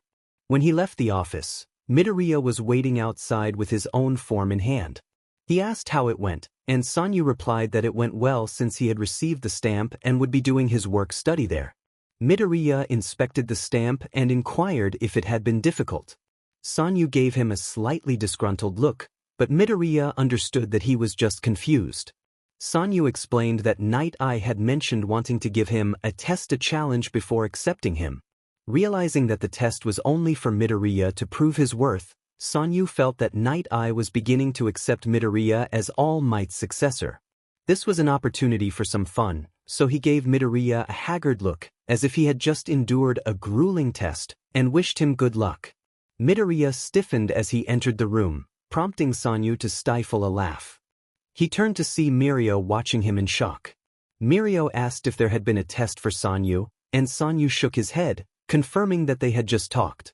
Mirio expressed surprise at Sanyu's sense of humor, declaring that it would make things even more enjoyable. After Midoriya was accepted as an intern, they went out for a quick patrol, accompanied by Bubble Girl. Before heading out, Mirio requested to know their hero names, stating that he couldn't call them Midoriya and Oyama in the field. He introduced himself as Lemillion. Midoriya repeated the name, confused, and Mirio explained that he aimed to save 1,000,000 people before retiring as a hero. Sanyu, wanting to clarify something, asked if saving the same person in different situations counted. Mirio thought for a moment and nodded. As Midoriya explained his hero name and its significance, Sanyu quickly calculated in his mind. Each code purple represented saving the world, and with a global population of 7.5 billion, he realized he had saved an astonishing number of people during his time as a hero. The realization nearly made him choke, and he started coughing. Midoriya, concerned, asked if he was okay, and Sanyu nodded, taking a deep breath. Mirio then asked Sanyu for his hero name. Sanyu hesitated, contemplating the opportunity to create a new identity. However, he couldn't abandon the name that had been called out by people in crisis and by his friends during battles. He answered resolutely, declaring his name to be Supernova. Mirio praised the name, saying it suited him well. During their patrol, they encountered a situation, a convenience store robbery. Bubble Girl informed them that it was a precarious situation and cautioned against reckless moves, especially from Midoriya, as she had heard stories about him. They needed a concrete plan. Before she could finish, Sanyu smashed the window with his powers, swiftly grabbing the robber by the collar and lifting him off his feet through the broken glass. He flipped the man over, holding him down and disarming him with a swift motion. Looking up at his teammates innocently, Sanyu tilted his head, asking what they needed a plan for. Perhaps he had become too accustomed to acting without directions. So, of course, he would use a quote from the first Captain America movie to explain why Deku was worthy. This new arc promised to be intriguing, blending humor with the natural angst that came with Eri and the Hasaikai. In his defense, Sanyu pointed out that someone could have really been hurt. Tao sighed heavily, reminding him that they didn't have damage control in this situation and that such actions were unacceptable. Sanyu retorted, noting his longer experience in the field. Tao raised an eyebrow and cautioned him to respect his elders. Sanyu shot back with a challenge, which left Tao scandalized. Kigo, oblivious to the exchange, asked what they had just said. Tao explained that he had told Sanyu to respect his elders, and Sanyu had essentially dared him to enforce it. Tao expressed concern that being around other teenagers was not good for Sanyu, suggesting he should be homeschooled. Kigo intervened, trying to maintain peace, and pointed out that Sanyu's actions could have seriously injured him or someone else. Sanyu nodded, acknowledging the danger, and promised to be more careful. Kigo ruffled Sanyu's hair, reassuring him that while this was an adjustment, it was important to understand what was expected while out in the field. Mirio joked about the cyborg rumors when he saw Sanyu's full suit, which prompted Sanyu to explain that he considered himself a cyborg due to the definition he had looked up. Mirio was surprised by the lower standards for being a cyborg and suggested that Sanyu consider adding some color to his costume, given his hero name, Supernova. Sanyu had never thought about it before. His suit was purely functional, designed to ease the strain from the energy within him. The idea of adding color was something he would have to think about. Their first patrol was straightforward, as Night Eye informed them they would be splitting up. Midoriya, ever curious, asked why. Bubble Girl excitedly mentioned that Sir was on a classified mission, only to retract her statement when Night Eye glared at her. Night Eye explained that they were tracking the movements of several members of the Shai Hasaikai, a local Yakuza clan making unusual moves lately. He showed them photos of individuals in plague masks, identifying Chisaki Kai as their leader. Midoriya noted that villains like that were becoming rare, to which Night Eye agreed, explaining that Chisaki seemed determined to change that. He warned them against any funny business while on their own, looking directly at Sanyu, who appeared a bit embarrassed. Sanyu promised it wouldn't happen again. However, it was about to happen again. They were passing by an alleyway when a girl unexpectedly ran into Midoriya's leg. She was thin, her limbs covered in bandages and wounds that looked neglected. Her dress was plain and dirty, resembling a t-shirt, and her long white hair was unkempt, with a single horn protruding from her head. To make matters worse, she wasn't wearing shoes. Midoriya expressed concern for her well-being and offered to help her up, but she tensed at his approach, prompting him to pull back with a worried expression. A voice emerged from the shadows, warning them not to cause trouble for the heroes. Chisaki Kai appeared, smiling beneath his mask and claiming that his daughter was simply active and prone to running off while playing. Mirio, sensing the tension, stepped in front of Midoriya and playfully adjusted his mask, inadvertently revealing their group's presence. Sanyu felt indifferent about the mask. He wondered if he should be wearing one, but Mirio's protective stance offered him some comfort. Chisaki acknowledged them, his voice sending an unsettling chill down Sanyu's spine, reminiscent of the commanding tone used by trainers.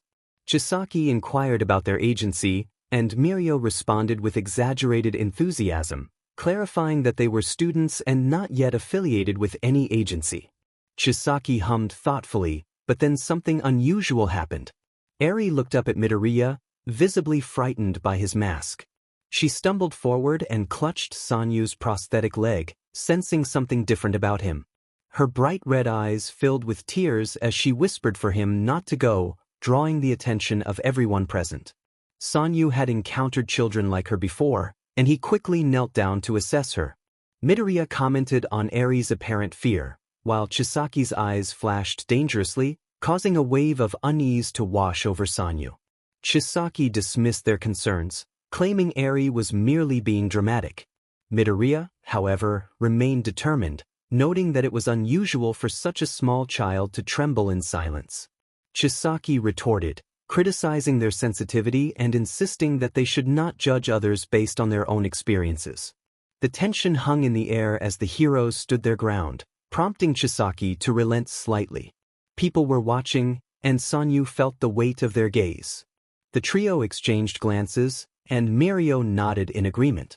Sanyu leaned closer to the girl, whispering a question about picking her up. He positioned himself carefully, ensuring that Chisaki couldn't hear or see them. The man seemed to sense something, but Eri quickly nodded, and Sanyu complied. Eri trembled against him, gripping his suit tightly as if it were a lifeline. Her breathing was quick and shallow, a clear sign of her distress. Chisaki, leading them through the alley, spoke about his frustrations with Eri, mentioning how she disobeyed him. He sounded like a father lamenting the challenges of parenting, his tone casual yet unsettling. Children, he said, often believed they could be something more. He trailed off, glancing back at Eri, who was visibly anxious. Sanyu felt her body twitch against him as she tried to escape, but he held her close, not wanting to let go. Her grip on his suit remained firm, her eyes filled with fear. Sanyu sensed her terror and felt a knot of anxiety in his own stomach. Chisaki's voice turned menacing as he commanded Eri to come to him. Sanyu muttered a quiet refusal, feeling the tension escalate. Mirio placed a hand on Sanyu's shoulder, pulling him back gently. The unexpected touch startled Sanyu, causing him to loosen his hold on Eri. In an instant, she darted away, rushing to take Chisaki's hand. The man apologized for the trouble he caused and vanished into the shadows, leaving a chilling silence behind. For a brief moment, Sanyu's hand hovered near the concealed weapon in his suit, a reflexive response to the threat they had just faced. He quickly realized the implications of his thoughts and felt a wave of disgust wash over him. The nausea from Chisaki's words mixed with his own turmoil, overwhelming him. As Mirio and Midoriya exchanged concerned glances, Sanyu staggered back, feeling sick. Nothing had ever felt so close to danger before, and he remembered the times he had struggled with similar feelings. In that moment, he let go of Eri, watching her disappear from his side. The second day on the job had not gone as planned. Eri's fear of masks was not meant to hinder her relationship with Midoriya and Mirio. It was simply an added layer to the story. Eri's journey was surprisingly intertwined with Sanyu's own experiences of hardship. Though their situations were different, they shared similar mentalities, often acting out of fear and receiving praise that felt hollow and guilt-inducing. There was a deep connection between them, one that could lead to understanding and healing. Sanyu contemplated the colors of his hero suit, inspired by vibrant images of supernovas. He considered incorporating the colors of the pride flag, wondering if others had preferences for his suit's design. Sanyu concluded that he could have Eri safe in 48 hours. He stated that no one at the base would be harmed either, if that was a preference. Night Eye looked at him in disbelief, questioning if his plan was to kidnap the girl. Sanyu's expression grew serious as he reminded Night Eye of their recent debriefing, insisting that she needed to be saved from someone who was hurting her. Night Eye pointed out that she would be safer if they didn't make it obvious they were trying to rescue her or that she was attempting to escape. He then challenged Sanyu's ability to find her, noting that they had the best people in Japan working on the case and questioning how Sanyu could possibly do it faster or more safely. Sanyu couldn't reveal that he had someone with time travel powers at home. Tao remained a secret, even though he had somehow acquired an ID. Sanyu had noticed that Tao's ability to touch people in the past and travel to their present was always accompanied by purple smoke, different from his usual teal glow. He wondered if it was connected to the purple portal that had brought him to this world. Ultimately, he and Tao could retrieve Eri in less than 48 hours, but it seemed he wasn't permitted to proceed with that plan. Mirio intervened, trying to calm the situation by stating that Oyama was just trying to help. Sanyu expressed his urgency, emphasizing that Eri's life was the priority and that they might only have hours before she could be seriously harmed. Night Eye began to respond but paused when he noticed Mirio positioning himself protectively between Sanyu and the hero. Mirio gave Night Eye a stern look, surprising Sanyu, who knew how much Mirio respected him. Night Eye muttered that Sanyu was just like All Might and instructed him to go home. Sanyu clenched his teeth, striving to maintain his composure as Mirio suggested they get changed and head out. 2 days later, Sanyu learned that his entire afternoon was scheduled for therapy. Upon arriving, Hound Dog greeted him with a smile and instructed him to gather his belongings for an outing. To Sanyu's surprise, Ectoplasm stood by a car in the parking lot. Inyu welcomed Sanyu with a smile, explaining that they had planned something enjoyable for him that afternoon, encouraging him not to feel pressured to make significant progress. They had organized this outing because Inyu recognized that Sanyu was struggling with inactivity and was growing restless during his time off. When Ectoplasm opened the back door of the car, Bunny jumped out, and Sanyu immediately bent down to embrace her. He greeted her affectionately, petting her behind the ears. Ectoplasm remarked on how well-behaved Bunny was, mentioning that Sanyu's uncle had helped get her ready for the trip. Sanyu furrowed his brow, wondering who had answered the door while Keiko was at work. It turned out to be Tao, who had introduced himself as Sanyu's other uncle, which would likely lead to some interesting conversations about Kigo. Ectoplasm asked if Sanyu was ready to go, and Sanyu nodded, letting Bunny back into the car before taking his seat in the passenger side. Curiosity got the better of him as he inquired about their destination, but Ectoplasm only smiled and said he would see. Once they arrived, Sanyu was taken aback to find themselves at an indoor playground. He questioned why they were there, given that Ectoplasm was single. The teacher explained that as a hero, he liked to engage with the community, especially since he belonged to a niche group of heroes with disabilities. Sanyu initially thought this might be a meeting for heroes, but he quickly realized he was mistaken when they entered the playground filled with children and their parents. Ectoplasm explained that he had wanted to invite Sanyu earlier but didn't want to disrupt his busy schedule. Now that Sanyu had some time off, he thought it would be fun to take him there.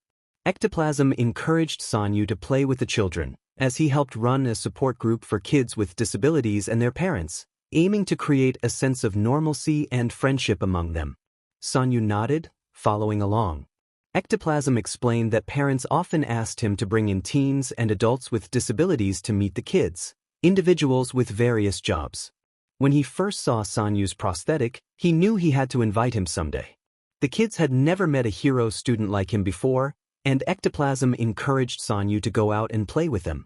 There was plenty of equipment and games to enjoy. Sanyu hesitated, feeling out of place. He thought the average age at this gathering was around 6, and he felt too old for it. Ectoplasm reassured him that he was still a kid, just a bit older, and pointed out some adults having fun, some with visible disabilities and some without. Sanyu insisted he was different, but Ectoplasm countered that they were all similar in their own ways. Sanyu explained that while he had a prosthetic leg, it functioned like a real one, only lacking the ability to feel. Ectoplasm sighed, trying to clarify that losing a leg was still a significant change. He acknowledged that Sanyu had faced challenges, especially after his prosthetic was damaged, but reassured him that things would improve over time. Sanyu defended himself, stating that it wasn't awful, even though he felt it was more than that. He didn't want to burden others with his struggles. Ectoplasm reminded him of what Sanyu's uncle had said about his adjustment PRD, which had been difficult. Sanyu fell silent, and Ectoplasm turned his attention to him directly, expressing that Sanyu was something special and unlike anyone he had seen before. Sanyu mumbled that he often heard that. Ectoplasm continued, explaining that he was a mid-tier hero at best and preferred being a teacher. He acknowledged that the top heroes were the ones the kids looked up to, but he believed that if one of the top heroes were like Sanyu, it would mean everything. It would show kids without disabilities that someone strong could overcome challenges and achieve great things. Sanyu looked around the room, noticing the attention they had drawn. He couldn't tell if it was due to their conversation, Ectoplasm's role as an event planner, or his UA uniform. With a nod, he decided he could give it a try. Ectoplasm approached the group in the center of the gym, introducing Sanyu as his student in the hero program who was taking the afternoon off to hang out with them. The kids and parents had many questions, with one young child struggling to ask if Sanyu had a disability. Ectoplasm smiled and encouraged Sanyu to explain. Sanyu shared that he lost his left leg from the mid-thigh down nearly a year ago and that he had a prosthetic that allowed him to walk and run. A girl with a light green prosthetic on her right arm asked if they could see it. Sanyu rolled up his pant leg, revealing his prosthetic, and the kids reacted with awe, asking if he was a robot or a cyborg. Sanyu confirmed he was a cyborg, recalling a previous conversation with Mirio about the looser definition of the term. The excitement among the kids grew until one child began coughing, prompting his father to rush over, smiling apologetically as the child tried to ask his question. Ectoplasm attempted to calm everyone down. One mother asked if Sanyu had his license yet, to which he replied that he had just received his provisional license and was currently working at a work-study. The mother expressed her relief that the kids finally had a hero student to meet, noting the lack of hero students with disabilities. Ectoplasm then suggested they get started, and the kids cheered in agreement. He announced that the first game would be freeze tag and asked if they knew the rules. When they confirmed they did, he declared Sanyu would be first, giving the kids 30 seconds to run. As they squealed and scattered, Sanyu looked at Ectoplasm with concern, fearing he might hurt them. Ectoplasm kindly reassured him that his bunny, not the dog named Bunny, was the real bunny and asked if he had ever hurt them. Sanyu shook his head vigorously, determined to protect Captain. Then they would be able to avoid hurting each other. He turned back to the room, announcing that the 30 seconds were up and everyone needed to be ready. Sanyu looked around at the little hideouts and monkey bar-like structures. It quickly became clear that Sanyu was out of his depth when it came to kids. He hadn't been around them for the past 3 years, and his only experience had been saving children, which lasted only a few minutes before something else demanded his attention. However, he had learned one effective strategy. The tag game had been modified so that when someone was tagged, they had to place a foot in a circle, and another player had to tag them out before they could leave. Naturally, the kids cheated, tagging each other on the way to the circle before they even got there. That's where Sanyu's strategy came into play. A little boy shouted in protest when he was tagged, but laughter soon followed as he looked up at Sanyu's blank expression. The teenager bent down slightly and lifted the boy onto his shoulder, already carrying another child on his other side. Both kids erupted into giggles, their joyful sounds ringing in his ears. While he wasn't entirely comfortable around them yet and worried about accidentally traumatizing someone, he felt he was improving. Parents laughed on the sidelines or helped their kids hide by running around with them. Sanyu placed the kids inside the circle and continued searching for any remaining players. He was consistently winning, although he suspected he was supposed to let them win. Still, the kids seemed to enjoy being carried more than winning at tag. Sanyu noticed that the children in wheelchairs were especially thrilled when he lifted the entire chair instead of taking them out.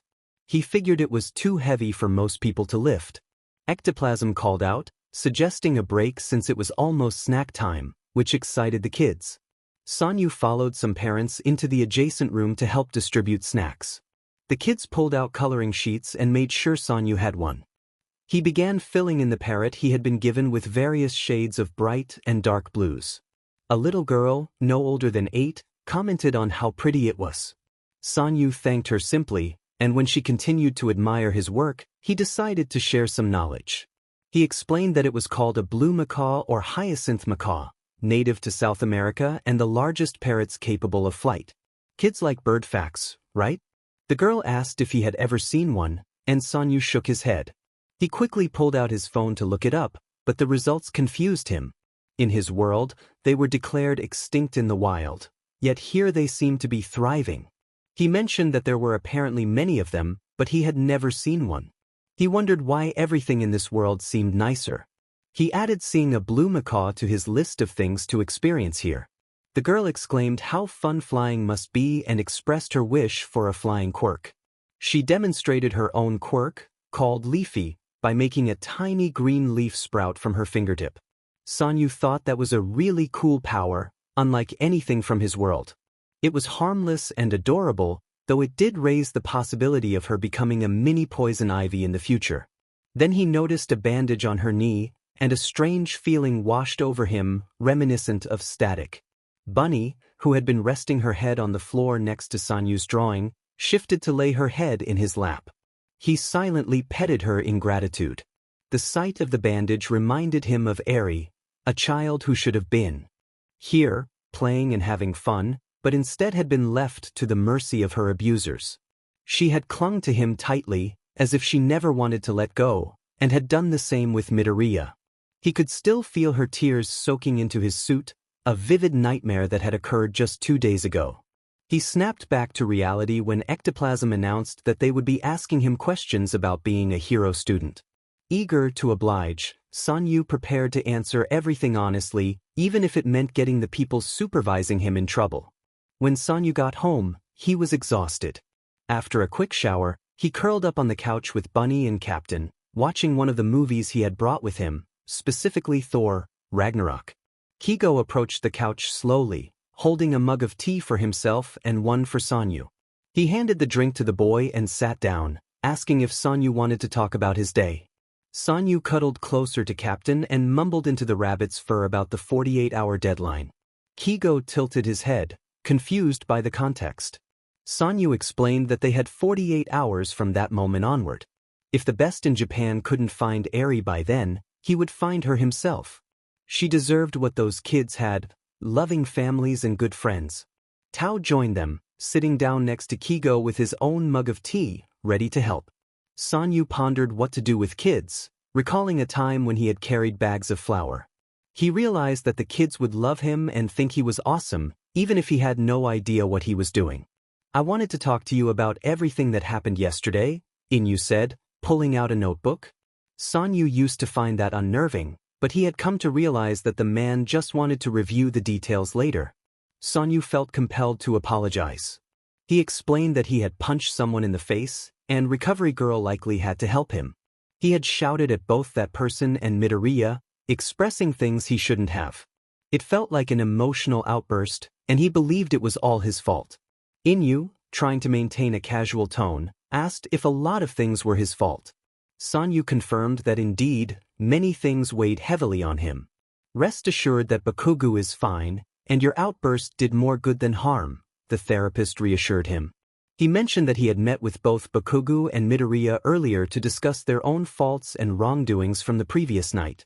They had shared insights about Sanyu's words that he wanted to address. Sanyu nodded, encouraging Inyu to continue. The therapist brought up a specific phrase Sanyu had mentioned, which made him feel uneasy. Captain, sensing his discomfort, nudged Sanyu's hand, reminding him to keep petting the bunny, which helped him relax. "They really do help a lot," Inyu commented, then asked if that phrase was part of the trauma Sanyu had experienced. Sanyu nodded, though he hesitated to label it as abuse, feeling it was something he had done rather than something done to him. Seeing that Sanyu was not ready to discuss that topic further, Inyu shifted to another subject. He noted that Midoriya had been particularly struck by Sanyu's mention of a kiss, highlighting that they hadn't talked about romantic love since the incident. Sanyu knew which incident Inyu referred to, and though he had never wanted to discuss it before, the words slipped out. He began to explain, his voice strained as he recalled the painful memory. Inyu's expression grew somber, but he remained silent, allowing Sanyu the time he needed to gather his thoughts. "It was Lela," Sanyu said, his throat tight.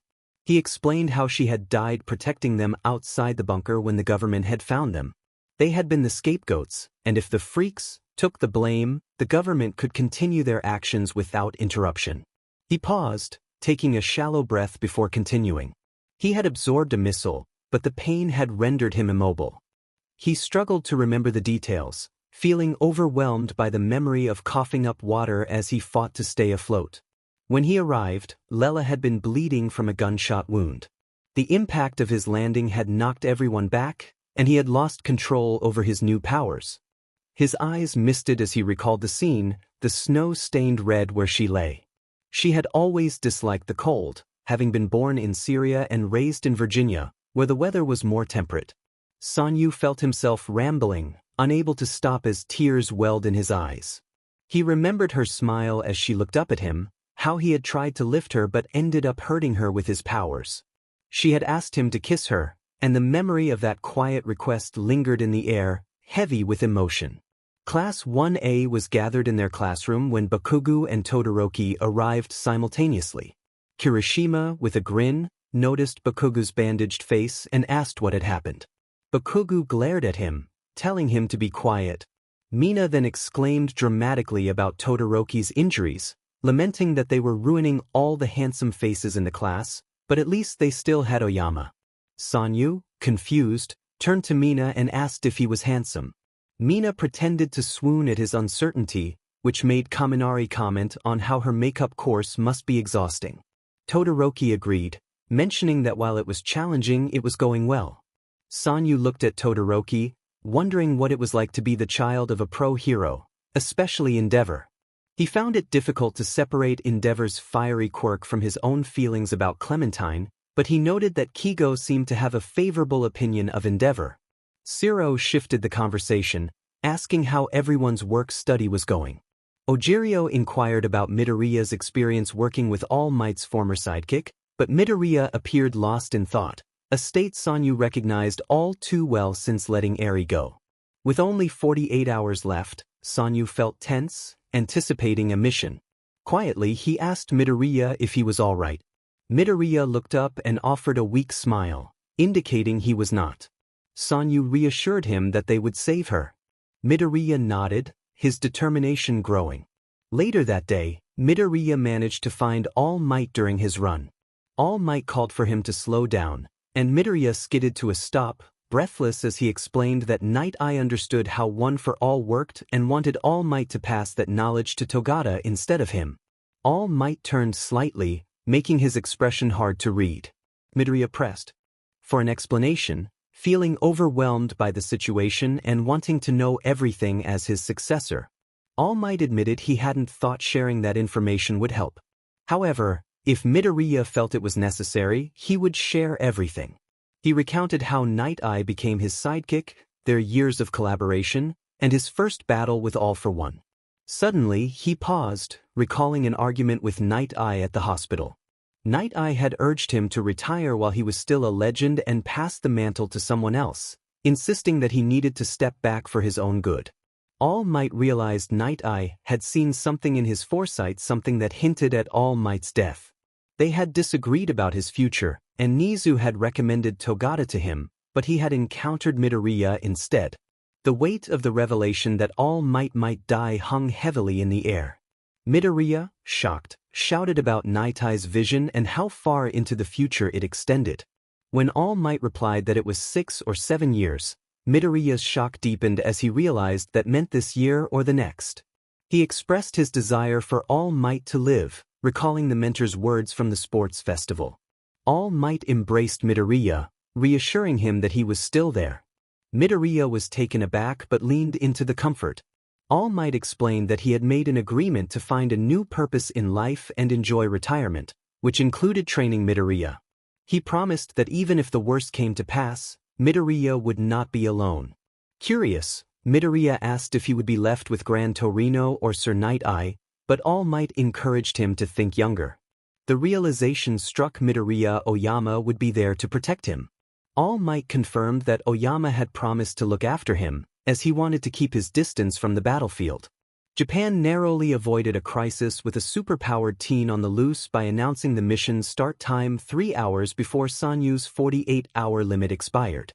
A meeting was held, and at 8 a.m. the next morning, a team of heroes and hero students stood ready outside the building to begin the operation.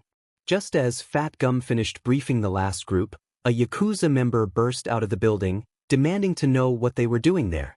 Ryukyu, Uraraka's mentor, transformed into a dragon and quickly subdued the man. Sanyu watched in awe, never expecting to see anything like a dragon in this world. He wondered how the rest of the 6 would react to such a sight, knowing Wisp had always been fascinated by mythology. Night-Eye called for the group to move forward, pulling Sanyu from his thoughts as they advanced into the Yakuza hideout. They made their way to the basement, where Night-Eye had seen Eri's room. Sanyu felt as though they were intruding into someone's home, a feeling that was unnerving as he recalled that people in his world sometimes used houses as hideouts too. He had faced this situation more times than he could count, but this time felt different.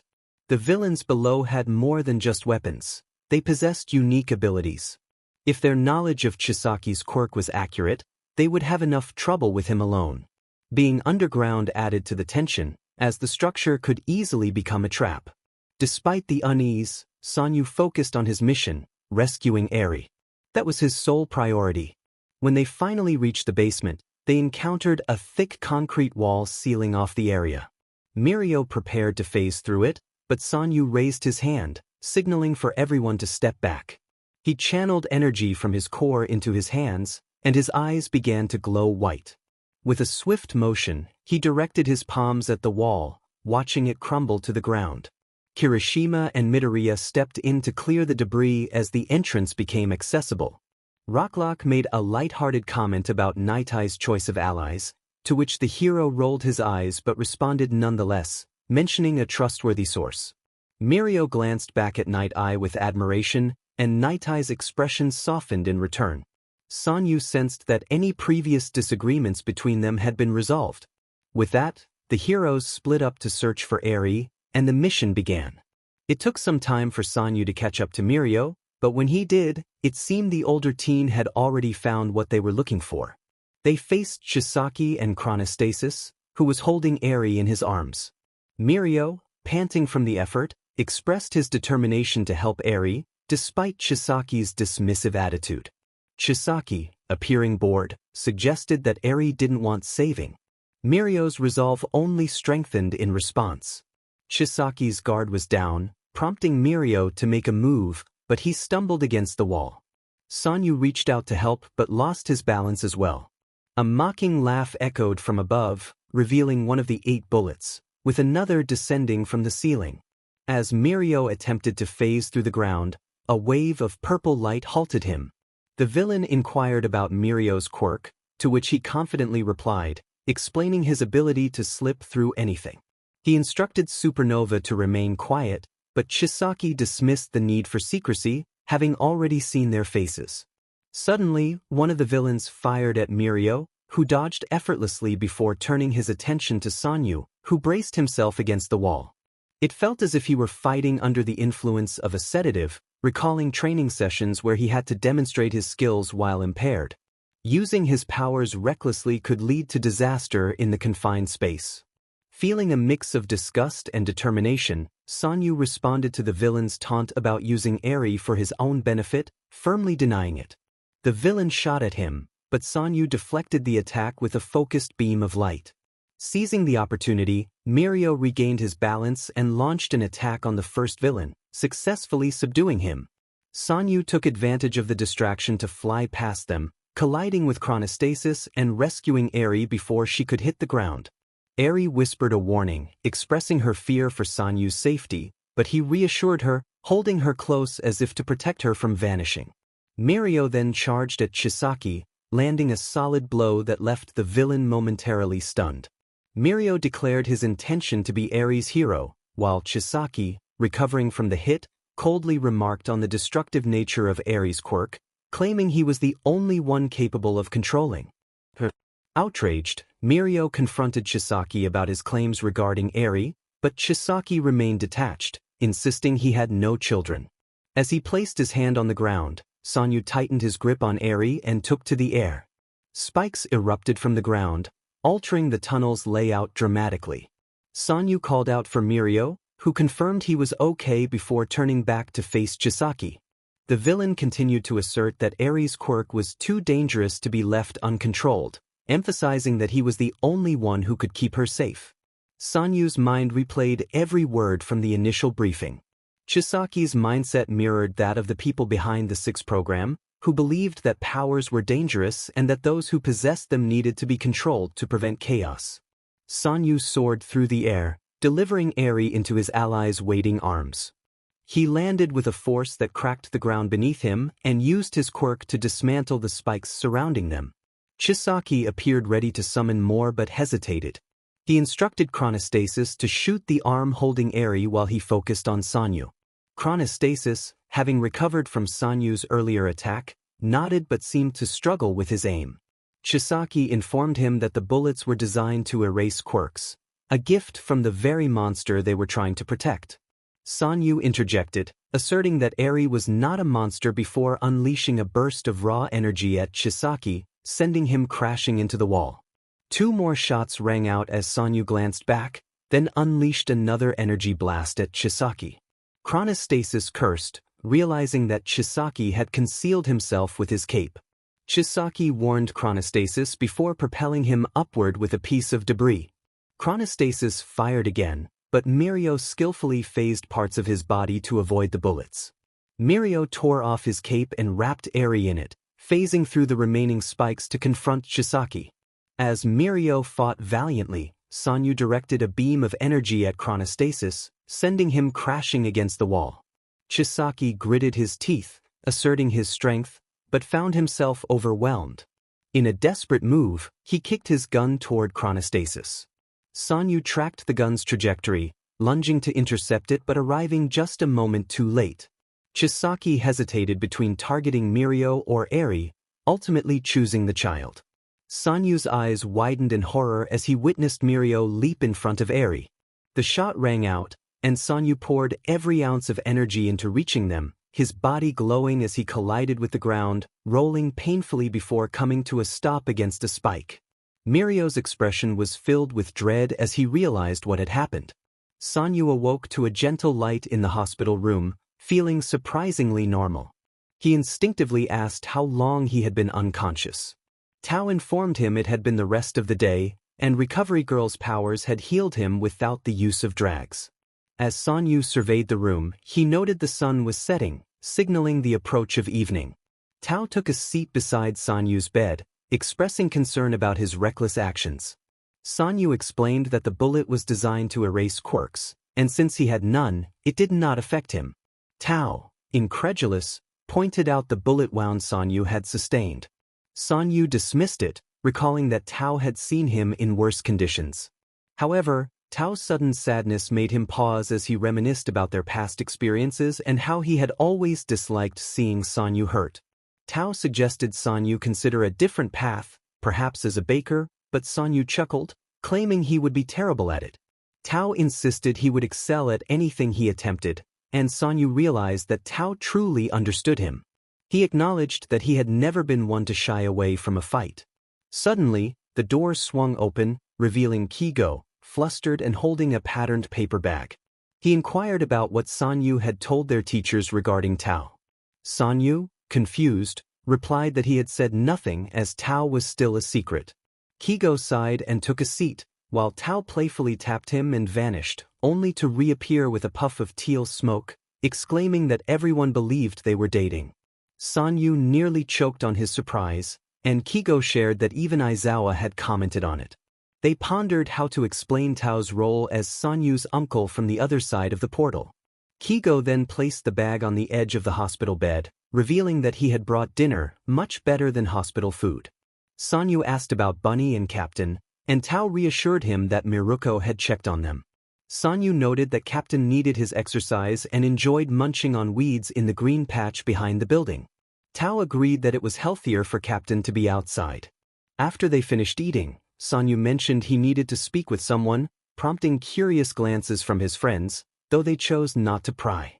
In Mirio's hospital room, a warm orange glow filled the space as twilight descended. Mirio expressed his relief at Sanyu's awakening, having been worried after Sanyu lost a significant amount of blood. Sanyu reassured him that he was fine and inquired about Mirio's legs. Mirio brushed off his injuries, insisting that a few spikes wouldn't hold him back. As silence settled between them, Mirio smiled at Sanyu, who felt uncertain about how to respond. Sanyu decided it was time to explain what had transpired, and Mirio expressed curiosity about how Sanyu had retained his quirk after being hit, noting that Sanyu's earlier comment about being quirkless had piqued his interest. Sanyu nodded and shifted awkwardly.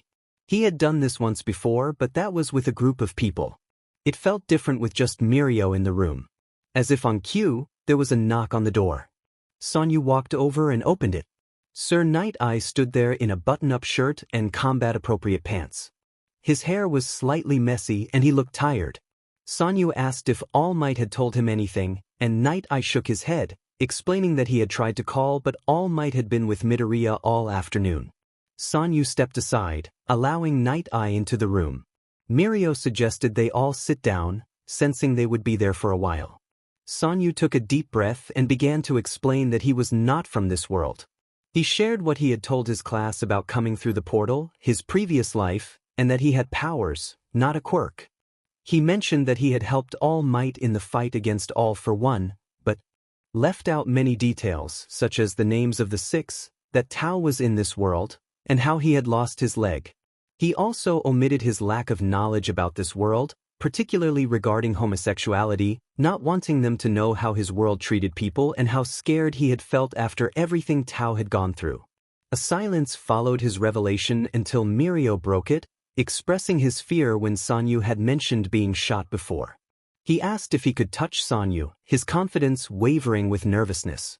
Sanyu nodded, and Mirio reached out to brush a strand of hair behind Sanyu's ear, noting the burn scar on his neck that his hair covered. Mirio had seen it after their first fight and had thought something terrible must have happened to Sanyu. Sanyu clarified that his comment about being shot had been a joke meant to lighten the mood, but Night Eye pointed out that he had been bleeding out. Sanyu defended himself, admitting he hadn't mastered humor yet, which made Mirio laugh. Night Eye pondered for a moment before asking why Sanyu had chosen to be a hero student instead of trying something new. Sanyu replied that this was new for him, as he hadn't been to school since he was 12. He likened each day to an X-Men comic, struggling to find a better way to explain it. Mirio, curious, asked what an X-Man was. Sanyu explained that it was a comic about people with superpowers who were not treated well by society, with their only safe place being the Xavier School for gifted youngsters. Night Eye inquired if Sanyu missed the books, movies, and music from his world. Sanyu nodded and thought for a moment before mentioning Rihanna as a musician he missed, wondering if any new albums had been released since he arrived. Mirio expressed curiosity about Sanyu's music taste, looking at him with newfound interest. Sanyu felt exposed under Mirio's gaze, but Mirio smiled, assuring him he would make sure he loved this world, which Sanyu admitted he already did, blushing slightly. Night Eye remarked that Sanyu had seen the worst of their world that day, villains who sought to harm others.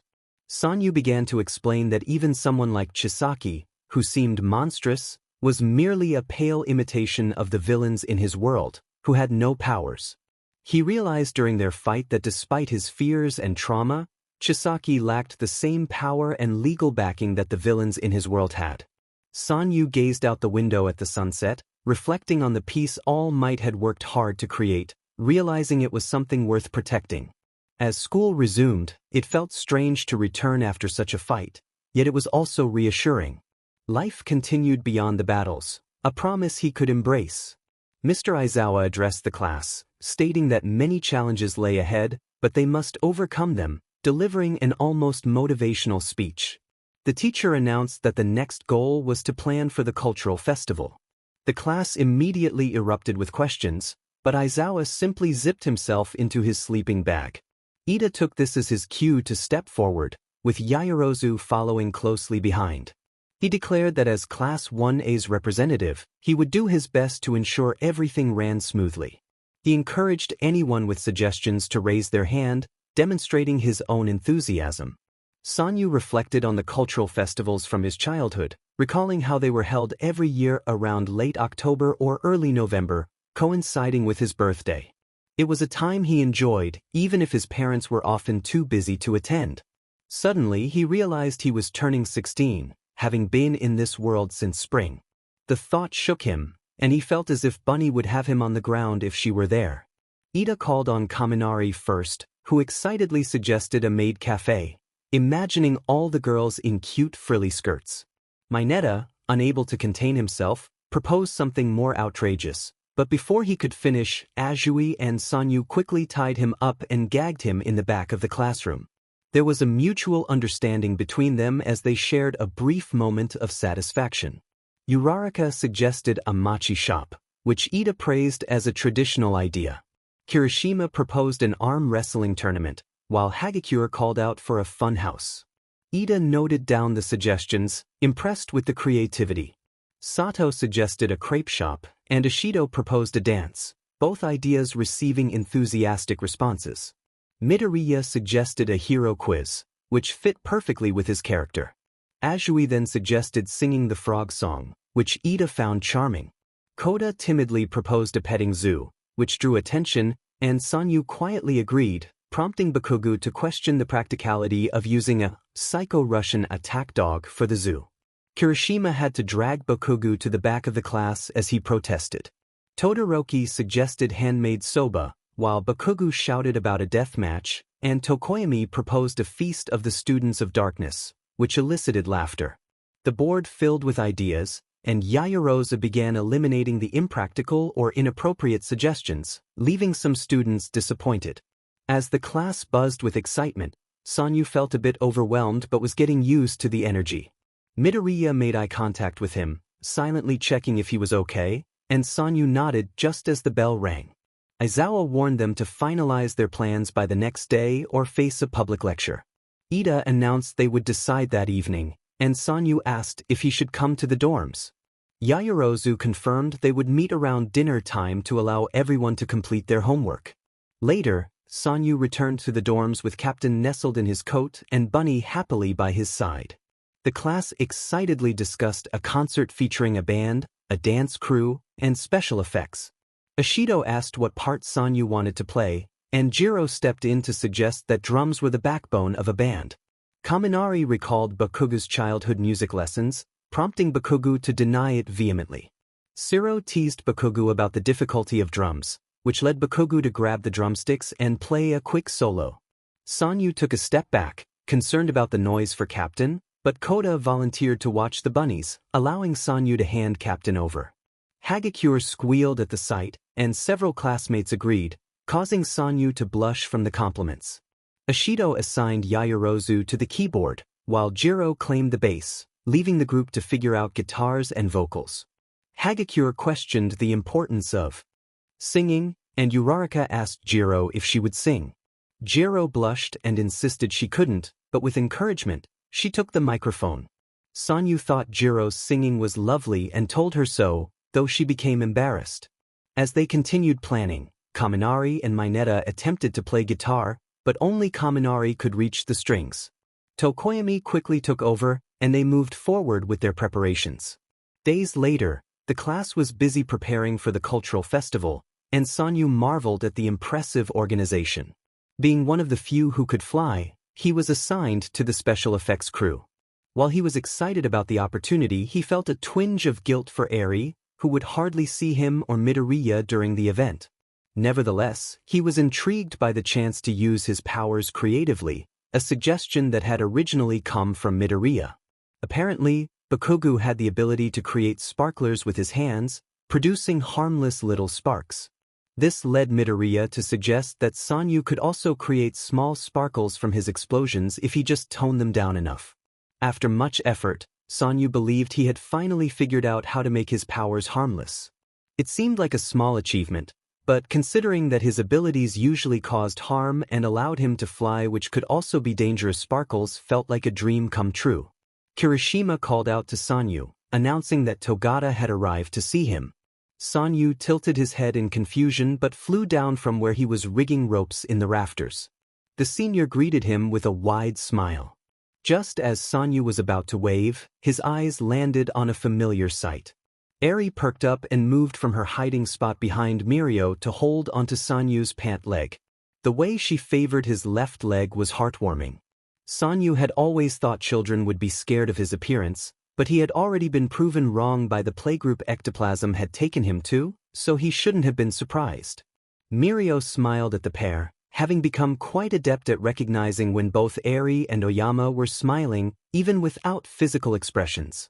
Eri's body relaxed, and she stopped fussing with her new clothes. Oyama's eyes lit up, sometimes even glowing. Mirio hoped to see them both smile genuinely soon. He wasn't even sure if Midoriya had witnessed his classmate's smile.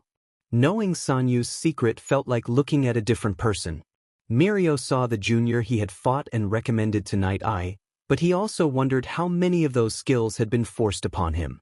Sanyu appeared to be a well-oiled machine of a hero, muscular, tall for his class, agile, and incredibly flexible.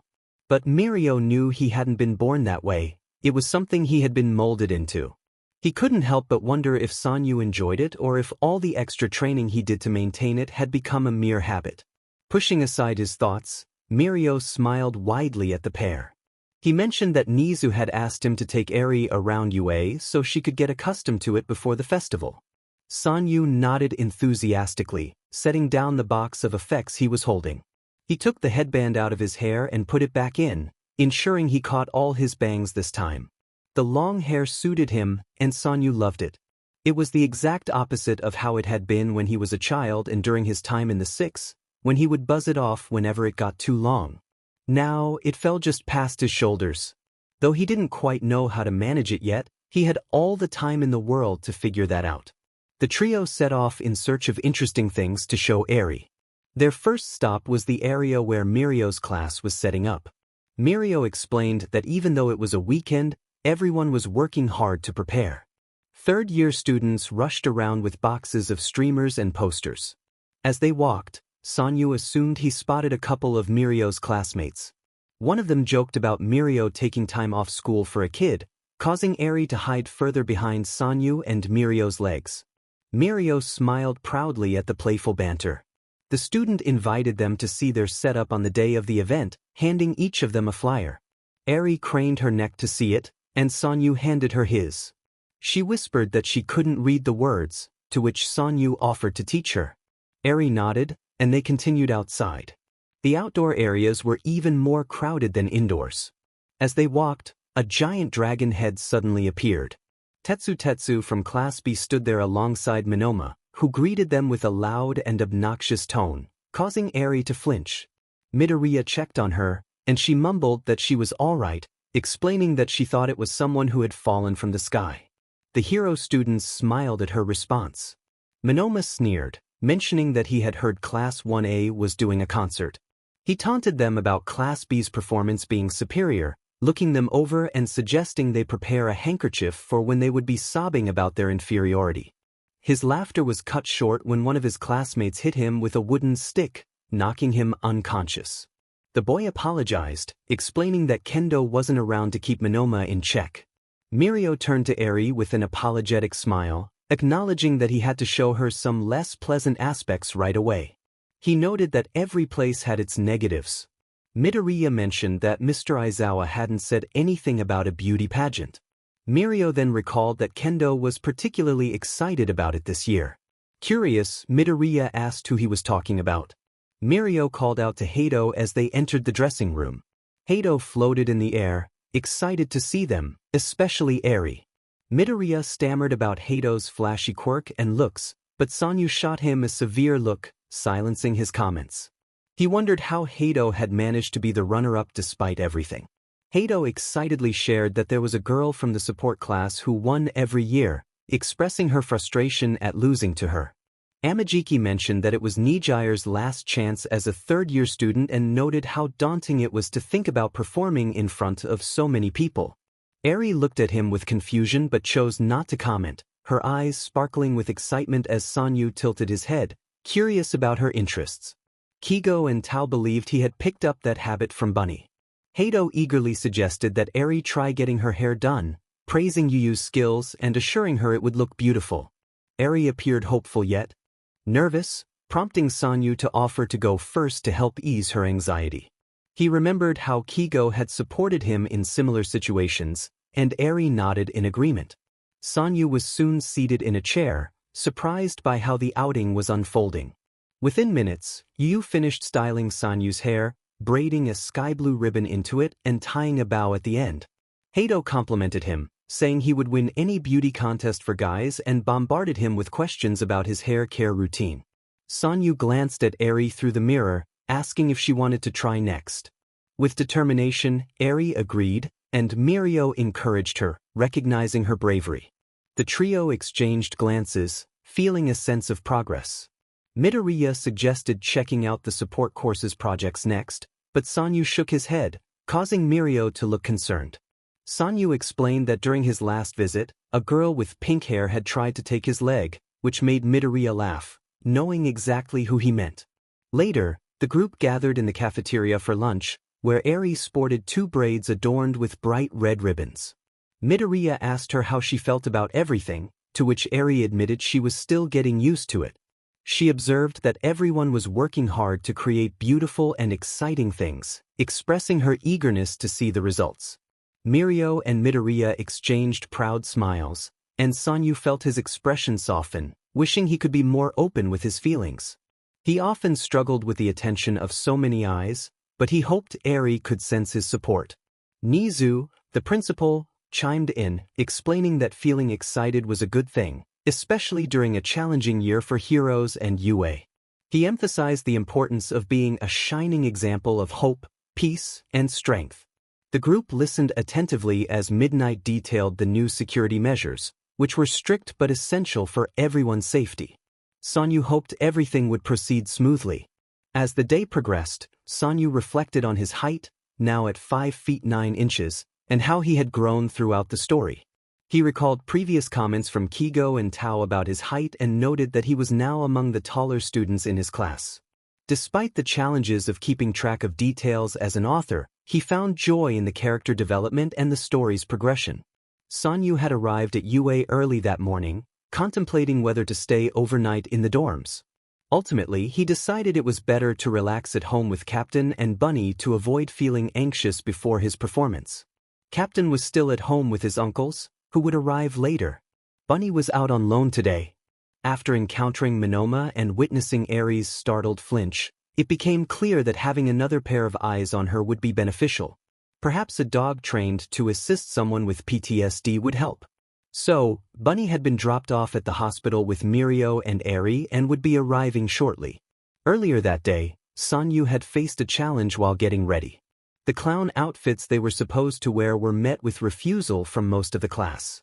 Instead, they opted for orange t-shirts featuring U.A's logo, allowing everyone to style them as they wished. Mina insisted on some form of blue denim to accompany the shirts. Sanyu simply put on the shirt with a pair of jeans and called it a day. He had forgotten that he lived with Tao, who expressed his rebellion against being a political tool by frequently dyeing his hair, and Kigo, who wore eyeliner daily, accentuating the natural markings from his quirk. They had insisted that Sanyu tuck in his t-shirt, wear a black belt to cinch it at the waist, and add some dark eyeliner to complete the look. Initially, Sanyu panicked at his reflection. What if someone commented? What if he faced harassment? He wasn't out to his class yet. His uncle insisted it was perfectly normal and accepted, but Sanyu still felt anxious. Kigo calmed him down, reminding him that if he could take a bullet, he could handle a few strange looks. Though Sanyu wasn't entirely convinced, he decided to keep the makeup on for school, which felt like progress. Another concern arose when Midoriya was nowhere to be seen with only 15 minutes left until showtime. And yet another issue was unfolding at that very moment. Jiro groaned into Yaoyorozu's side, expressing her distress about the performance. She lamented how she had let them talk her into it, feeling overwhelmed by her shaky voice and the fear of sounding awful. Uraraka reassured her that she had an excellent voice and everyone would love her performance. Ida added that success was guaranteed after all their practice. As the minutes ticked down, Jiro grew closer to tears. Finally, Sanyu decided to intervene. He suggested that going first might help ease her nerves. It wasn't his finest moment, but he remembered how Eri had felt less scared when she saw someone else go first. Jiro looked up at him with teary eyes, her eyeliner slightly smudged. She asked slowly what he meant by going first, her voice still trembling. Sanyu felt a spark of hope that his idea might actually work. Meanwhile, Eri asked softly if the show was going to start soon. Mirio smiled and assured her it would begin any moment. He lifted her into his arms, and Bunny nudged Eri's leg with her nose, prompting Eri to pet her and murmur about how soft she was. Mirio's heart swelled at the sight of their bond. Suddenly, the lights dimmed, and Eri gasped. Bunny nudged her again, reminding her of her surroundings. The stage lights flickered on, and a voice shouted to get the show started. Mirio covered Eri's ears as the excitement built. The stage erupted with music and dancers, filling the gym with vibrant energy. Mirio pointed out Midoriya, who had taken his starting position on stage. The spotlight focused on the center, where Oyama stood, singing with surprising clarity. Mirio was taken aback, as Oyama had never mentioned his talent for singing. With his dog tags and half-up hairstyle, he looked like a true rock star, glowing and sparkling as he performed. The girl joined in, and together they captivated the audience. Eri watched with wide eyes, her excitement palpable as the atmosphere transformed. The room filled with dazzling lights, and everyone held their breath, enchanted by the spectacle. As the climax of the song approached, Eri felt a weight lift from her. She looked up at the stage, sparkles falling around her, and beamed with joy. Mirio felt tears welling in his eyes at the sight of her happiness. Thought of all those who had fought so hard for moments like this. Mirio called out to the performers, praising their amazing show and expressing his surprise at Oyama's voice. Midoriya and Sanyu turned at the sound of his voice, and Eri excitedly recounted her experience, describing the initial darkness and how the lights brought the performance to life. She shared her delight at seeing the flying performer and how she had joined in the excitement with a joyful wah. Midoriya wiped her eyes and smiled, proud of Eri's enthusiasm. The boy expressed his happiness for Eri, his earnest voice striking a chord in her heart. For a brief moment, Eri's expression faltered when she noticed Midoriya wiping away tears from his eyes, but it quickly transformed into a radiant smile as she looked at Sanyu. Eri exclaimed with joy, noticing his smile, which prompted a familiar, stifled laugh from Sanyu. Mirio turned slowly to observe Sanyu's face, curious about what had brought Eri's spirits back so swiftly. What he saw took him by surprise. Sanyu was undeniably beautiful. Mirio had been lost in thought since he and Eri were told to wait outside while the ice was cleaned up. His mind was consumed by the memory of Oyama's smile.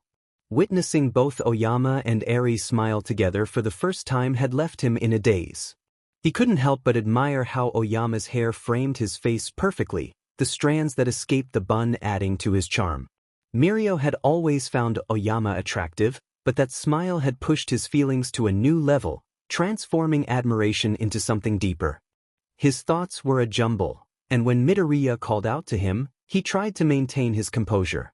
Mirio responded with a cheerful facade, attempting to mask his inner turmoil. Sanyu approached the group, eager to suggest their next activity.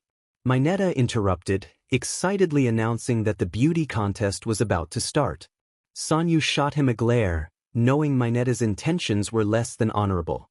Mirio attempted to lighten the mood, reminding them that Nijire would be disappointed if they didn't make it to the stage in time. As they arrived at the stage, they were greeted by a large crowd, indicating the popularity of the competition.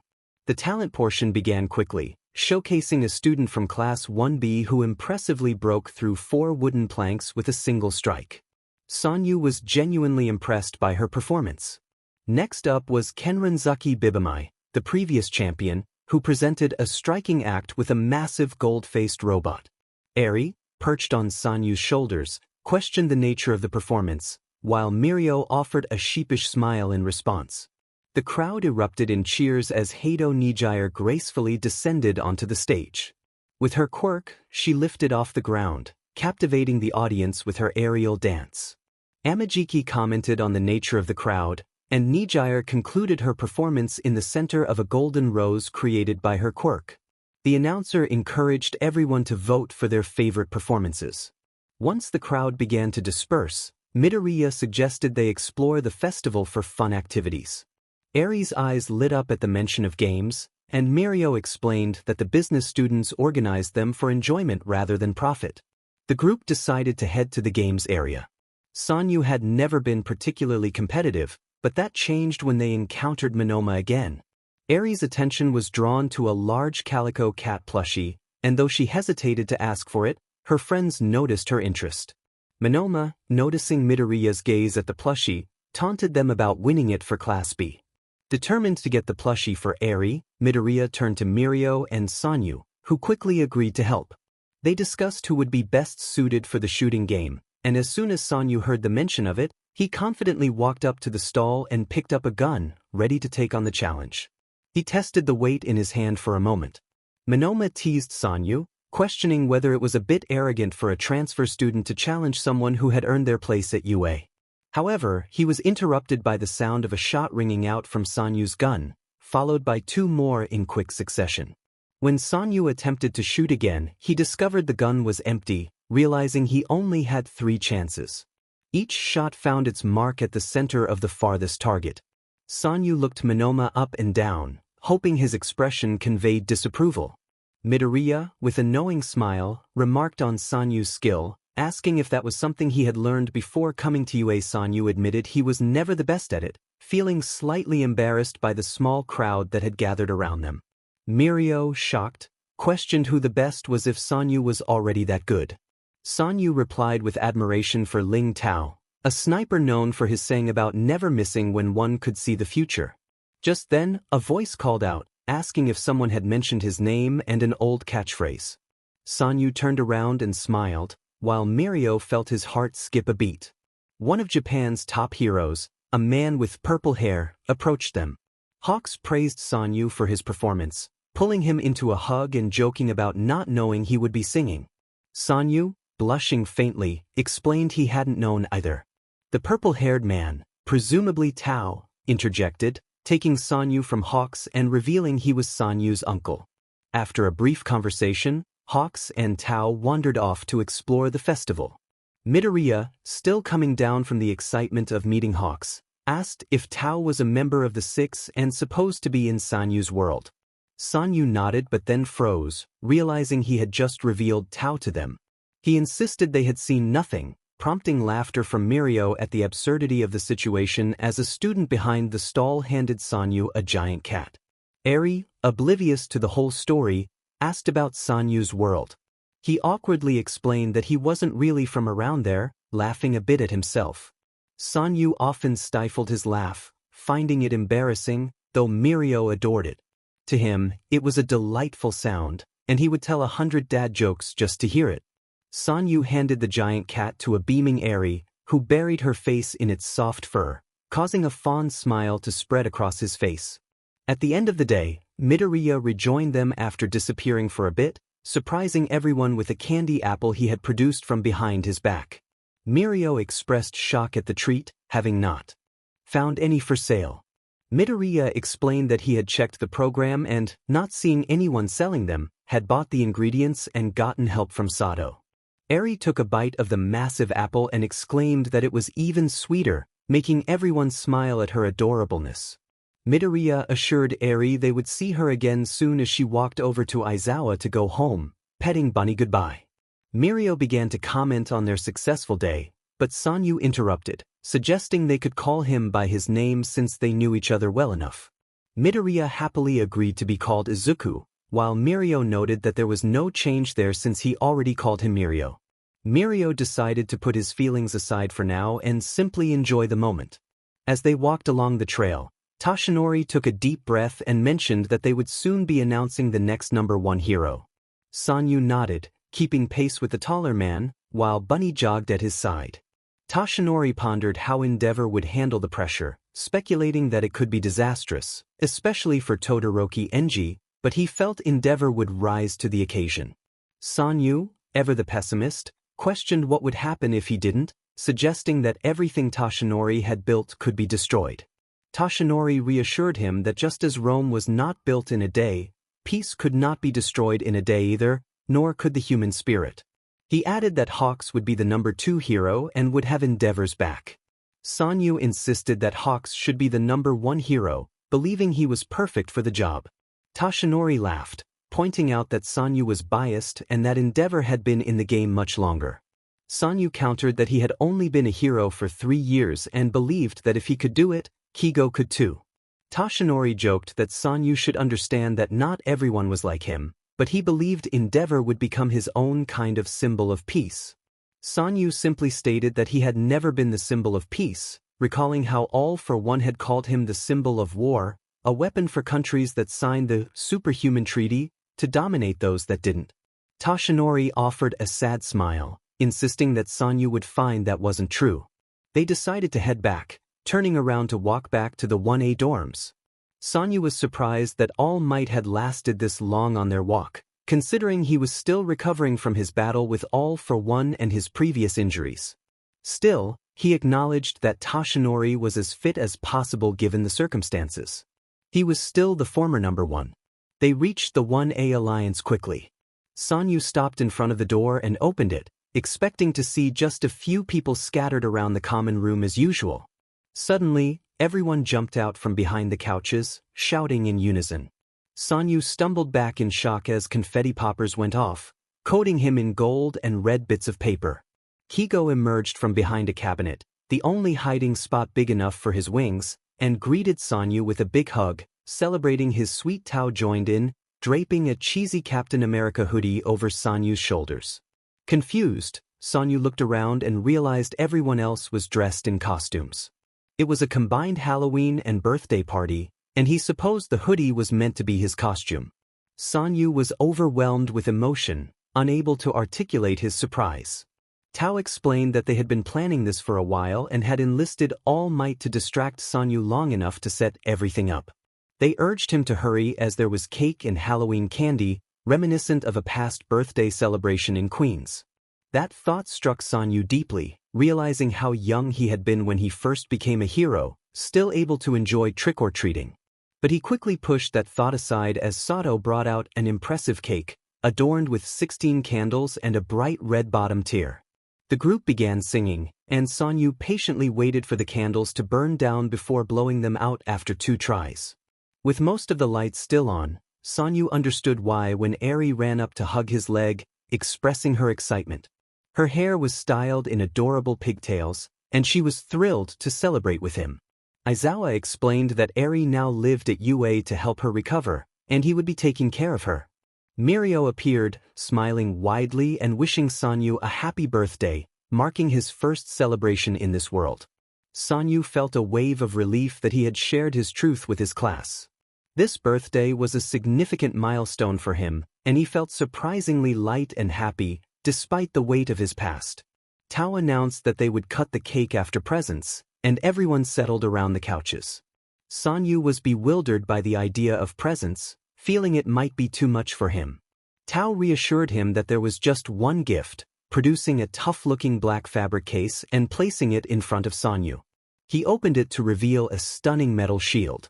As silence fell over the group, Tao explained that it was the only one in the world, crafted from Sanyu's spare leg by a tech company that had learned about his love for Captain America. It had been given to Jackson, who had kept it safe, and Tao had retrieved it before returning to the group. Sanyu examined the shield, noting its unique design. It was Captain America's shield but customized with colors that reflected his own. It came with straps that seemed to be designed for his back and forearm, utilizing magnets like in the movies. When Izuku asked if it was a support weapon, Sanyu shook his head, stating it was not meant for fighting. Captain America's story had been a guiding light in his life, and he didn't need support items to adjust to this new world. His classmates expressed disappointment, wishing he would consider using support items. Sanyu then questioned Tao about the origins of the shield, realizing it had been given to Jackson first. Tao shrugged, assuring him that Jackson wouldn't miss it too much and that he would eventually inform him about the gift. Looking at the shield, Sanyu felt a connection to Jackson that was hard to articulate. It was a piece of him, and he knew he wouldn't want to part with it. Tao placed a hand on Sanyu's shoulder, reminding him that Jackson had wanted him to have it, expressing regret that it couldn't be placed under Sanyu's headstone after the funeral. It was just sitting in the spare room, a beautiful piece of equipment that held significant meaning. Sanyu understood that it was made for him, and Tao's words resonated deeply. Sensing the sudden tension in the air, Tao suggested they cut the cake and watch a cheesy Halloween movie. Sanyu's mood brightened at the idea, and he eagerly agreed. Despite knowing it would remain a decoration, Sanyu cherished his birthday gift. He appreciated the effort of those around him who had planned everything just to bring him joy. Turning 16 felt wonderful. When Tao first arrived in the world of heroes, he had mentioned that after Sanyu had died, they had created something remarkable with his other leg, which was made of a unique metal alloy. That creation was the shield. Tao had contemplated giving it to Sanyu earlier, particularly before the operation to rescue Eri, but he decided it wasn't the right moment. The idea of presenting it as a birthday gift felt perfect. The shield embodied everything Sanyu was: heroic, strong, and partially made of metal. It represented his essence. What began as a light-hearted reference to the absence of superheroes in their world evolved into a deeper reflection of Sanyu's personality. Movies and comics had helped him make sense of his life, allowing him to feel understood, even if his career had only begun with the first member of the Six. Though it might seem a bit cheesy, Sanyu was a huge Marvel fan, and he loved every bit of it. The shield would proudly hang above his bed. Tao and Sanyu watched the Japanese hero ranking ceremony live from their box seats, enjoying the perks of being part of Kigo's family. The Hero Commission was eager to keep their presence a secret, even though the local ice cream shop owner might have noticed that Hawks had gone from living alone in a penthouse to housing his nephew and a new companion, rumored to be his partner. As the heroes delivered their acceptance speeches, Tao observed Kigo's expression and smiled. He anticipated another controversial remark from him. Sanyu shared a knowing smile in response. Kigo, the type of person who encouraged Sanyu to stand up for himself, was also the type to boast about how much more people liked him compared to the newly announced #1 hero. Endeavor reluctantly took the microphone and stated that Kigo had already stirred enough excitement, so he would keep his remarks brief. The room fell silent, save for Kigo's exaggeratedly sarcastic clapping. Sanyu found it hard to tell if Kigo genuinely appreciated Endeavor or if this was just an ongoing joke that amused him alone. He placed his bets on the latter. After the ceremony concluded, Sanyu and Tao decided to find Kigo. They thought about grabbing dinner while they were away from Mizudafu for a while. However, Sanyu received a text indicating that Kigo was taking Endeavor to dinner to discuss a potential collaboration. Tao made a disgusted face, recalling the countless business dinners he had attended, which were always dreadful regardless of the food quality. Sanyu pointed out that at least Tao had the opportunity to dine out, while he himself had likely been freezing in Siberia. Tao remarked that everyone had their own version of hell. Sanyu wanted to ask when Tao had become so insightful, but he sensed this wasn't the right moment for jokes.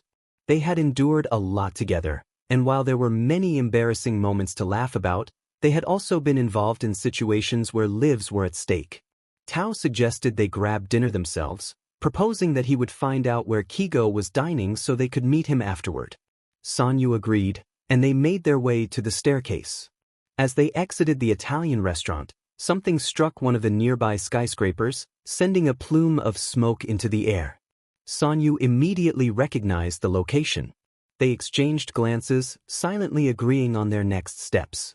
Tao emphasized the urgency of evacuating the area.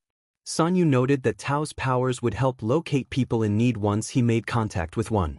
They quickened their pace toward the tower. Tao inquired about Sanyu's plan, and Sanyu explained that he intended to evacuate the building and deal with whatever had struck it without causing too much commotion. As a licensed hero, he felt confident that no one would question his involvement. Upon approaching the building, they encountered a chaotic scene filled with pushing and shoving as reporters gathered. Endeavor emerged from the structure, engaged in a fierce battle with a creature resembling a Nomu. Tao expressed his reluctance to confront it without a weapon, and they pushed their way inside as people fled. Once they were safe, Sanyu did something he never thought he would again. He tore off his left pant leg, revealing a smooth section of his prosthetic. He pressed his index finger against it, and several whirring sounds erupted from the limb as a small handle emerged. Sanyu grasped it, twisted and pulled, revealing a surprisingly large weapon that unfolded in his hands. Tao whistled at the sight. Sanyu admitted it wasn't a marksman's gun but would suffice. Tao took the weapon, questioning its effectiveness against the creature. Sanyu vaguely mentioned that it fired charged bullets, which caused Tao to look slightly apprehensive. Sanyu playfully warned him not to hurt anyone with it. Tao shook his head, tapped the nearest person fleeing the building, and vanished in a cloud of purple and teal smoke. Sanyu assisted a businesswoman to her feet, instructing her to take the north stairs, which were still intact. She nodded frantically and hurried away. Now on the top floor, Sanyu worked quickly to clear the area. The Nomu had temporarily left, flying outside with Kigo and Endeavor in pursuit, but the damage it had caused had compromised the building's integrity. It was on the verge of collapse. Sanyu moved through the hallways, urging anyone left to evacuate immediately.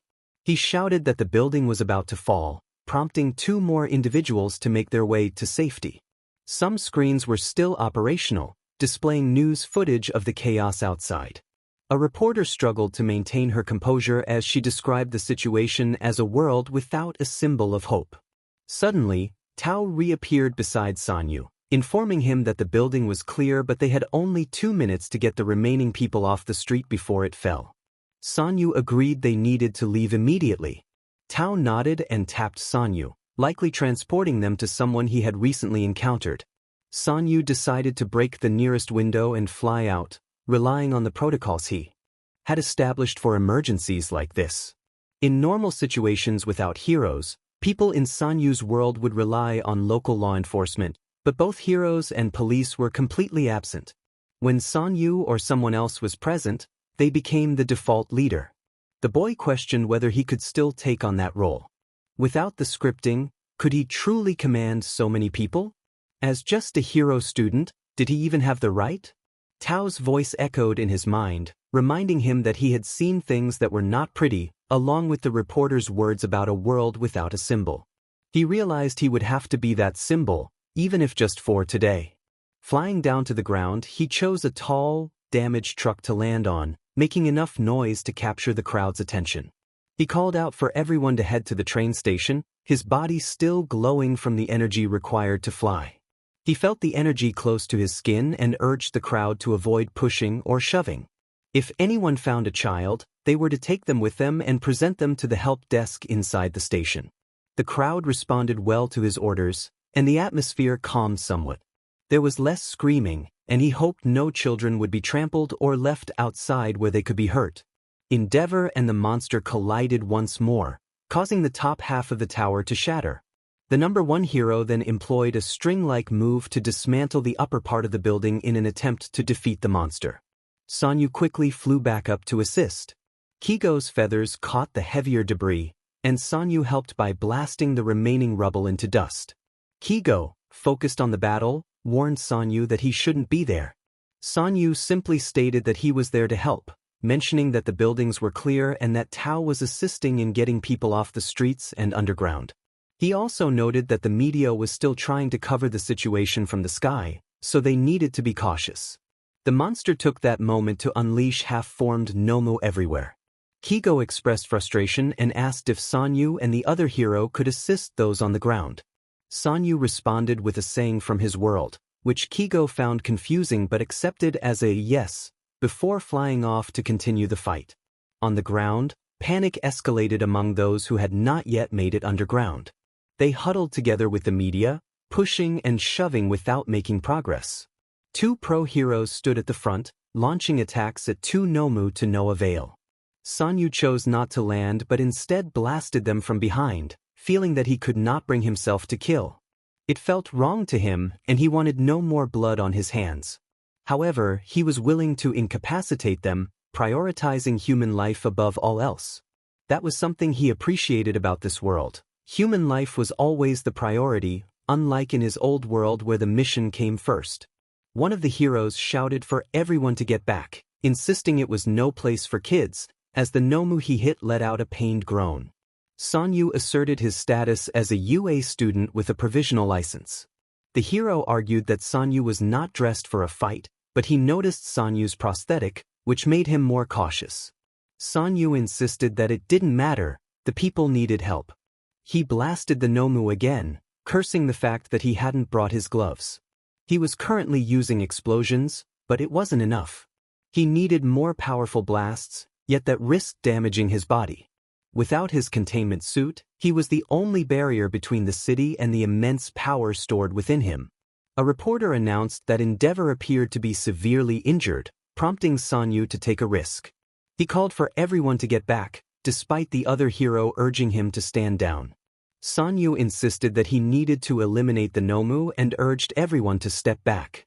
Reluctantly, the heroes complied as Sanyu landed, becoming the only thing standing between the half-formed Nomu and the frightened crowd. One of the grotesque creatures roared, revealing a mouth full of malformed teeth, causing the crowd to shriek in fear. Sanyu waited until they got closer before glaring at them. In one swift motion, he raised a glowing hand, and for several moments, the street was engulfed in white light. When the light faded, both Nomu had been completely obliterated. They might still be breathing, but the emphasis was on might. Sanyu took a deep breath, focusing on containing the energy within him. It hurt, but he knew he had to keep going. The pain he felt was more intense than the phantom sensations from his leg or the chronic discomfort caused by nerve damage. He was so focused on the ache that he failed to notice another Nomu creeping over the edge of a nearby building. Before he could react, two beams of golden light shot out, illuminating the scene. Tao waved from his position atop another building across the street, always knowing just where to strike. Sanyu waved back, and Tao quickly shifted his position, likely to target another Nomu. In the distance, Endeavor was engaged in battle with a Nomu. Suddenly, the sky lit up as the hero unleashed a powerful attack, incinerating the creature. Sanyu barely managed to save himself from falling to the ground. When the dust settled, Endeavor stood tall, fist raised high, radiating an intense heat that made Sanyu feel nervous and scared. The heat emanated from the hero like waves of flames, causing Sanyu's leg to ache and burn. He could almost feel the sensation of blood dripping down his leg, even though it was no longer there. The similarity between Endeavor's Hellflame quirk and Clementine's fire powers made it difficult for him to separate the two.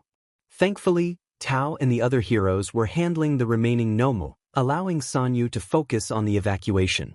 Once Kigo and Endeavor were on the ground, they were enveloped in blue flames. Endeavor gritted his teeth as he confronted Dabi, the villain smirking with a stretch of his staples.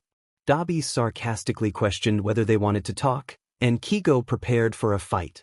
Dabi feigned reluctance, only to lunge at them, but was intercepted by a swift kick from Miruko, who landed with a confident smile. She declared her intent to take him down, catching Dabi off guard.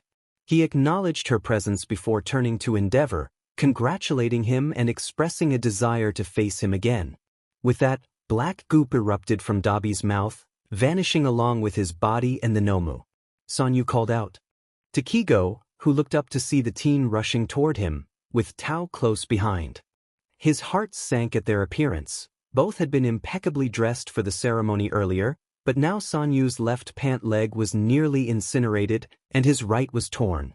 Tao's hair was disheveled, and his clothes were scraped and ripped, covered in dust from the collapsing building. He held an unfamiliar weapon, which he quickly concealed behind his back upon seeing Endeavor. He handed it to Sanyu, who absorbed it into his leg, the gun folding seamlessly into the silver metal.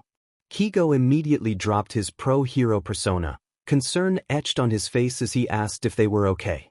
He expressed his worry, questioning why they hadn't left the rescuing to the professionals. Sanyu reassured him that they were fine, though Tao's shaky demeanor betrayed his confidence. Kigo pulled Sanyu into a hug, checking for injuries before embracing him tightly. Sanyu informed him that nobody had died, at least not that he knew of. They had managed to evacuate everyone to the subway before the building collapsed or ensured they were far enough away to avoid harm. Kigo laughed, impressed by their efficiency. Tao chimed in with a smile, suggesting that they should rely on them more. Kigo pulled them both into a hug, though he had lost many feathers in the fight and couldn't wrap his wings around them as he usually would. Regardless, the hug felt comforting. Sanyu praised Kigo, telling him he would be the best number 2 hero. Endeavor observed the scene with an unreadable expression. What he saw before him was everything he had longed for: Shoto backing him up in battle, running to him afterward to affirm his worth as a hero. He wished to see his other children do the same, to be the type of number 1 they could be proud of. Deep down, he also wished Rei could be there, supporting him and watching over their children. She may not have been a fighter, but she would have helped people escape the building. He knew he wasn't going home like Hawks. He was headed to the hospital for treatment of his injuries. When he eventually returned home, he doubted he would receive a warm welcome, a reality he had no one to blame but himself for. Sanyu glanced back at Endeavor, his expression momentarily cold, forgetting about the heat he felt. Endeavor couldn't tell that Sanyu wasn't truly angry, he was scared. The next morning, Sanyu received a warm welcome when he went to check on everyone in Class 1A. He intended to speak with Todoroki but wanted to ensure everyone was okay and to talk to All Might about the events. Before he could reach the 1A alliance, he heard movement in the bushes behind him. Bunny, who was at his side as usual, perked up and went to investigate. A familiar voice called out playfully, revealing Mirio, who emerged from behind a tree with a smile. He welcomed Sanyu back to campus, expressing his admiration for Sanyu's performance on the news and wanting to ensure he was okay. Sanyu felt warmth spread through his chest at the compliment. The kind of heat that didn't remind him of that night in Belgium enveloped Sanyu. The older teen stepped out from behind the tree, concern etched on his face. Sanyu turned away from Mirio, reluctant to respond. He felt it wasn't fair to burden Mirio with his feelings. He couldn't articulate why he felt uneasy about the number 1 hero. As far as he knew, Endeavor was a perfectly nice person, albeit with an awkward son who might not be fond of Sanyu. When Sanyu focused again, he noticed Mirio was much closer than before, causing him to startle and feel his cheeks flush. Mirio's brow furrowed with concern as he placed the back of his hand on Sanyu's forehead, asking if he had a fever. Sanyu's face felt like it was on fire, and his stomach dropped in a way he had never experienced before. Bunny, his ever-present companion, alerted him that he might faint. Confusion swirled in his mind. Why was Mirio so close? Why was his heart racing? Did he actually have a fever? Sanyu found himself reflecting on his life. He had asked his friends if they wanted a double update, only to fall asleep before he could see their responses. A whole day passed without him reaching his computer, and he decided to add a cute little scene because he thought he might be sick. In truth, he was feeling something entirely different. He couldn't help but think it was cheesy, but it suited him. He was glad he saved this for today, as he had forgotten about a test to study for, which meant he wouldn't finish his work that night. He wanted to ensure that the situation with Endeavor came across as intended, twisting the knife. He wasn't sympathizing with him. He was outlining the reasons for his troubled life, which was entirely his own doing. In another part of the school, Nijire excitedly teased Mirio about his feelings for Sanyu, likening him to a knight in shining armor. She had a plethora of metaphors ready, but Tamaki interrupted, sensing Mirio's embarrassment. Nijire insisted they were just trying to show interest in their friend's love life, noting that Mirio hadn't had a crush since a blue-haired guy who graduated the previous year. Mirio, feeling the weight of their attention, tried to downplay it, but his tone revealed his sadness. Nijire looked at him with concern, questioning why it wouldn't lead anywhere. She pointed out Mirio's handsome appearance and kind nature, suggesting that Sanyu would surely be interested. Mirio hesitated, thinking of the many reasons why it might not work, ultimately settling on the belief that Sanyu might not be attracted to men. Nijire confidently asserted that Sanyu definitely liked men, citing their interactions as evidence of gay panic or gay confusion. Tamaki agreed, offering a small smile and expressing hope for Mirio's chances. Mirio, however, felt the age difference and their mentor-mentee relationship would prevent Sanyu from seeing him in that light. Nijire encouraged Mirio to make Sanyu see him differently, suggesting romantic gestures to win him over. Mirio groaned at her playful enthusiasm, dismissing her suggestion with a shake of his head. Just then, another student popped their head into the changing room, announcing that they were ready for class. As Sanyu settled into his seat that morning, he pulled out his phone and searched for fever symptoms. Kirishima, taking a seat beside him, asked if he was feeling unwell. Sanyu confirmed his suspicion, but he knew it wasn't just a simple illness. It was something deeper, especially since the feeling faded when Mirio was not around. He sighed and closed his phone, not wanting to confront the truth. He had experienced crushes before, but this was different. The moment Mirio had walked away, Sanyu felt a weight of realization that he felt more than friendship for him. It was disheartening to think that someone like him could develop such feelings. He loved his family and friends deeply, but he felt flawed in many ways.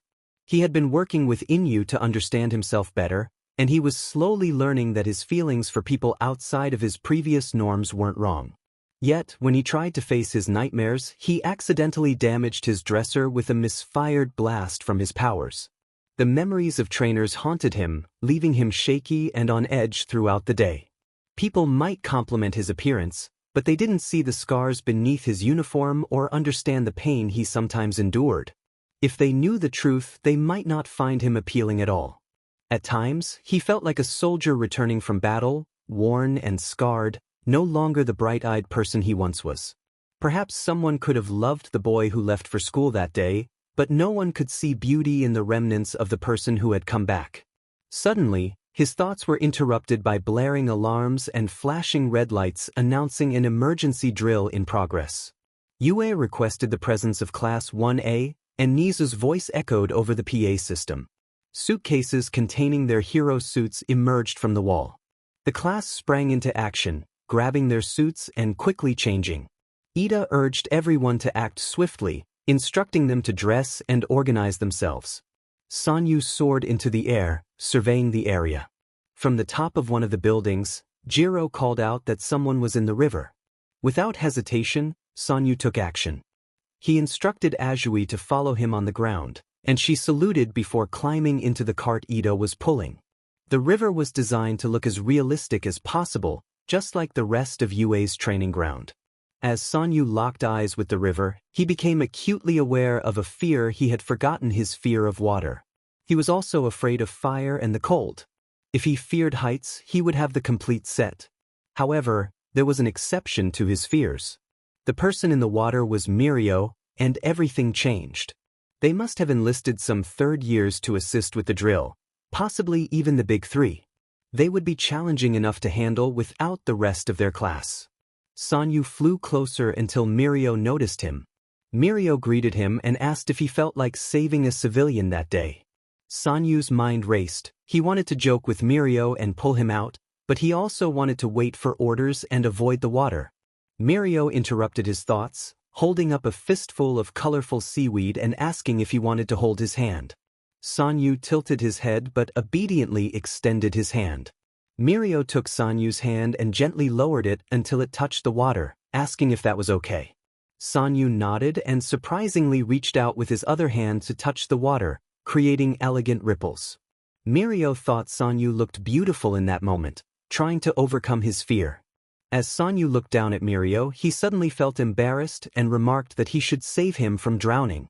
Mirio laughed and agreed that it might be a good idea. Sanyu lifted Mirio under his arms and carried him in a bridal style, realizing that Mirio was taller than he had thought. He quickly set Mirio down on the bridge with Azui and Mineta before rushing off to handle the villains. Kirishima questioned what took him so long as he dodged one of Amajiki's attacks. Sanyu blushed slightly, running his fingers through his bangs while a shy smile crept onto his face as he looked at the lump of seaweed in his hand. Mirio had given him seaweed. Sanyu had realized early on that despite his fear of water, extreme cold, and extreme heat, his most troublesome triggers were orders and fighting. He managed to push through the fighting aspect most of the time, but it often meant relying on old habits that no longer felt safe. When he slipped up, it felt like he lost control of his body, which frightened him. As a result, he was nervous about the joint training exercise. Both sides were instructed to view the others as villains, with the goal of capturing their opponents and placing them in a mock prison featuring Nisa's face. Their field of play was the expansive fake city constructed by UA. Vlad King gruffly stated that they were fortunate their numbers were even. Everyone would draw a number from a box to determine their teams, and Shinso would be participating with Class 1B. The students lined up and picked their numbers. Azui held up her ball displaying the number 1, and asked Sanyu what he got.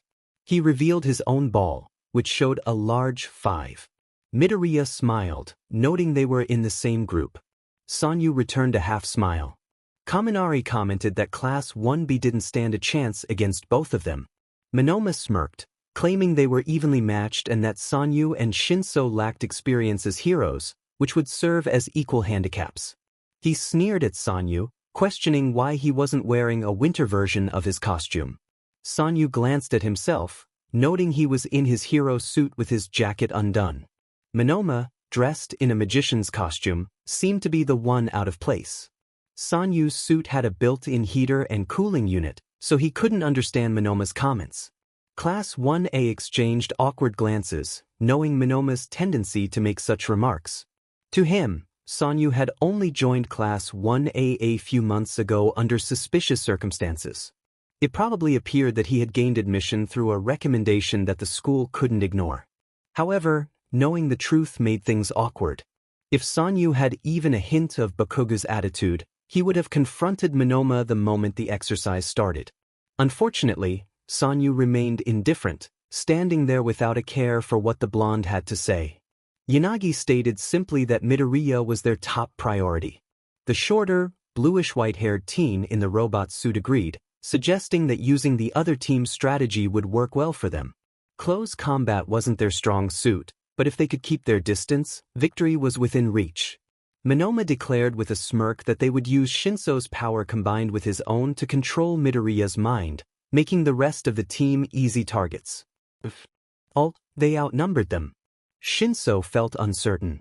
Something about the new kid's suit made him suspicious. The design seemed to hint at a power level that went beyond mere aesthetics. There were no unnecessary details, just a few glowing stripes and a well-worn jacket. He doubted that he and Oyama shared the same level of naivety when it came to battle. Meanwhile, Ashido, Mineta, and Uraraka walked alongside Sanyu while Midoriya moved ahead on his own. They decided to play into their theory that Sanyu was clueless and then surprise him with a strong attack. Mineta expressed his concern about Shinso, voicing his discomfort about the possibility of someone probing his mind. Uraraka reminded him not to fixate on one individual, pointing out that the opposing team was strong and could strike at any moment without revealing their location. They had the ability to make things float, while Mina added with a smile that she could melt things. Mineta, juggling a few strange purple ball, chimed in with his own quirk. They turned to Sanyu, who released harmless sparkles from his hands. Hesitantly, he suggested glitter, earning sheepish but supportive looks from the group. Mina noted that not everyone shared the same worries as Oyama, expressing her concern about her powers against the opposing team. Uraraka suggested they find the other team first and set a trap. Midoriya jumped down from a nearby fake building, offering himself as bait. Uraraka reminded him that he had mentioned his quirk acting strangely. Midoriya reassured her with a smile, stating that he believed he had it under control now. After observing the previous match, he felt the other team would be more cautious around him, not wanting a repeat of Bakuga's earlier performance. Ashido then proposed using an even better piece of bait, prompting Sanyu to ask who that would be. The entire group turned to him with smiles. The robotic voice announced the start of the 5th and final training match, declaring it a battle for glory that would continue until only one student remained standing. The match began. Class 1A watched the monitors from outside the training grounds. Ida analyzed their power dynamics, noting they were similar to the last round. Siro observed that while their spread was comparable, the opposing team lacked a Jiro. Without a scouter, Midoriya would have to work harder to predict their movements. Jiro added that it would be challenging to anticipate their actions without as much range, narrowing her eyes at the screen as the match commenced. Todoroki noticed that their team had split into two groups, with Oyama going off on his own. He realized they were preparing for two possibilities. Oyama was close enough to hear them and could fly over if needed, while Midoriya was being kept at a distance by the rest of the group. They had devised a plan to be ready, regardless of whether the opposing team targeted the easy target first or aimed for their most significant asset. It was a smart strategy, but its success depended on how well Class 1B could utilize Shinso's quirk. Even with strong players like Midoriya and Oyama on the field, the outcome was uncertain. Sanyu thought that sending him off as bait might have been a bad idea. It was clear that no one from Class 1B was coming after him. The area was eerily quiet, likely because they were avoiding making noise. Shinso's quirk was voice-activated, which added to the tension. Sanyu felt anxious, his leg aching more than usual. Normal people might have chosen to skip school or sit this one out, but he refused to let those who had caused him pain win. Clementine had wanted him out of commission, not dead, but unable to continue his hero work. Fortunately or unfortunately, depending on perspective, the Kronos Tech Company had been ahead of the game, with prototypes ready and surgeons willing to help. The thought of it sent echoes of his own screams through his mind. He shook his head, refocusing on the task at hand. The silence was unsettling, but he knew they were likely avoiding any sounds that might give away their positions. Mind control was a powerful ability, but it also posed a risk. Sanyu had enough experience with being controlled without resistance. More than worrying about being at someone else's mercy again, he was concerned about the potential consequences. After all, Shinso would probably just tell him to walk himself to the jail cell. He wasn't going to ask Sanyu to harm anyone. However, Sanyu wasn't sure if the rest of his mind understood that. He didn't want this to accidentally shock him back into his own thoughts. Suddenly, he was pulled from his contemplation by the sound of metal creaking. A fight had begun. That was his cue to abandon whatever he was doing and head back to assist his group. It wasn't like he was doing anything important anyway. Unaware of his ability to fly, he decided to run toward the commotion, following the noise of attacks landing on buildings and fake exposed pipes until he could hear Minoma's voice. The blonde shouted about how the symbol of peace was dead and questioned how Bakugo could smile, knowing it was his fault for getting captured. Sanyu winced involuntarily as he ran toward the scene. That was a sensitive topic for both Bakugo and Midoriya. He had witnessed their significant fight and had even played a part in it, but since then, the two had become more amicable. Perhaps he had done something right after all. Suddenly, he heard something strange like the ripping of metal. Neither Minoma nor Midoriya's quirks should have been able to produce that sound. He had learned all about Minoma's copying ability before they started the drill. Realizing this might be more serious than just an exercise, he flew into the air to bypass the wall of buildings between them. He called out for Deku, searching for him. When he finally spotted his friend, he realized far too late that something was terribly wrong. A black and green electric tentacle was emerging from Izuku's arm, thrashing around uncontrollably. Izuku grunted in pain as he struggled to reach the ground. He expressed his confusion and pain, and suddenly the tentacles grew stronger. Izuku shouted for Minoma to run, but Minoma didn't seem to grasp the severity of the situation. Izuku cried out that he couldn't control it, that it felt like it was exploding out of him. Sanyu froze for a moment, but it felt like an eternity. He recognized that feeling all too well the sensation of a foreign power bursting forth, creating chaos and harming others without control. He would never wish that on anyone, not even his worst enemy. As the tendrils grew more powerful, Sanyu snapped back into action. He flew through them until he was in front of Izuku, holding him steady in the air to prevent the tentacles from pulling him apart. Tears formed in the corners of his eyes as he shouted for Izuku to stop, his voice filled with pain. Izuku's voice was frantic as he insisted that this power wasn't his. Sanyu felt his heart break at the sight of his friend in distress. He had to think quickly before someone got hurt, This was his responsibility now. However, he wasn't good with words, and Izuku only responded to imagery. He blurted out that Izuku needed to pull the power back into his core. Izuku protested that he couldn't, but Sanyu insisted that he could. He met Izuku's frantic gaze with steady determination, and slowly, the tentacles began to retract. A shell-shocked Midoriya went limp in Sanyu's arms, and Sanyu quickly carried him to the ground. Shinso watched them with concern, his mask off. Sanyu assured him that Izuku would be okay. Uraraka rushed over, worry etched on her face. Midoriya, still dazed, asked if he was the cause of Sanyu's injuries. Suddenly, Sanyu tensed up and turned around, grabbing Monoma's hand and twisting it painfully. The blonde had attacked them during the chaos, and Sanyu glared at him, furious that he would take advantage of Izuku's pain. Monoma made a pained noise as Sanyu continued to hold him down. Sanyu ducked under Monoma's shoulder and flipped him onto his back. Monoma hit the ground hard, gasping for breath. In one swift motion, Sanyu pinned Monoma's hands with his prosthetic, careful not to break his wrists, while holding his hand in front of Monoma's face. The hero student stared at the glowing center of Sanyu's glove, pulsing with power. Suddenly, the rest of Class A and B flooded the area, and an all-out brawl erupted around them. One of Shinso's binding cloths shot out, and Midoriya caught it. Shinso easily pulled him over, but Sanyu barely stopped Izuku from falling and injuring himself. Uraraka expressed her shock at how Monoma had managed to overpower Sanyu. He explained that he couldn't risk using his quirk again, he didn't want to hurt anyone. But Shinso was right there, waiting for a fight, and he deserved to continue the match. It was his only chance. Sanyu looked up at the purple-haired teen and instructed Uraraka to take Monoma to the jail. He cracked his knuckles, something he had never thought to do before a fight, but it felt pretty cool. If he wanted a fight, Sanyu would give him one. With that thought in mind, he leapt off the building they were on and into the air, aiming a large beam at Shinso.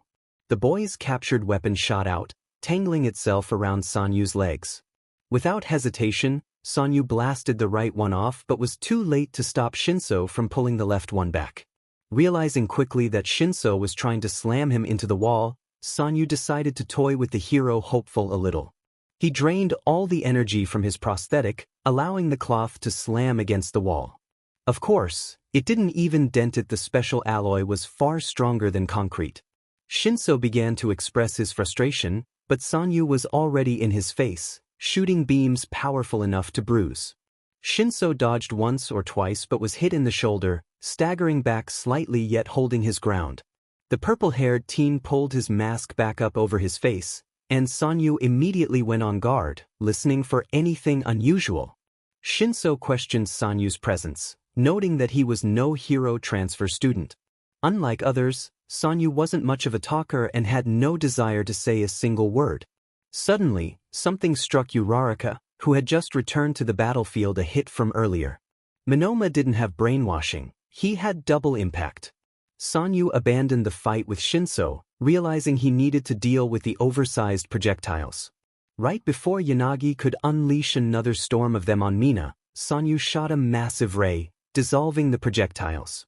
Now free from the attack, Ashido, Mineta, and Uraraka quickly dealt with their other opponents. Shinso made his presence known again by wrapping the capture weapon around Sanyu's torso. Sanyu blasted through it swiftly before tugging one of the longer ends, pulling Shinso toward him. He spun the boy around so he landed face-first on the ground. As Sanyu jerked Shinso's hand down, the boy gritted his teeth, acknowledging the challenge of the hero course.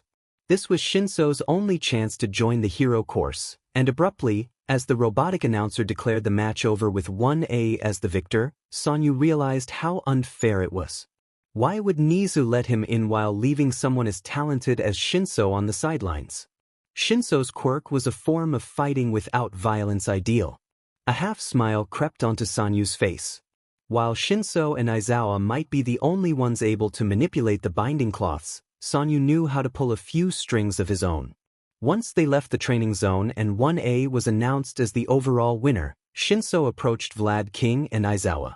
He expressed his disappointment in not being able to stand against them alone, questioning if this test was meant to determine his readiness to transfer. Vlad King was shocked that Shinso had figured it out on his own, but Shinso explained that this was a prime opportunity to assess his readiness. Aizawa reassured him not to worry just yet, as they were about to hand out critiques. Shinso nodded and returned to the group. Midoriya struggled to articulate how his power had changed, thanking Sanyu for helping him calm down. A few more compliments and critiques were exchanged before Shinso began to blame himself for not acting quickly enough to save his teammates from Midoriya's sudden outburst. Aizawa squeezed Shinso's captured weapon slightly, reminding him that no one expected more than what he had already done. Sanyu looked at Aizawa in surprise. He had a fatherly demeanor. Aizawa continued, stating that everyone had been training for months to become heroes the world could depend on, emphasizing that no one could become a hero overnight except perhaps the former number one. Everyone assumed he was referring to All Might, but the way he met Sanyu's eyes made the boy think he was alluding to both of them. Aizawa stressed the importance of self-care, stating that if one couldn't stand alone, they couldn't protect anyone. He concluded that what Shinso showed today was a passing grade. Grateful but determined, Shinso expressed his desire to aim higher than just a passing grade. He had witnessed the excellence of the hero course and wanted to catch up, to train and learn to stand his ground. Aizawa offered him a genuine smile, encouraging him to adopt a plus-ultra mentality. With that, he dismissed the class. As the crowd dispersed, Sanyu approached All Might, eager to know if Shinso would be allowed to join. Kigo asked between bites of cereal what was on the schedule for the day. Sanyu replied that he was going to meet with Bakugo and Midoriya, and that All Might would probably be there too. He mentioned he had a training session with Mirio, who had asked him to spar. Additionally, he had a session with Inyu to discuss facing his nightmares. Kigo observed that it was a busy Saturday and mentioned he had a shift, leaving Tao at home. Tao, with an innocent smile, assured them he would make his own fun and could manage just fine. Sanyu, curious, asked what Tao was planning, to which Tao playfully denied any intentions. They both laughed, but Sanyu cautioned Tao not to get into any trouble, especially with the UA staff already convinced they were dating. Tao's expression briefly showed a hint of hurt before he smiled again, saying people would think what they wanted. Before leaving, Sanyu asked Tao why he seemed upset. Tao sighed and explained that feelings were complicated and not always wanted. He expressed doubt that anyone he liked would reciprocate, even someone like Kigo. Sanyu pointed out that Kigo seemed more upset about not being with Tao. Tao suggested Sanyu ask Mirio to train with him while he met with Bakugo and Midoriya, emphasizing the importance of being with Mirio at the same time. Sanyu had learned long ago not to question Tao's advice, but he did anyway. Tao whispered something in Mandarin that made Sanyu blush before he awkwardly shrugged on his jacket and dashed out the door.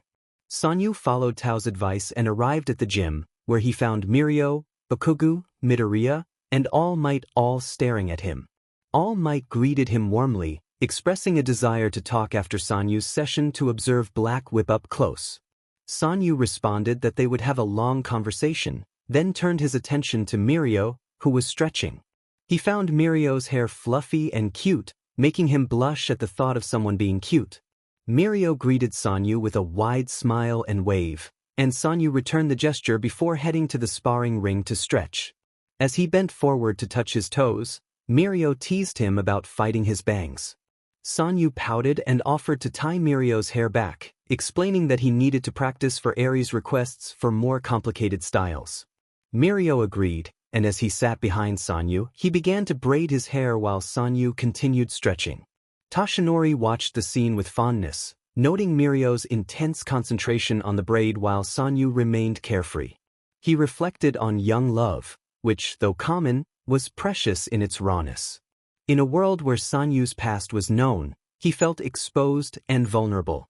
Toshinori turned his attention to Bakugo, who was yelling at Midoriya in an attempt to provoke him into using Black Whip. Rivalries, though less loving, held their own value. Mirio reached for Sanyu's shoulder, but Sanyu brushed him off, causing Mirio to stumble forward. It appeared as though they had merely bumped into each other. Mirio rubbed his cheek where it had connected with the floor and jokingly thanked Sanyu for the bruise. He realized he had accidentally used a pet name, but when he saw Sanyu smiling softly with a hint of pink on his cheeks, he decided not to apologize. The nickname suited Sanyu. Despite his edgy appearance, he had a bright personality. Mirio pushed himself off the mat and returned to his fighting stance, filled with enthusiasm. Sanyu gave him a half-smile and charged at him. Sanyu's discussion with All Might, Bakugo, and Midoriya was tense. He felt awkward around Bakugo, as they hadn't spoken since the incident. Toshinori worked to keep the conversation flowing smoothly. They concluded that the previous users of One for All were reaching out, indicating that something significant was happening with All for One that needed to be addressed quickly. Sanyu felt uneasy, sensing that something unseen was gradually eroding the peace he had found. At the peace Toshinori had dedicated his life to maintaining, he found himself reluctant to engage in another conflict, yet the signs of brewing trouble were undeniable. Sanyu had suggested visiting All for One in prison, but Toshinori knew he wouldn't be able to gain the necessary security clearance without revealing his identity. Even if All for One hadn't already disclosed it to the guards, who would believe him? Sanyu was merely a fleeting mention in the news. Upon exiting the office, Toshinori was surprised to find Mirio waiting for him. Mirio smiled sheepishly and explained that he had noticed Toshinori's tension during the meeting with All Might, so he had decided to return and shower. He had made hot chocolate for Toshinori and offered to walk him to his therapy appointment if he didn't mind. Sanyu smiled at the sight of the two steaming travel mugs in Mirio's hands and suggested they walk together. Although the words didn't come out quite as he intended, Mirio understood and handed him one of the mugs before walking alongside him. As they strolled through the halls, Sanyu caught a glimpse of something through the window. Mirio rushed over to press his face against the glass, exclaiming in delight that it was snowing. Suddenly, everything clicked into place. The Korean tradition Tao had mentioned that morning. Sanyu recalled Tao's whispered words before he left, "Do you want true love or not?" This tradition suggested that if one watched the first snow with someone they liked, true love would blossom. Sanyu had learned about this custom during a mission in Korea in December, similar to this one. He glanced at Mirio, who was smiling back and talking about the snow. Sanyu took a sip of his hot chocolate, feeling warmth spread through him as he smiled behind the mug. The kitchen buzzed with activity as Sato shouted a warning, but Hagakure didn't heed it and ended up covered in powdered sugar. She lamented having just showered, while Mina laughed, teasing that they could see her now. Hagakure playfully tossed some sugar back at Mina. Sanyu suddenly interrupted the lively atmosphere, questioning Hagakure about how she could see without reflecting light. Through her eyes. A moment of silence fell over the kitchen as everyone pondered the oddity. Hagakure shrugged, admitting she had never questioned it before. Sanyu accepted her answer and the kitchen returned to its lively chatter. Hagakure remarked on Sanyu's curiosity about quirks, and he noted he could now see her smile, thanks to the sugar covering her. He suggested she clean up before Bunny, the dog, decided to investigate. Sanyu's curiosity about quirks stemmed from his desire to help Midoriya navigate the changes he was experiencing. However, he pushed those thoughts aside and returned to his task of icing cookies, determined to make the next one a bear. Christmas was in full swing at the 1A Alliance, with teams assigned to decorating, cooking, and organizing games. Sanyu was part of the kitchen team due to his knack for timing, a skill his classmates often lacked, as evidenced by Tokoyami burning the cinnamon berry muffins earlier. They aimed to have everything ready for a holiday party at 6 p.m. Christmas had never been a significant event for Sanyu, who usually spent this time on missions or training.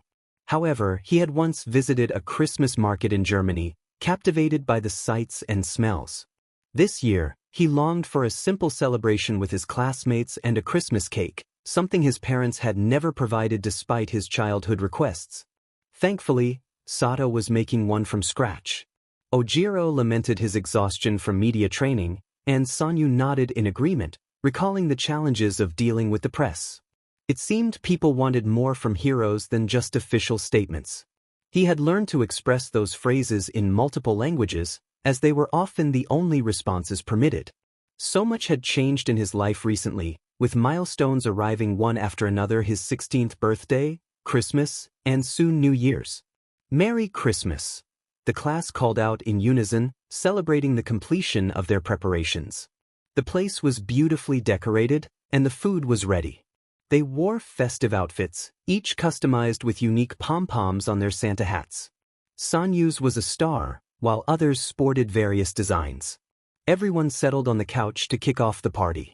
Kirishima grinned, excitedly mentioning the return of work studies and how busy they were as first years at UA. Jiro asked Azui and Uraraka if they were going back to join Ryukuru, to which Uraraka smiled and confirmed they were. Sanyu felt a sense of warmth and belonging as he joined in the festivities, ready to embrace the joy of the season with his friends. "Are you two going back to the Night Eye Agency?" Ida asked, his voice muffled by the giant beard. "It must be cool to work with that guy, right?" Kirishima added. Izuku smiled sheepishly as he explained that the agency was swamped with work and didn't have time for interns. He had considered returning to Gran Torino, but the hero was retiring. Sanyu hadn't been around for the first round of internships either, so it seemed the school would have to place them. Kaminari's eyebrows shot up in surprise. He had completely forgotten that Izuku missed those events. "Wow. It feels like you've been here forever." "In a good way, don't get me wrong," he said. "Are you going back to Genist, Bakugu?" Kirishima asked. Mina seized the moment to place a Santa hat on Bakugu's head. Bakugu wore a complex expression as he genuinely considered it. "I haven't decided yet," he replied, his tone gruff. Sanyu remembered that Genist had been off duty for a while, likely due to injuries sustained during the Kamino incident. He thought the man deserved a break. "You had a ton of people scouting you after the sports festival. You could go anywhere you want." Kirishima encouraged. "I'm not going to learn from some nobody," Bakugu shouted back. Mina attempted to put a red coat on him too, but Bakugu spun around, glaring at her. "You touch me and you'll regret it." "Come on, man," Mina whined. "It's Christmas. Get into the spirit." "Forget your Christmas spirit," he retorted. Mineta banged his hands on the table, insisting they stop discussing school. "We're supposed to be having a party." "I hate to say it, but Mineta's right," Mina admitted sheepishly. The rest of the class hesitantly agreed and shifted the topic for a while. "Are we late?" a voice asked as the door opened. Bunny dashed toward it, followed by Aizawa and Eri, who was wearing an adorable little Santa costume. "I'm supposed to say trick or treat?" Eri looked up at Aizawa for confirmation. "Not quite. That's Oyama's birthday, Halloween. Not Christmas," he corrected, and Eri nodded. "Eri Claus," the class cheered. "In sickness and in health," Eri repeated passionately, tossing what looked like flower petals onto the floor. "Now you're even further away," Aizawa said with a fond sigh. "Is Togata coming?" "That guy's a riot," Kirishima asked. Sanyu perked up at the mention of the name and blushed when he noticed Izuku watching him. "He'll be celebrating with his own class." "Now go on, have some fun," Aizawa said, smiling at Eri the whole time. Eri nodded vigorously and walked over to Sanyu, taking his hand without prompting. Sanyu smiled back at her. "Do you want to try some of the cookies we made?" he offered. "Yes," Eri replied happily. They participated in a secret Santa-style gift exchange. Sanyu had gotten Jiro the sheet music for a few popular songs from his world, which didn't exist here, thanks to Tao's parents making him take music lessons as a child. Jiro absolutely loved it. In return, Sanyu received a bright red HRSS for Captain and a matching collar and leash for Bunny from Koda. He made sure to thank his friend thoroughly for the gifts and immediately put Bunny in her new collar. According to Koda, she seemed to love it, even though he always said she was hard to understand. "Merry Christmas," Tao and Sanyu said in unison. Kigo looked at the obvious jewelry box in shock. "You guys didn't have to get me anything," he said. "I got you stuff because it's your first Christmas here. You don't need to give me something in return." "Just open it," Tao urged with a laugh. Kigo took the box and untied the bow, letting the white ribbon drop to the ground as he lifted the top. Inside the box were 3 steel dog tags, each engraved with Kigo Takami in English. They matched Tao and Sanyu's perfectly, just less worn. "You're not part of the 6, Sanyu explained, "but you're part of the family, so we figured it was about time to get you your own dog tags." Kigo looked up at them and smiled. "Kid, you're going to make your uncle cry or something. Thank you for including me in something so personal." He put one of the dog tags on the next morning and hadn't taken it off since. He understood why Tao and Sanyu kept theirs on all the time. It felt like a safety blanket, a little piece of himself. Kigo realized he should probably start making plans for winter break. Sanyu was off school, although he was starting his internship soon. Endeavor. He never thought Sanyu would pursue that kind of hero. Sure, Kigo admired the man, but he wouldn't have guessed there was anything Sanyu felt he could learn from him. Then he found out that Sanyu had only picked Endeavor because he wanted to get closer to Todoroki and Bakugo. Despite everyone trying to convince him that what happened between him and Bakugo was in the past, neither of them seemed to think so. Sanyu wanted to make it up to Bakugo, to apologize for the past. And Todoroki? Well, Sanyu said he just looked lonely. Kigo had to admit that Todoroki Shoto seemed to be dealing with something. He hoped Sanyu could help him. The hero was pulled from his thoughts when someone called his name again. "What can I do for you?" he asked, flashing a winning smile at the head of the Hero Commission. He wished he could be anywhere but here. He had a million better things to do. "You haven't given us an answer to what we asked you to do. Our agents have been trying to set things up for nearly a month now, and you've ignored us," the woman said, her tone threatening. Kigo shrugged. "I've been busy. Evil never sleeps and all that," he replied, noticing her eye twitch. "We need you. Japan needs you. What else could be higher on your priority list besides going back undercover?" she asked slowly. "Well, for one, I have a family now. You don't really know them, and I like it that way," he said, casting a severe look at the chairwoman to signal her to back off. "Whatever it is the League is planning, it doesn't matter. I'll always get there faster than anyone else." "Ah yes, your family," the chairwoman drawled. "The UA student and the unidentified Chinese national. We raised you, Kigo. We know you don't have a nephew. Did you now?" Kigo asked, feigning pleasantness. "What?" the chairwoman said, confused. "When did you raise me?" "Because I sure as hell wasn't there," he repeated, blinking innocently. "I only remember being trained, not raised. When did that happen?" And Kigo expressed his frustration, stating that she knew nothing about his biological family and had taken him from them for a mere sum of money. He pointed out that there were many Takamis out there. He leaned over the desk, looking her directly in the eye, and made it clear that she would not call him just to remind him of past mistakes or threaten his family. He explained why he would not be her double agent again or her underground operative. She insisted he cease his nonsense, but he interrupted, mentioning that he lived with bloodhounds. He noticed her flinch when he addressed her by name and warned her that if they caught wind of her scheme, it would lead to disaster.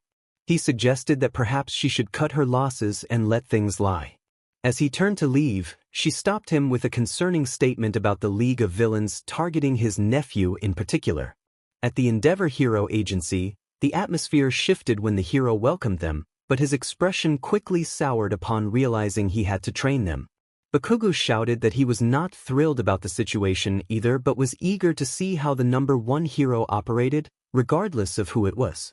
Endeavor, unimpressed, questioned Shoto about his friends, reminding him to choose his allies wisely. Shoto calmly affirmed they were his friends, while Bakugo insisted they were not friends just because they had attended supplementary lessons together.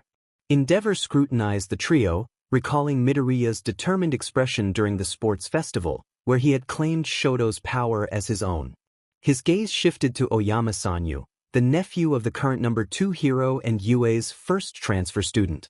Oyama had 3 limbs intact and 1 advanced nerve-sensitive prosthetic, with a quirk called Starburst. Notably, he had faced several Nomu and emerged victorious, managing to evacuate civilians while battling the monsters. Endeavor recognized Bakugo and Midoriya as the future top heroes, but Oyama's presence disrupted that expectation, leaving him uncertain. Oyama, wearing a blank expression, thanked Endeavor for the opportunity to work with him. Izuku smiled, expressing his excitement about learning from the number 1 hero as they walked with their suitcases. Suddenly, Endeavor leaped over a metal barrier and sprinted down the road, stating he would only look after his son and instructing the others to stand back and observe if they wanted to learn. Sanyu quickly followed, putting on his worn gloves, and asked for instructions. Endeavor reiterated for them to stay back as they arrived at the scene of a villain resembling a wizard, who was floating above the city, transforming glass from windows into bubbles and proclaiming the end of the world. Endeavor charged through one of the glass bubbles, and the villain warned that disrupting his sacred duty would lead to ruin. As Endeavor melted the glass, his interns followed closely. They zipped through an alleyway just as the villain shouted, and Sanyu reacted quickly, blasting through cables while another hero took down the person wielding a crowbar. Sanyu was surprised to see Hawks arrive, who smirked at Endeavor and claimed he was there to help.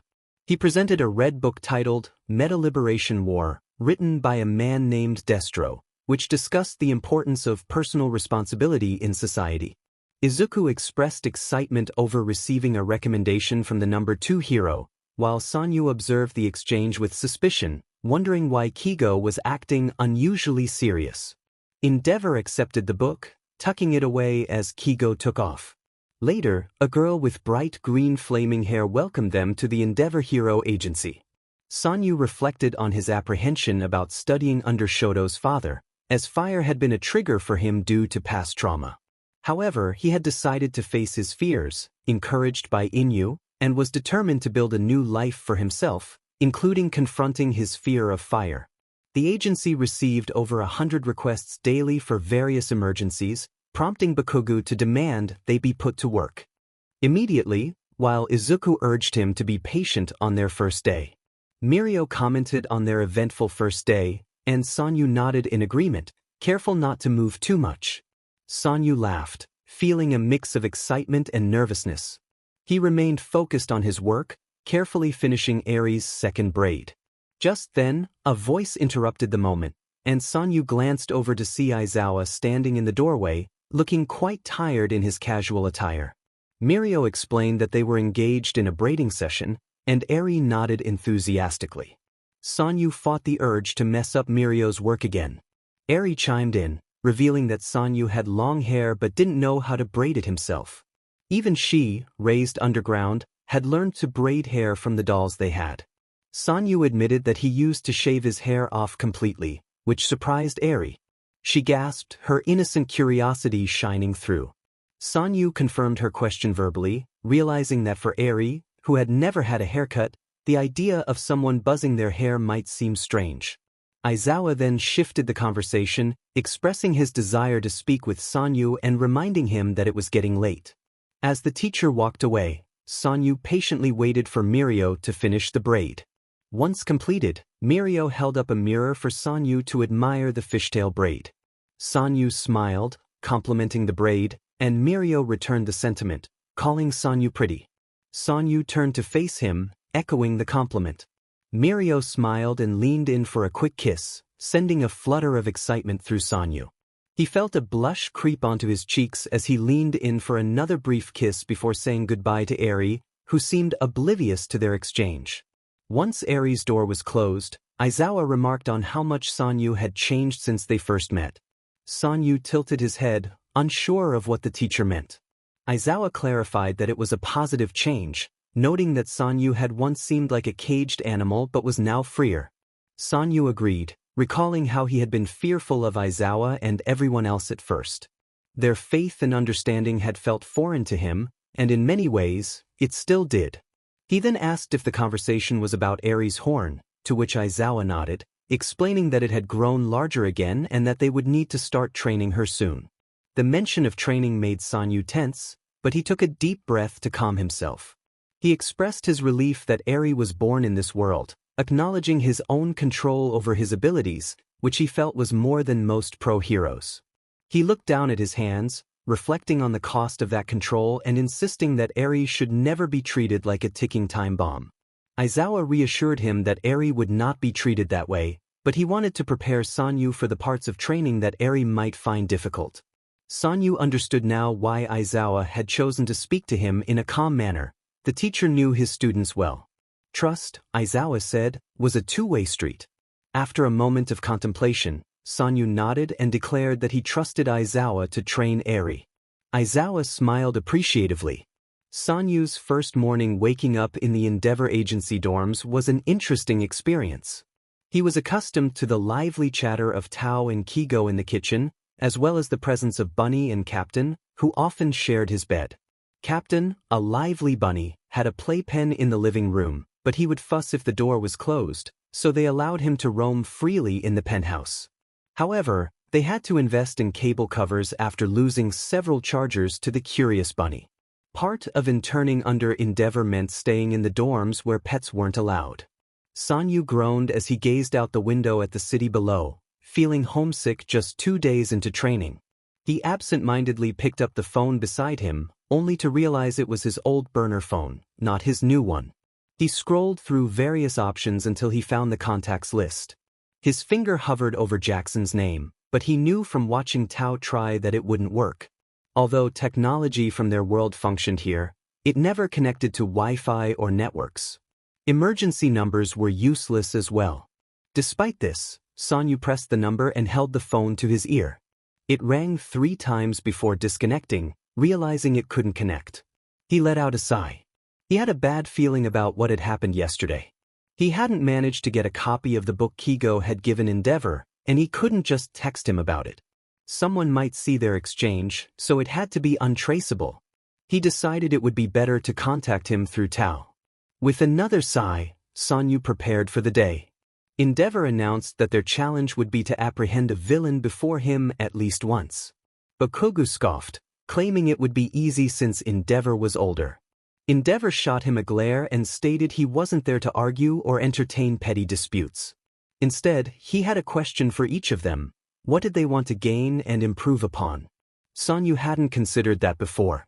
Endeavor called on Midoriya first, who immediately began discussing his abilities, and Sanyu wondered how he remembered all the names for his techniques. When they were learning ultimate moves, everyone had asked Sanyu why he didn't have any.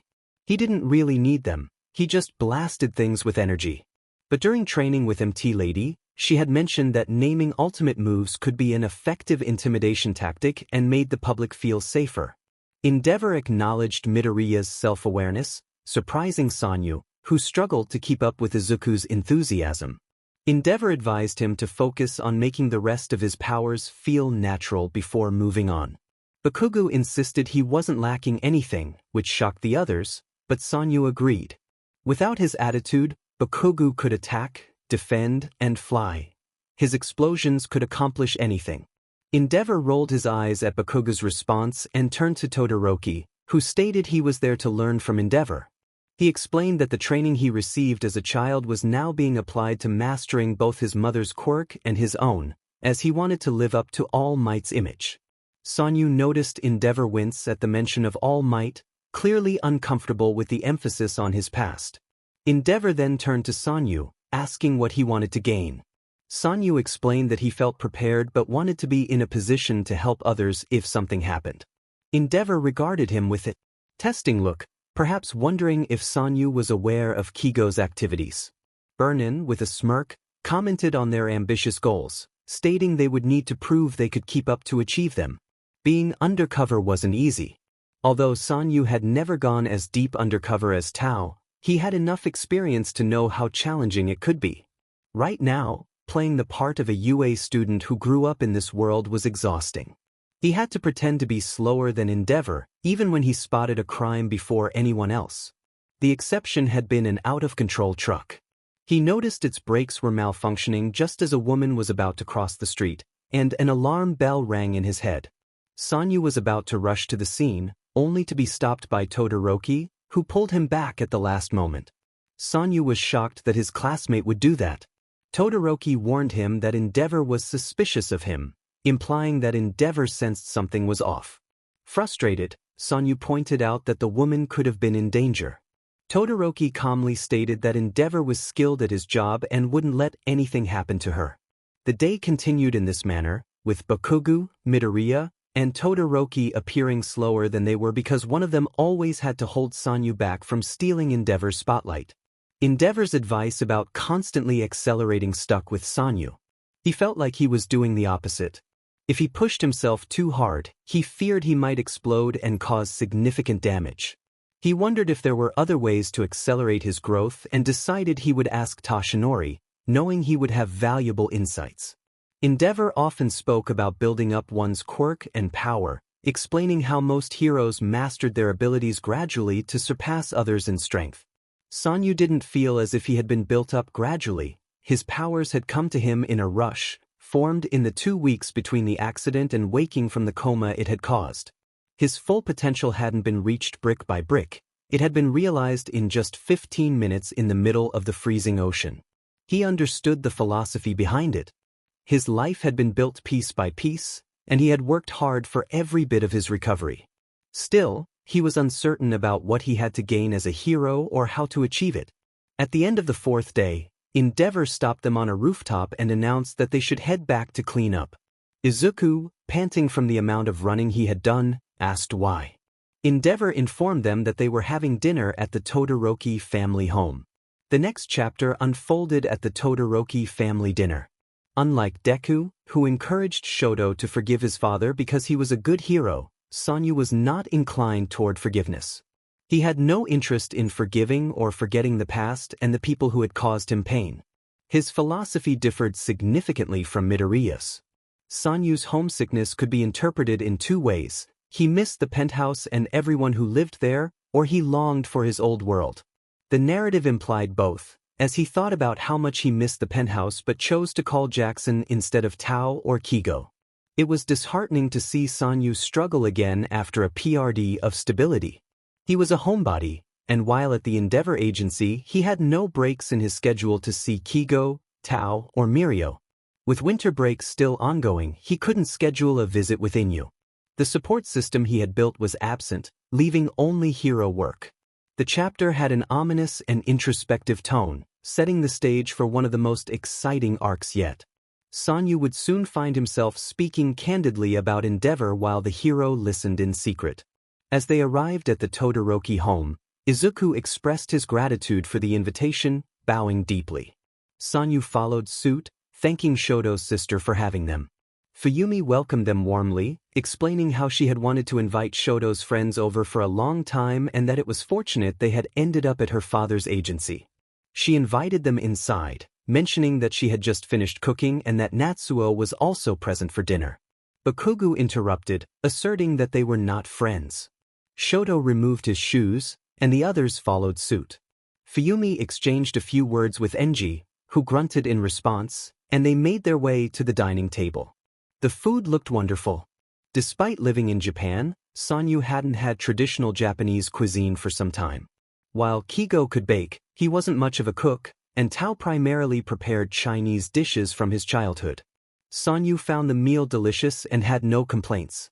Fuyumi encouraged everyone to sit down and suggested they introduce themselves now that everyone was present.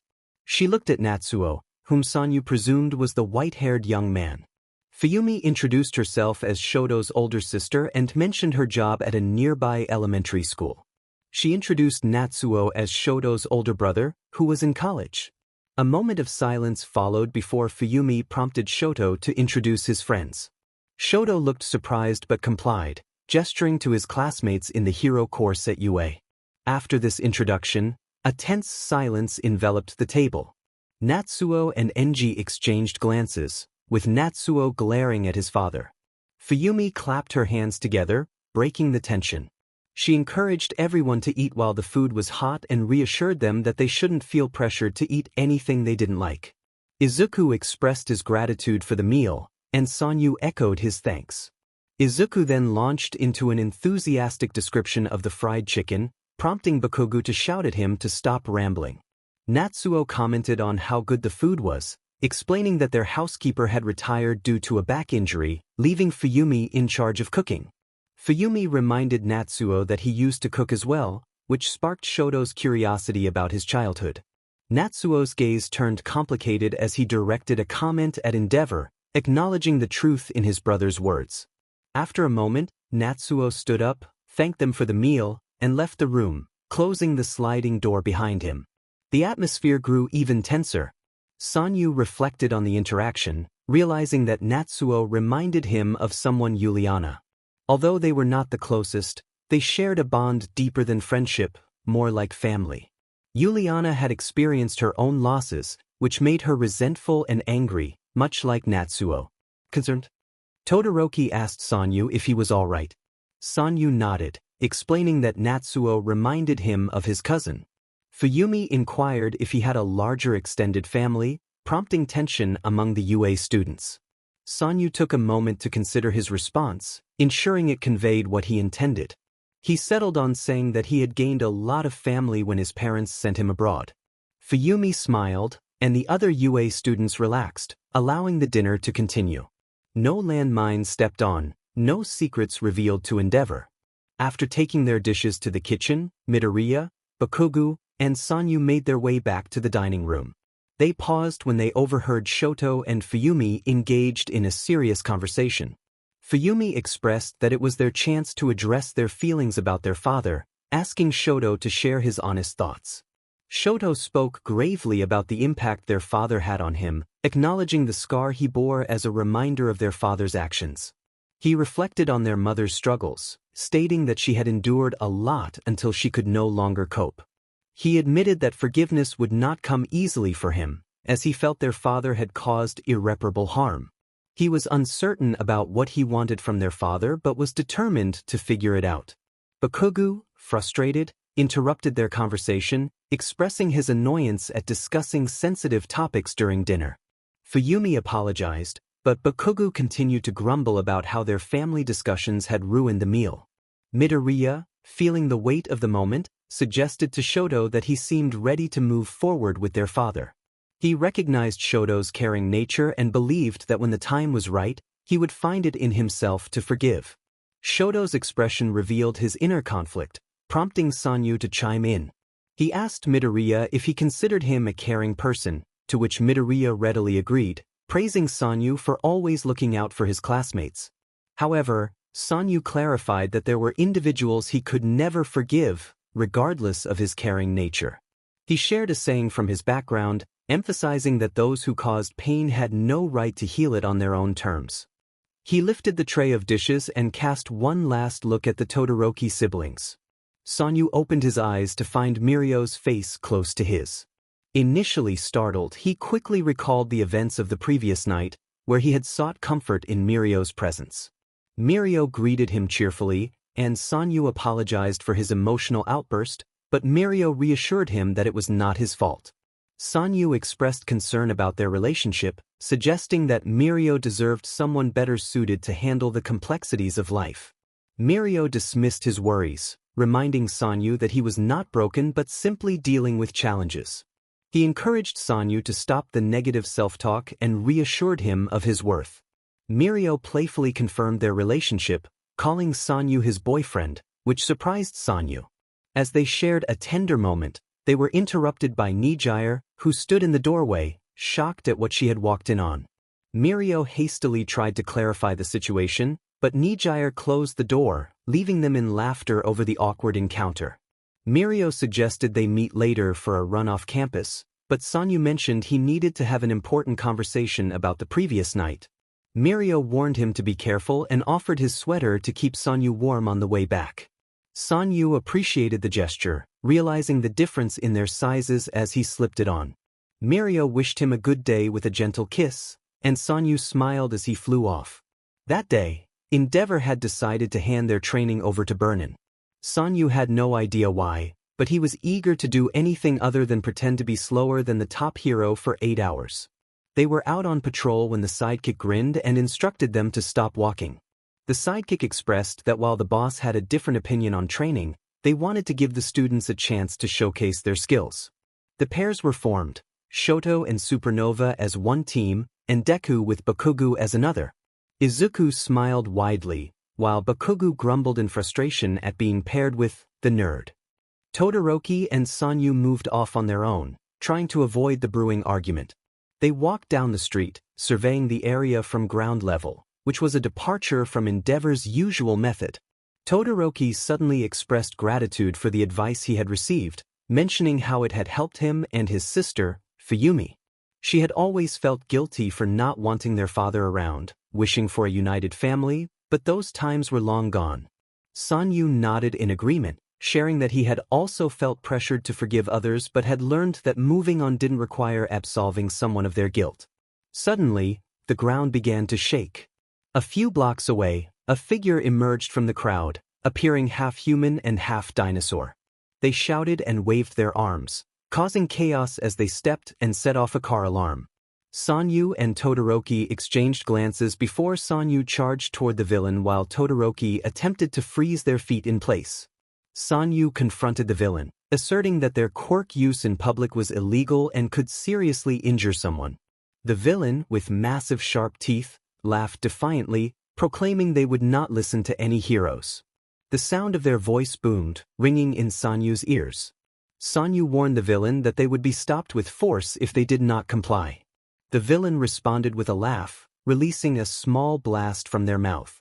The villain resembled a giant creature, reminiscent of Godzilla. Todoroki was struggling to contain the villain with ice, but it was ineffective. Sanyu launched an attack, knocking the villain back, causing them to step on a car. Fortunately, the car was empty, but it could have been dangerous. They needed to stop the villain rather than engage in a fight. Then, Sanyu heard a strange noise, the screech of rails and the screams of people below. A bullet train was approaching, but the real issue was the missing piece of track that the villain's quirk had destroyed. If the train continued on its path, the occupants would face a perilous fall. Sanyu called out to Todoroki, alerting him to the situation. His classmate looked up as more heroes gathered around the villain, preparing their attacks. Sanyu decided to handle the train, instructing Todoroki to stay put and focus on stopping the villain. This felt like a scene straight out of a comic book, a train racing toward a broken bridge, seemingly unable to stop.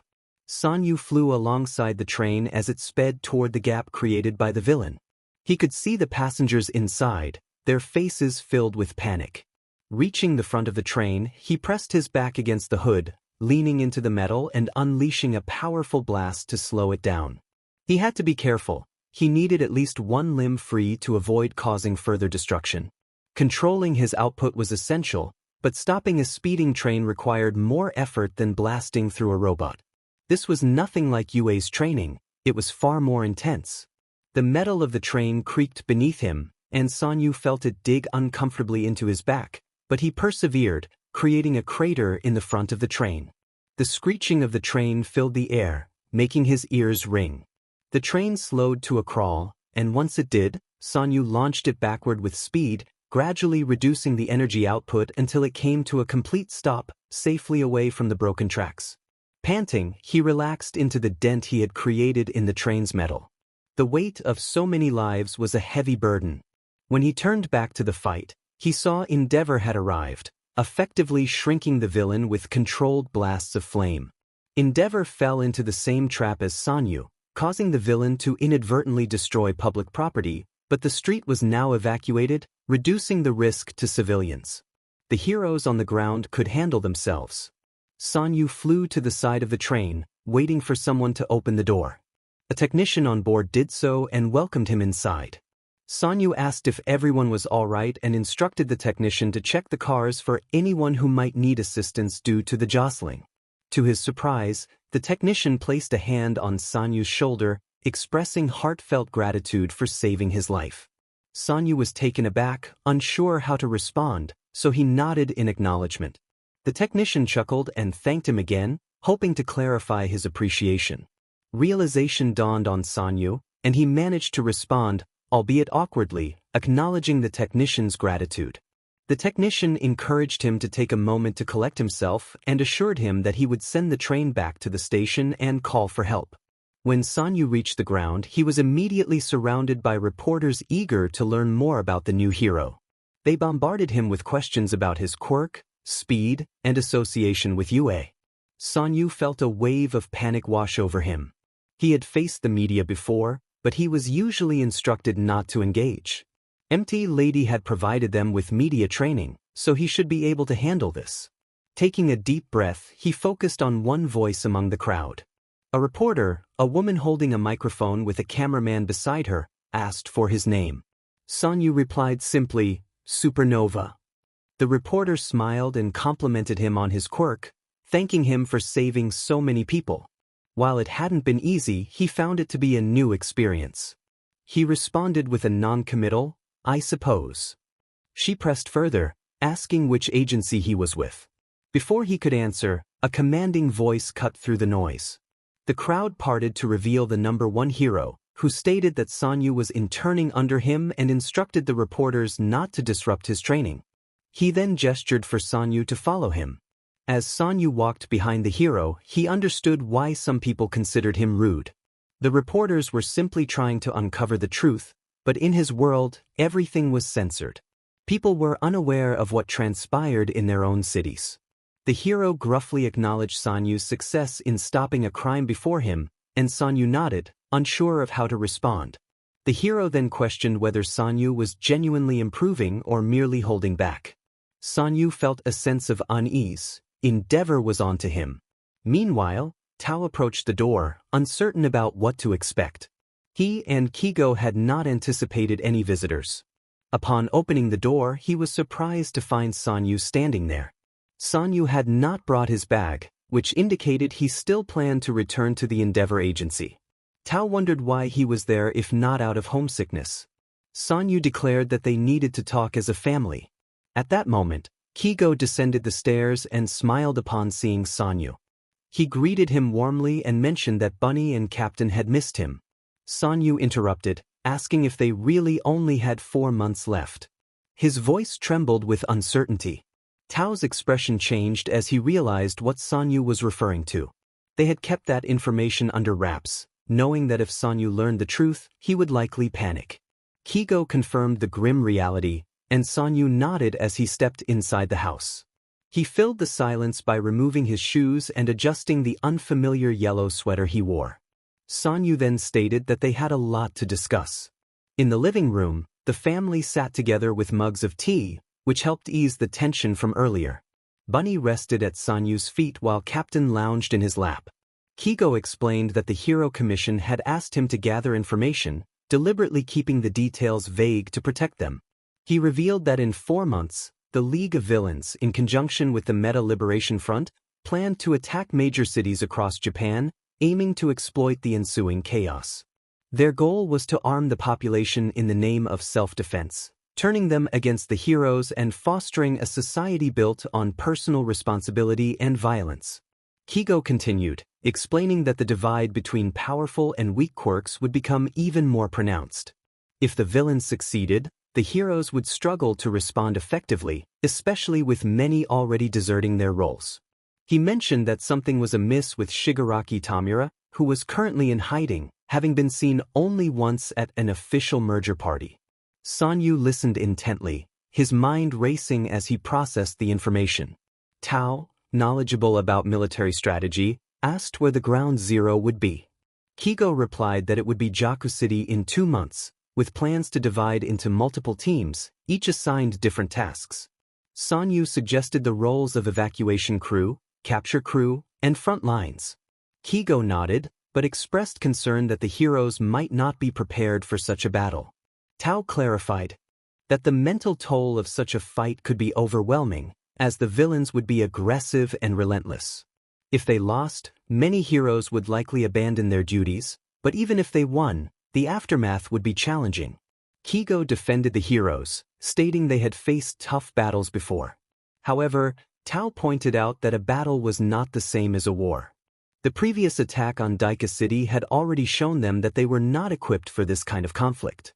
Realization dawned on Kigo. Tao was right. No matter the outcome, the heroes would face significant challenges ahead.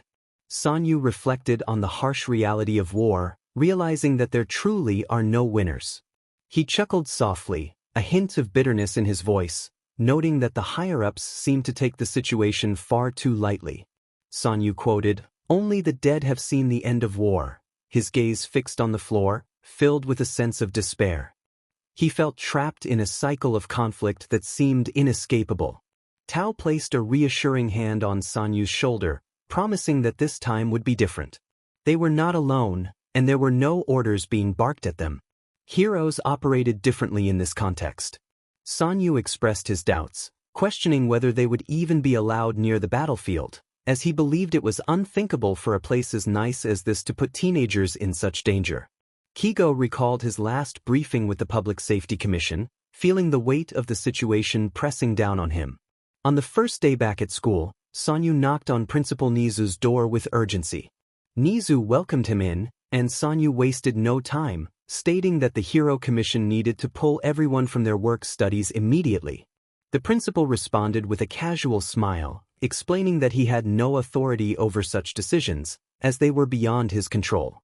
Sanyu insisted that it couldn't be legal, but Nizu explained that the commission dictated the legality of hero work and that he was not even supposed to discuss it yet.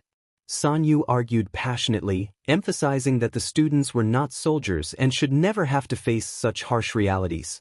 Nizu acknowledged the truth in Sanyu's words but felt powerless to change the situation, apologizing for surrendering his authority to the commission. After their conversation, Sanyu took a deep breath, thanked Nizu for the information, and left the office. In their first heroics class after the internships, the students showcased their progress by battling against the robots from the entrance exam. Mina demonstrated her new ultimate move, Kirishima displayed an enhanced version of his unbreakable technique, and Ida revealed a new turbo move. The improvements they had made over the past months were impressive. When it was Sanyu's group's turn, the robots were released, declaring their intent to destroy humans. Without hesitation, Sanyu unleashed a powerful beam that reduced the upper parts of the robots to dust. The class fell silent as the dust settled, leaving behind only the remnants of the mechanical foes. Kaminari and Siro expressed their shock at the display of power, while Izuku, Bakugu, and Shoto stood ready to engage, only to realize they had been outpaced by Sanyu's overwhelming strength. Sanyu's power was a force to be reckoned with, reminiscent of a hydrogen bomb combined with an intercontinental missile. The potential for destruction was immense, and Sanyu's abilities could level entire cities. All Might approached Sanyu, suggesting a quick walk or run to help him blow off some steam. Sanyu accepted the offer and jogged away from the group, eventually breaking into a full sprint until he found himself at the teacher's dorms. Aizawa appeared, looking slightly concerned, and questioned why Sanyu was not training. Sanyu explained that Toshinori had advised him to take a walk. Aizawa raised an eyebrow at the idea of a walk involving sprinting, but Sanyu shrugged, unsure how to respond. Aizawa reminded him that while physical activity was beneficial, it might not clear his mind as effectively as he hoped. Sanyu felt a twinge of embarrassment at Aizawa's insight. Running was good for him, but with so much on his mind, it didn't help him process his thoughts. Suddenly, Amajiki rushed out of the teacher's dorm, urgently informing Aizawa that Eri was sick. Sanyu quickly followed Aizawa to Eri's room, where he held her in his arms, wishing he could provide more comfort in softer clothing. Aizawa reassured them that Eri would be all right, explaining that she was experiencing discomfort from the energy stored in her horn, which she would learn to release harmlessly in time. The big three offered their support, with Mirio smoothing Eri's hair and encouraging her that she would learn and grow. Eri expressed her fears of hurting others with her powers, and as she buried her head in Sanyu's shoulder, he gently urged her to look at him. He pressed his forehead against hers, a bold move considering the circumstances, but he wanted to reassure her that she would be okay and that UA was the best place for her to learn. Mirio gave Sanyu a serious look, understanding that his words carried a deeper meaning. A war was on the horizon, and Sanyu was determined to be fast enough, strong enough, and powerful enough to stop Shigaraki before he could bring destruction to the world, just as villains had done in the past. Sanyu was eager to take his training more seriously. Aizawa nodded, assessing the boy. He found it interesting that Sanyu implied his class wasn't challenging enough.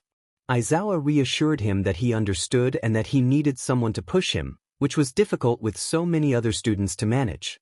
He mentioned that if the current training wasn't helping Sanyu improve, there was only one person who could assist him, All Might. Aizawa offered to cover for All Might the next day so Sanyu could have some one-on-one time with him, hoping it would help Sanyu grow stronger. Grateful for the quick solution, Sanyu felt a bit embarrassed, realizing Aizawa was simply doing his job. He admitted he was used to help being hard to come by. Aizawa acknowledged that if one of his students wasn't learning, something had to change. With a nod, Sanyu contemplated the training ahead. They had 2 months until the planned battle, and he needed to be in peak condition and fully in control of his energy. He could no longer hide his abilities. Improvement was essential.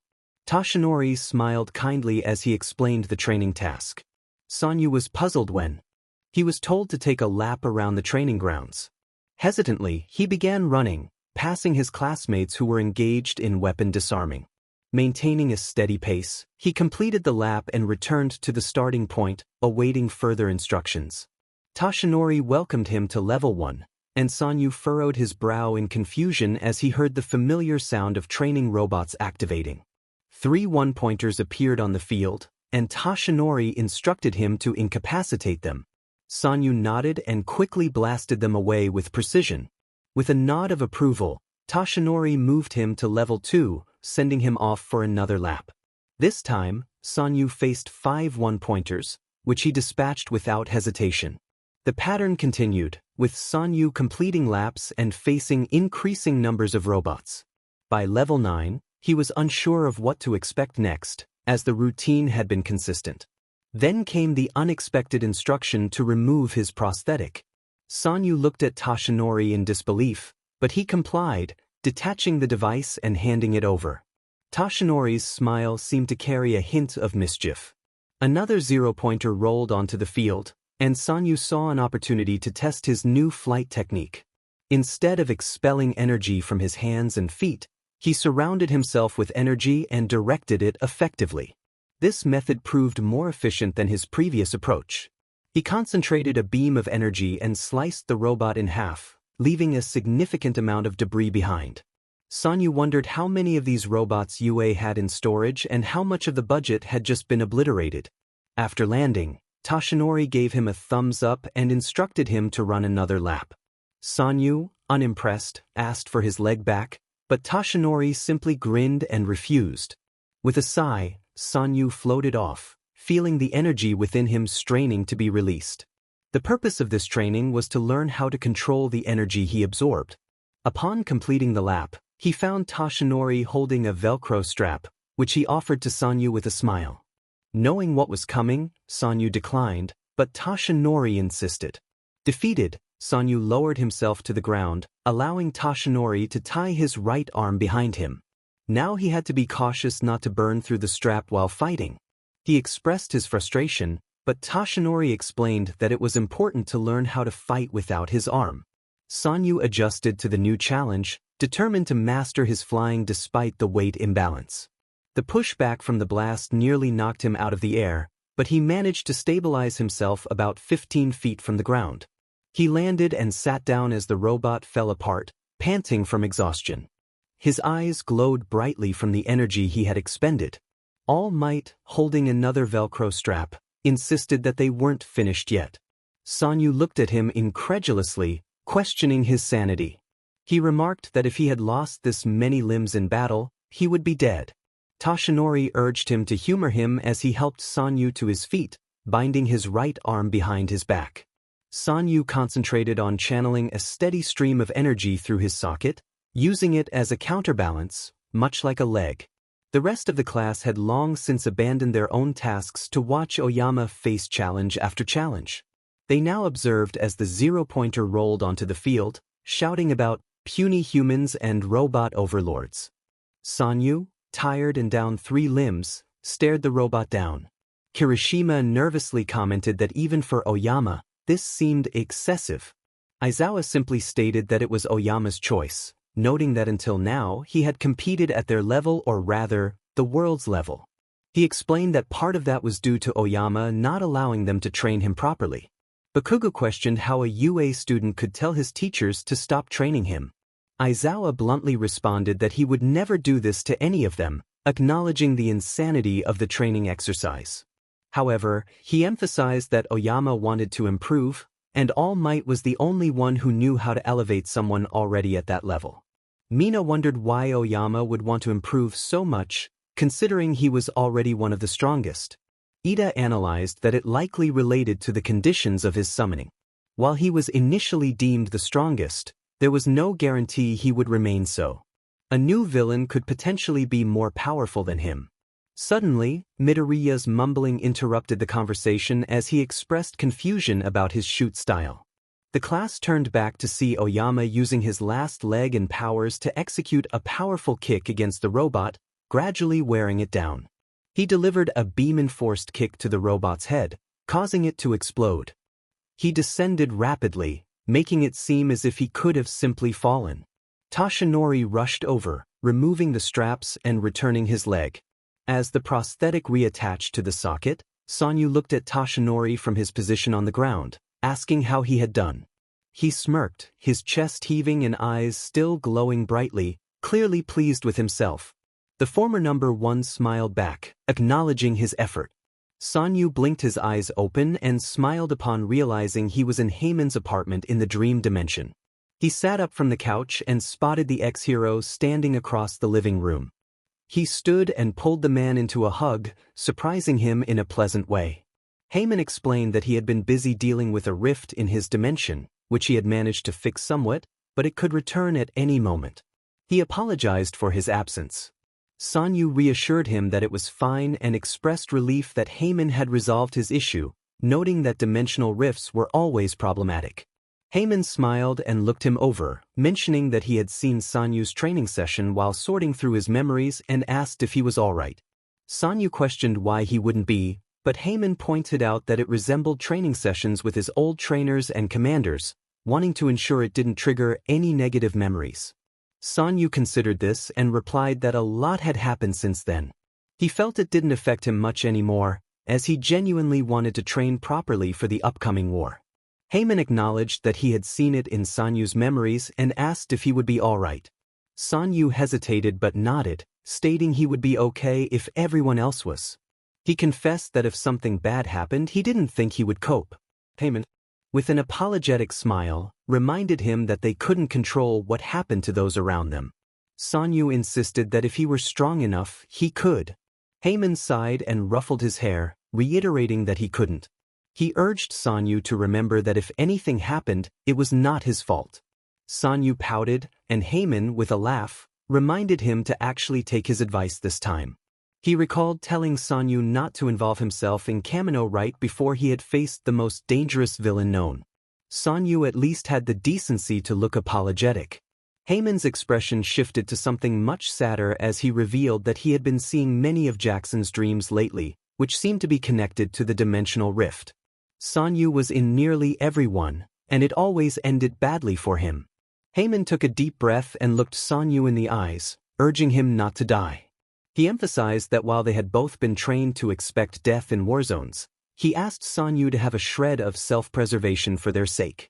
He advised him to choose his life over victory. Sanyu, with his vibrant bisexual color palette, was ready to make an impression. 2 rough drafts showcased his design, intentionally without his coat to reveal the full outfit. The first draft was older and uncolored, serving as a test for the bisexual and supernova color scheme. The shield on his back was a surprise element that had not been revealed until now, adding an exciting twist to his character design. Kigo expressed his confusion about how Tao and Sanyu could be so tired, feeling energetic himself. Tao, with a sleepy shrug, explained that their training allowed them to sleep anywhere to avoid exhaustion. Kigo reflected on the chaotic situation they were facing, to which Tao laughed and gazed out at the city skyline. They stood on the balcony, appreciating the calm before the storm that awaited them in Jaku City the next morning. In the months leading up to the battle, Kigo had successfully helped Tao obtain a full hero license. Sanyu had also contributed by persuading some support corps students to create chargeable bullets for his leg gun, which was currently stored in a backpack Tao had brought from their world. Both Tao and Sanyu carried matching backpacks, discreetly marked with the Roman numeral for 6. Kigo expressed his concern about their separation during the mission, acknowledging his role as a double agent and Tao's assignment to the evacuation team due to his unique abilities. Tao reassured him, emphasizing that Sanyu would be fighting alongside experienced heroes, though Kigo remained worried about their ability to protect him. Tao reminded Kigo of Sanyu's formidable powers against Nomu, which were crucial for their success. Kigo sighed but accepted the situation, appreciating Tao's comforting presence. They promised to celebrate with dinner after the mission, sharing a light-hearted moment over food preferences. As they prepared for the upcoming battle, Sanyu fidgeted with his hair, which Mirio had styled for him. Tsukachi's announcement to move out prompted the heroes to focus, with Endeavor assigning teams for the assault on the underground lab. Mirko playfully complained about being paired with Sanyu but encouraged him to prove himself in battle. With a sense of determination, The heroes charged toward the hospital, Mirko and Sanyu opting for a strategy of breaking through walls to locate the secret lab. Mirko led the way, inadvertently crushing a Nomu in the process. Sanyu recognized the creature as one they had encountered before, realizing that their escape routes had been compromised. As they navigated the lab, they encountered more Nomu, and Sanyu used his powers to fend them off while Mirko engaged them directly. The duo worked seamlessly together, though Sanyu was alarmed to discover that the Nomu possessed regeneration abilities. Despite the challenges, they pressed on, determined to confront the threat within the lab. Meanwhile, Dr. Garaki hurried through the lab, aware that the heroes were closing in. He needed to buy time and prepare Tamura for their arrival. With urgency, he manipulated the controls, knowing that failure could lead to disaster. As explosions echoed in the distance, he pulled a lever, initiating the draining of several tanks in a desperate attempt to slow the heroes down. Groaning and flexing their muscles, several high-end Nomu awakened. The doctor ordered them to defend their master right before the wall broke down. Mirko shouted with a wide smile, ready to take on the challenge. The high-ends jumped into action, rushing toward the pair. Sanyu used concentrated beams to target their vital areas while Mirko relied on her sheer strength to take them down. Before anyone realized what was happening, Tamura's quirk began to decay the hospital, nearly toppling a building onto several heroes, Sanyu and Mirko. The hero acted quickly, hoisting Mirko onto his shoulders and flying her away from the hospital and into the forest, hoping to meet up with a police squad. He reported an injured hero just north of the hospital and requested assistance. A hero coordinator acknowledged the call and assured him that help was on the way. Tamura looked out at the city with a wide, stretched smile, pleased with the chaos unfolding. This was the moment he had worked so hard for. Terror swept through the city, and heroes were likely overwhelmed by the task before them. Gigantomachia should be arriving any minute, a testament to his power and status as the new symbol of fear. With All for One captured, All Might had proclaimed that there would be no symbol of fear. But in the absence of a symbol of peace, fear always finds a way. Tamura mused that people often preferred fear over joy. It was a greater motivator. He acknowledged Endeavor's presence, taunting him about his failure as the #1 hero. Endeavor gritted his teeth and aimed a powerful blast, but Tamura deflected it with a well-placed air current, dissipating it into flickers and smoke. Tamura's arrogance only fueled Endeavor's anger. The hero charged, flames burning brightly. Tamura laughed as Endeavor collided with him, lifting him into the air. Tamura pushed off, sailing above the hero, and aimed a large air current down at him. Just before launching it, he noticed Ryukyu flying up to assist Endeavor. He adjusted the angle of his strike, sending Endeavor crashing toward the ground at breakneck speeds, inadvertently slamming into Ryukyu in the process. The dragon hero let out a painful noise as the heat from Endeavor's flames injured her. Standing triumphantly atop their barely moving bodies, Tamura mocked Endeavor, recalling the pose he had struck when defeating a high-end. Suddenly, something wrapped around his raised arm, pulling him back. Shigaraki quickly decayed it, scanning for the source. Midoriya and Bakugu stood there, panting, with Eraserhead at their side. Izuku glared at Tamura, readying his black whip, while Bakugu prepared for a larger explosion. Tamura recognized Midoriya as the successor and sent a wave of fear through him, knowing the power he held. The villain could reveal the true nature of Midoriya's quirk to every hero present. The pair jumped at him simultaneously as Eraserhead erased Tamura's quirks. Tamura dodged just in time, but dust from the attack got in Eraserhead's eyes, temporarily restoring Tamura's powers. He seized the moment to send a shockwave through the rubble, slamming Bakugu and Midoriya into a nearby building. Eraserhead, straining to keep his eyes open, knew he had to ensure Midoriya and Bakugu were ready to attack the moment he blinked. He believed that heroes would never back down without a fight, especially with the strongest heroes on their side. Tamura taunted them, knowing many heroes were unaware of the little hero from another world.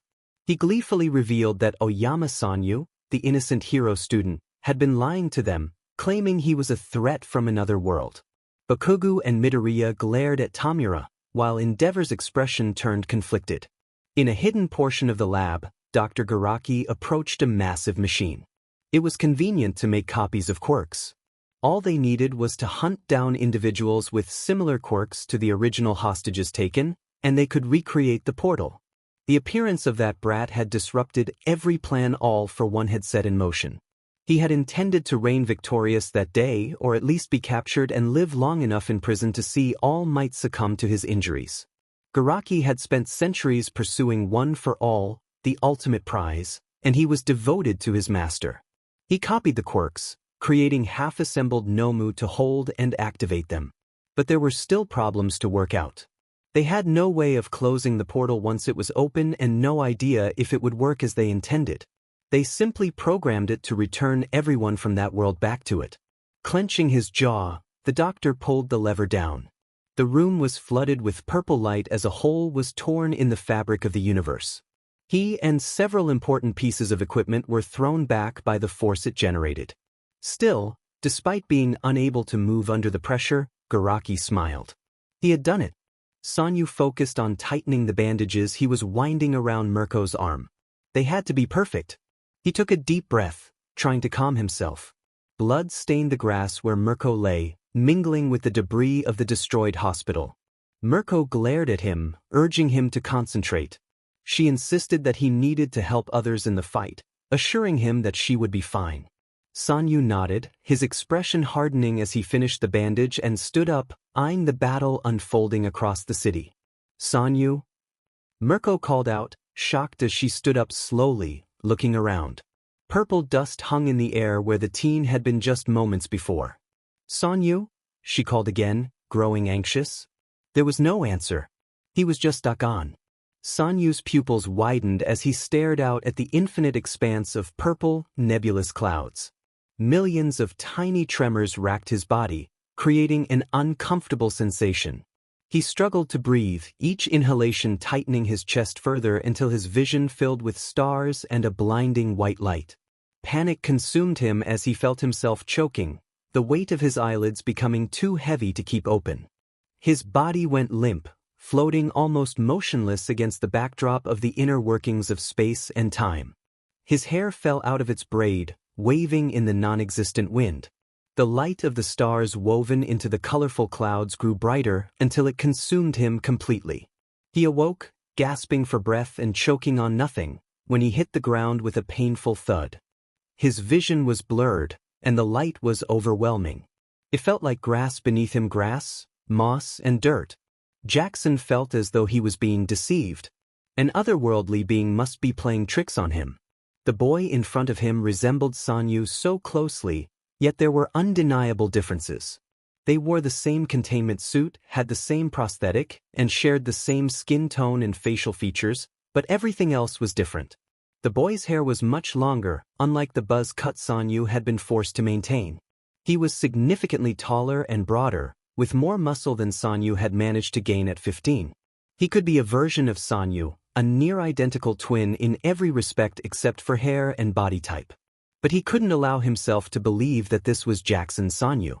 4 months after losing him, Jackson had been consumed by the hope that Sanyu would one day appear in Queens, wearing a dimpled smile and asking to stay for a while. He had just begun to accept the reality of Sanyu's absence when Tao disappeared. Gripping the weapon in his hand, his leather gloves creased at the angles as he steadied himself. He couldn't allow himself to hope.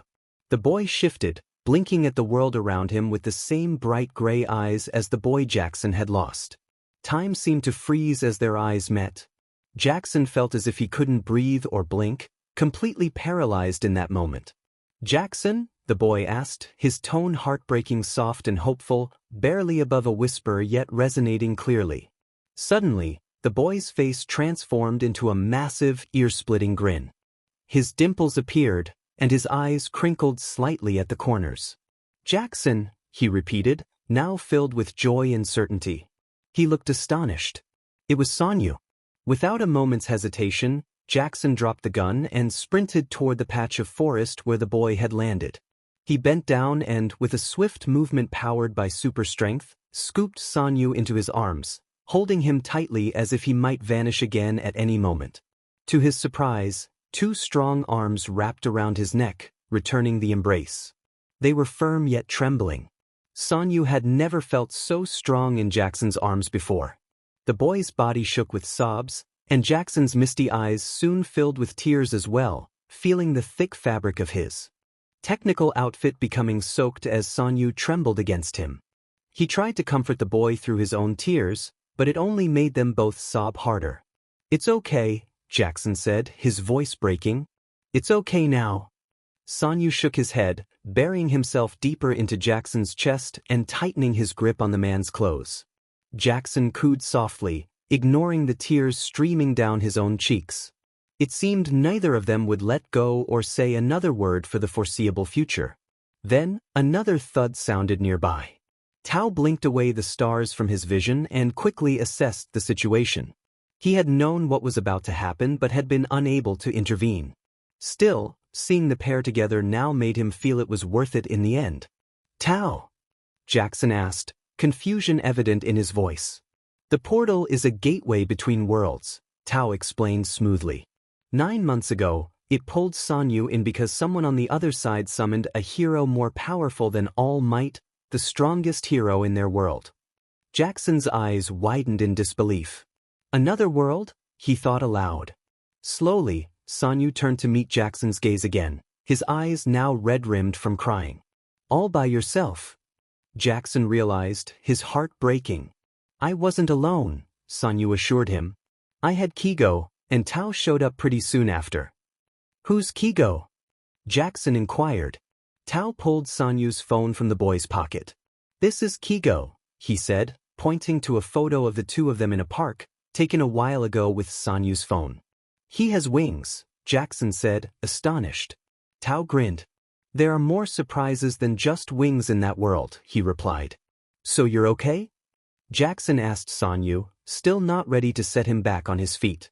"They didn't hurt you? They didn't do anything like the 6 program to you?" Sanyu shook his head. "When I arrived, they rescued me, took me to the hospital, sent me home with Kigo, and put me in school. To them, people with powers are normal," he emphasized. The revelation about the other world was nearly overshadowed when Jackson heard the word school. "You're going to high school? Real high school?" he asked, overjoyed. Sanyu nodded. It was such a simple yet monumental concept. In this world, that would never have happened. Sanyu would have followed in Jackson's footsteps, working as a hero his entire life, never experiencing school or anything like it. Essentially, he would have worked himself to exhaustion. But apparently, that was not the case in this new world. "I have friends and lots of nice classmates. We went on a field trip. It ended badly, but it was nice while it lasted. And we had a cultural festival. Like a real Japanese high school." Sanyu told him excitedly. "You're in Japan in that world?" Jackson asked, astonished. Sanyu nodded. "I even did an internship. A hero internship, as strange as that sounds. I saved this little girl named Eri.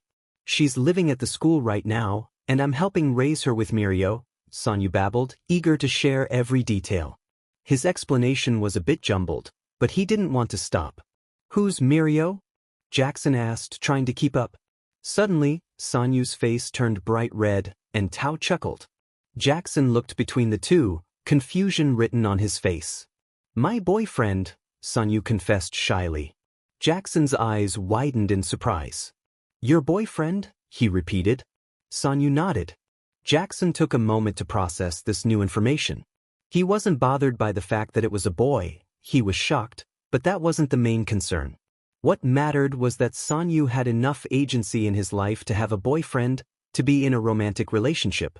And it seemed to be a good one if Tao was teasing him and Sanyu was acting shy about it. "Well, is Mirio coming through that portal anytime soon? Because I need to have a classic talking to with him, you know what I mean." Jackson joked. Sanyu laughed as Tao smirked, announcing that someone was coming through the portal. Before they could prepare, Heyman fell to the ground, blinking in shock at his surroundings. Mina and Kirishima exchanged worried glances as Gigantomachia hurled another group of heroes aside. They had lost count of how many had been injured or even lost their lives in the ongoing battle. The fight felt endless, and time was slipping away before Gigantomachia could reach Tamura, a scenario that would surely lead to defeat. A sudden shout for everyone to get back startled the students, prompting them to scramble behind some rubble. Bright purple and white flames swirled around Gigantomachia, manipulated by a woman in a bulky hazmat suit. She was unfamiliar to them, and they could tell she wasn't Japanese. Heyman sprang into action, raising his hands as his red eyes glowed. Gigantomachia's eyes turned red as it flailed momentarily before collapsing to the ground, emitting a sound reminiscent of a snore. The blonde-haired man with red eyes checked on the students, his expression unreadable. Mina, still confused, asked who he was. The man offered a slight smile, introducing himself as reinforcements. Meanwhile, at the villa, Tao and Vivian rushed to find Kigo. Tao's powers were overwhelming him, but he had seen flames and heard a scream, leading him to believe Dabi was involved. Suddenly, a knife whizzed past Vivian's face as Toga emerged from an open door, her wide smile revealing her excitement for new victims. She threw more knives, one grazing Tao's upper arm. As Toga's face morphed into Uraraka's, Vivian smirked and transformed into Toga herself. The villain was taken aback but grinned even wider as Vivian encouraged Tao to go ahead, stating she would handle Toga. Tao nodded and dashed past them, counting doors as he searched for Kigo. The smell of smoke guided him to his destination. He burst through the doors, coughing as he found Kigo lying motionless on the floor. Rushing to him, Tao lifted the hero and carried him out to the balcony. Kigo coughed and expressed his fear that Tao and Sanyu were gone, as Dabi had claimed. Tao's heart sank as he realized Kigo had inhaled a lot of smoke and was in distress. Kigo quietly confessed that he thought he would never see Tao again. Tao reassured him that this was their home now, and they would never leave, especially not in the midst of a fight. Kigo nodded weakly, gripping Tao's vest tightly. With a weak joke about their dinner plans, he urged Tao to escape. The last members of the six arrived at the scene of the rubble shortly after. Sanyu had dramatically slammed into Tamura, taking him away, and Jackson soon appeared. Midoriya recognized him from the pictures Sanyu had shown and nodded as Jackson offered to help. Despite Bakugu's pain, they assisted him to his feet, and Jackson effortlessly lifted both Bakugu and Midoriya, realizing their plan was to evacuate the heroes. Jackson inquired if there was anyone else, and Midoriya quickly thought of Aizawa, who then requested assistance in perfect English. Jackson smiled and picked him up, prompting Aizawa to recognize him as Jackson Alvarez. Midoriya was astonished. Sanyu had mentioned Jackson, but he never expected him to be here. Aizawa glanced back at the bright light where Sanyu and Tamura were on a nearby rooftop, and Jackson assured him that Sanyu knew what he was doing. Tamura acknowledged Sanyu's return, maintaining an unreadable expression despite the surprise he must have felt. Sanyu glared at him, his hair disheveled from the fight. Tamura taunted him about their ability to bring the number one hero to his knees, questioning if Sanyu had anything to say to him. Sanyu, fists and eyes glowing with power, declared his disdain for Tamura, expressing his feelings with a simple yet powerful statement. With that, he unleashed a tremendous blast of energy, sending Tamura hurtling off the side of the building. Determined not to let up, Sanyu leaped after him, grabbing the villain's shoulders as he fell. Tamura struggled, but Sanyu increased his speed, slamming him into the ground with such force that the nearby building crumbled, leaving a massive crater in its wake. Shigaraki gasped, his breath ragged, before launching an air cannon attack at Sanyu.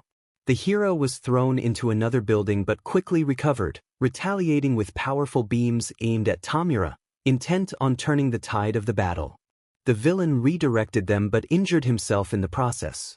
The red lightning took a toll on his body. He laughed as they circled each other, tauntingly remarking on their immaturity. Tamura's decay quirk spread quickly along the ground, prompting Sanyu to fly up, his entire body glowing brightly from his powers. He declared that he had brought the country to its knees, questioning if that was all they had to say. He insisted that heroes hurt people in the name of justice. Sanyu countered, asserting that heroes save people, while all for one only sought chaos and power without any twisted ideals. Tamura shouted back, garbled and distorted, insisting he was not all for one and that he would succeed where others failed. Sanyu challenged him, questioning who would protect the people now that Endeavor was incapacitated and All Might was retired. He pointed out that Tamura's successor was not ready to take on that role. Tamura proclaimed that no matter what Sanyu did, he had already won. Sanyu took a moment to catch his breath before stating that he would be the #1 hero and the symbol of peace. He acknowledged that Tamura was right about the successor not being ready, but he vowed to protect everything All Might had fought for until the successor was prepared. Tamura's smile was wide and mocking as he questioned Sanyu's right to claim the title that All Might had earned. Sanyu responded, charging up another move, and offered Tamura a choice. He could stop everything right now and escape through the open portal to live a normal life without hero society. Tamura scoffed at the suggestion, asserting that his goal lay within this world.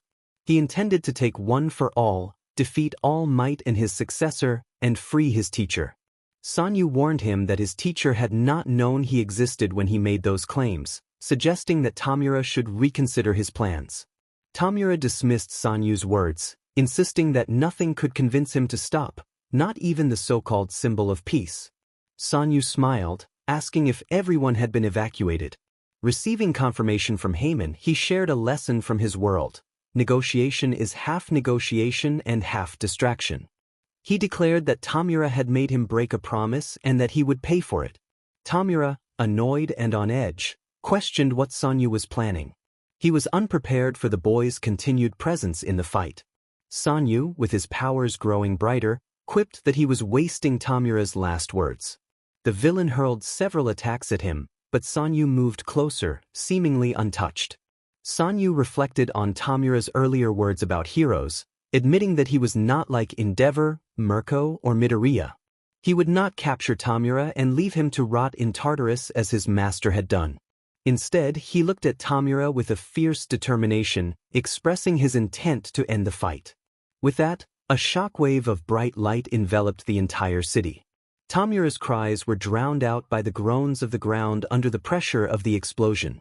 A tremendous amount of energy was released over Jaku City, creating a blinding light that darkened the sky. The wind from the blast swept through the trees outside the city, where the heroes and animals had been evacuated, and over the ocean. It was powerful enough to remove roofs from houses, if any remained standing after the explosion. If Tamura's war had been a demonstration of power, this was something entirely different. In that moment, before the light faded and dust rushed in to take its place, it felt as though a star had appeared on Earth. Later, there was a strained laughter in the room. Toshinori stared out the window, a mix of emotions on his face. He found a twisted humor in the situation, recalling the first time he learned of Sanyu's existence. It had been a rushed call, explaining that a hero from another world was now here, supposedly more powerful than the symbol of peace. He could never have predicted that it would end like this, with Oyama Sanyu changing the world so drastically and swiftly. Shigaraki Tamura was no more vaporized by the blast. Jaku City lay in ruins, much of it reduced to ash, but rebuilding would be easier now. The waves created by the blast caused minimal damage, and no one was hurt or killed, almost no one. Toshinori's gaze fell on a family portrait taped to the wall. Jackson had his arms around the group, smiling brightly. Tao had his arm around Kigo, who wore a shy smile, his damaged wings barely visible. Vivian and Heyman were together in the corner of the frame, smiling subtly. The oldest members of the six were still alive, Yuliana and Aizawa, who was being supported by the otherworldly hero, both smiling softly. The teacher must have been in considerable pain at the time the photo was taken, but so were most of the heroes in the picture. Midoriya, Bakugo, and Todoroki stood with Mirko's one remaining arm wrapped around them, each wearing bewildered smiles. Midoriya kindly held up his phone, displaying a picture of Toshinori in his weakened form, smiling. In the center of the picture were Mirio and Sanyu. Sanyu beamed, though he looked rough. His skin was pale, and the entire left side of his body was bruised.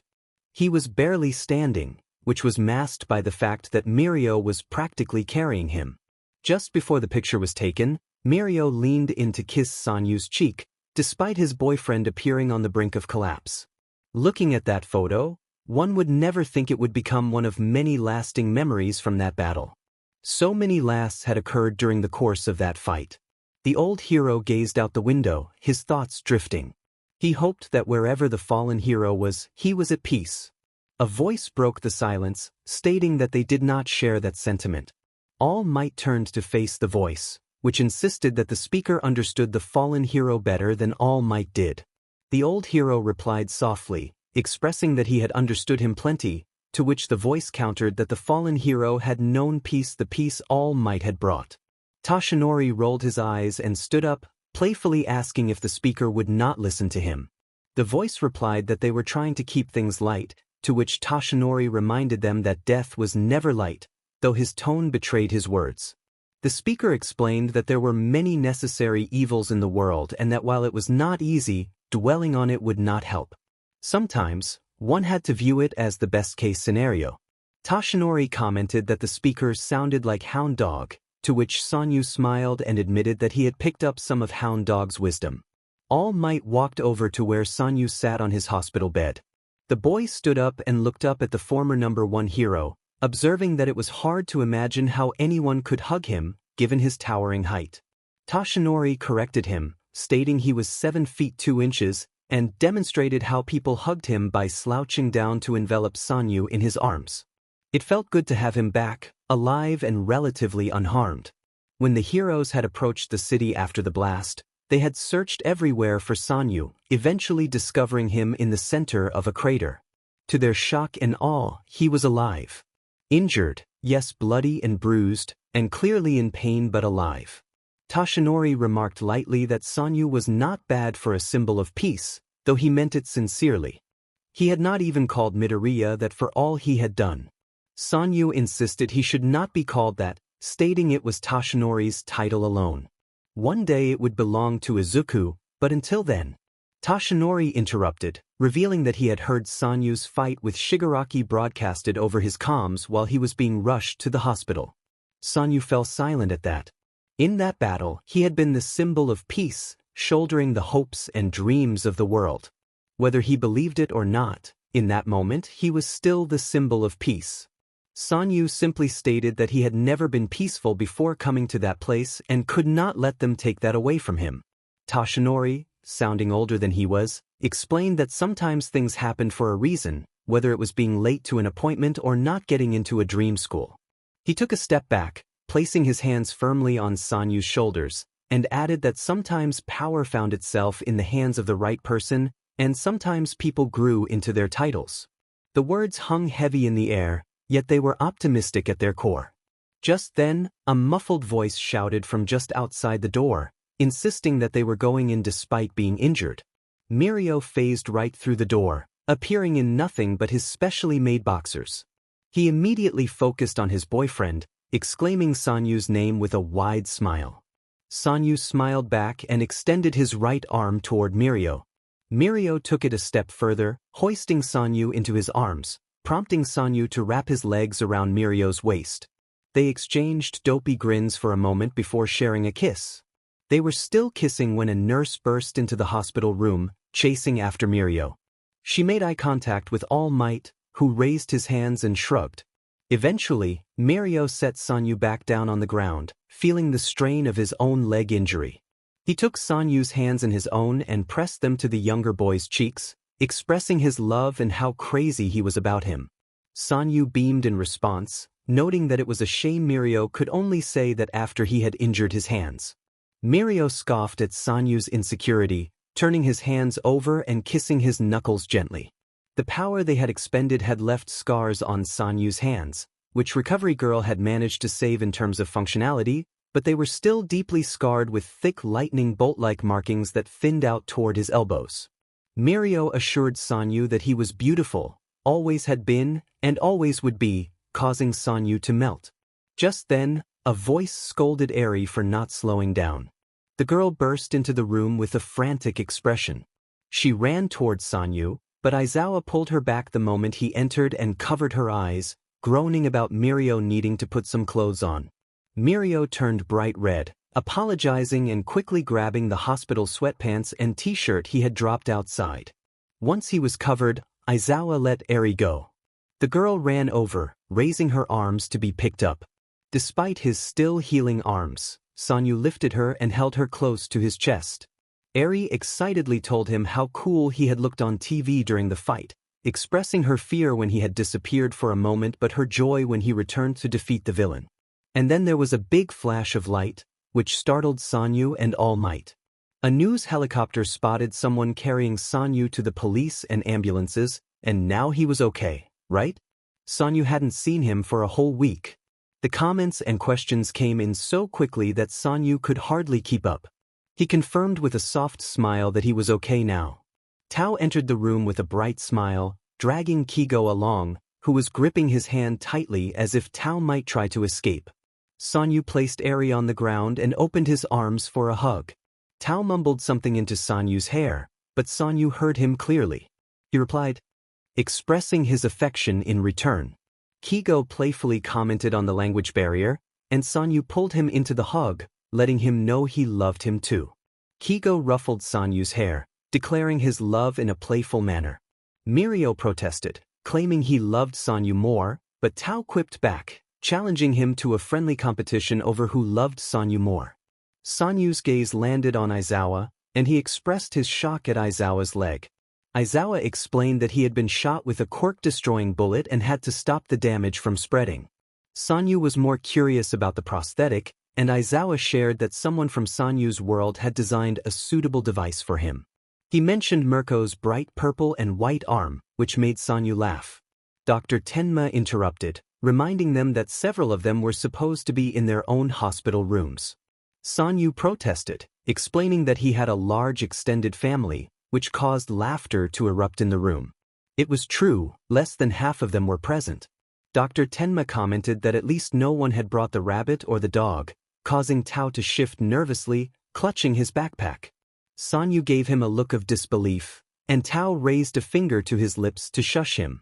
That evening, after Sanyu was discharged from the hospital, they returned home and dropped Bunny and Captain off after some much-needed cuddles. To Sanyu's surprise, Kigo asked him to get dressed to go out. They walked out of the penthouse as a trio, heading to a familiar destination. Sanyu's suspicions were confirmed when they arrived at Mr. Sato's ice cream parlor. This time, there were many eyes on them, especially on Tao, who was still somewhat of a secret to the media. The press had discovered the identity of the one who defeated the symbol of fear and had a field day when they learned their savior was a 16-year-old UA student.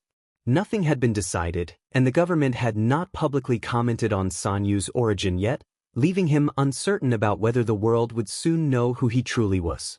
He found he wasn't too bothered by it anymore. Mr. Sato noticed the scarring on Sanyu's hands but greeted him with a smile, calling him one of his favorite customers. Sanyu snuggled further into the pillows, enjoying the warmth and comfort. The days were getting colder, and he wished he could stay cozy forever. He was stirred from his peaceful slumber by a voice calling him sweetly. He furrowed his brow, wanting to sleep more. The voice continued, calling him baby and light of his life, and Sanyu realized he had nothing to cuddle. He searched around blindly for Mirio, wondering why he wasn't there. Mirio laughed, telling him he wasn't in bed. Sanyu pouted, asking why not. Mirio leaned over him, blocking the sunlight, and explained that he had made breakfast and that Eri hadn't seen him the night before since he had come home late. Sanyu stretched like a cat, and as expected, Captain hopped off the bed. He stood up, his dog tags jingling, and learned that Eri was indeed there, having come over after school and staying for the weekend since both of them had time off. Sanyu retorted that it was never really a weekend off for him, but he quickly kissed Mirio before getting ready. Mirio kissed Sanyu back and gently moved the overgrown bangs out of his boyfriend's face. He reminded Sanyu that he had decided he wanted to be the #1 hero. Sanyu mumbled something incoherent and stretched, his leg recalibrating and whirring to life. Mirio, with a wide smile, announced that he had made waffles and that Eri had helped. Sanyu gave him a cautious look and asked how much Eri had helped. Mirio reassured him, insisting that she wasn't that bad.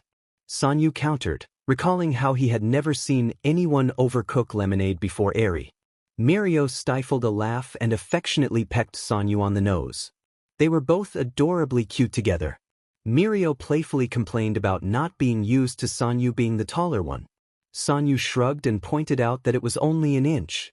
He mentioned that his parents were on the shorter side, and despite being 5 feet 9 inches for most of high school while Mirio was 5 feet 11 inches, he had surprised everyone by gaining 4 inches in his last year, making him taller than Mirio.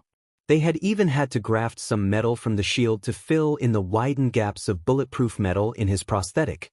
Mirio retorted that at least Sanyu wasn't as tall as Todoroki, to which Sanyu smiled, acknowledging that the Ice Prince was indeed very tall. He noted that Bakugo was almost exactly his height, while Midoriya was a bit shorter.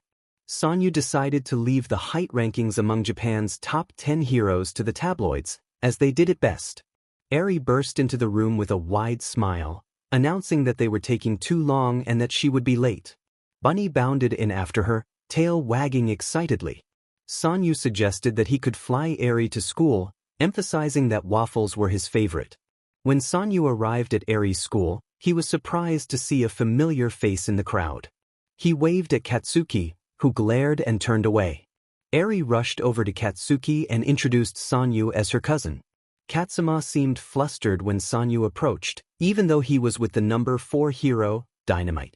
Sanyu extended his hand, and Katsuma shakily took it, while Bakugo clicked his tongue, telling Katsuma to stop sniveling and that Sanyu was just a regular guy with a mean right hook. Eri, confused, asked about the right hook. Sanyu explained with a smile that he had punched Katsuki in the face back in their first year. Both 13-year-olds froze at the revelation, and Katsuki shouted that Sanyu had never apologized. Sanyu calmly stated that he thought it had been a good healing moment for both of them, which only earned him a glare from Katsuki. Katsuki then questioned why Sanyu had told everyone about his ambitions to become number 1 if he was just going to take the spot for himself. Sanyu gave him a devilish look, repeating that he would step down as number 1 when one of them was ready.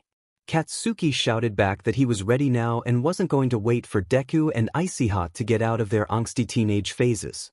He dismissed Sanyu's comments about using the shield, insisting that it didn't make him Captain America. Katsuma, confused, asked who Captain America was, causing both Katsuki and Sanyu to freeze and exchange glances. Sanyu quickly dismissed the question, realizing he should never have let Class 1A watch those movies. He then asked Katsuki why he was in town, thinking he was supposed to be in Hokkaido. Katsuki, shocked, remarked on Sanyu's ignorance and then insisted on dropping Katsuma off at school so he wouldn't get lost again. Sanyu waved goodbye to Katsuki with a small smile, while Katsuki told him to leave. As Sanyu neared the end of his shift at 7 p.m., a hero coordinator informed him that he was needed for a publicity event. Although he was confused, he showered and changed into regular clothes, only to be told by Ms. Hato to change again into a nicer button-up and to brush his hair, which she said looked like a mane. She acted like a mother figure, and he complied, putting on a plain white button-up and dark gray slacks, tying half of his hair up in a bun. After a quick flight to the location, Sanyu recognized it as the restaurant where they had gone after the battle in Jaku City. He was confused when he entered and was greeted with a loud surprise. Tons of confetti poppers went off, and he flinched back at the sudden noise. Looking around, he saw many familiar faces smiling at him, and then he noticed the banner that read, "Happy Birthday, Sanyu." Katsuki remarked from the corner that he had known Sanyu would forget, but Midoriya scolded him for focusing on that. Aizawa grumbled for them to be quiet, while Hizashi consoled him. Kigo sighed and agreed that it wasn't what was important. Mirio then made his way through the crowd, asking if he would get to speak at all. Laughter bubbled through the group as they all said no in unison. Mirio shook his head as he finally reached Sanyu, who looked astonished. Mirio nodded, confirming his involvement in the surprise. He knew how much Sanyu loved surprises. Despite everything he had experienced, Sanyu enjoyed the uncertainty and anticipation that came with them.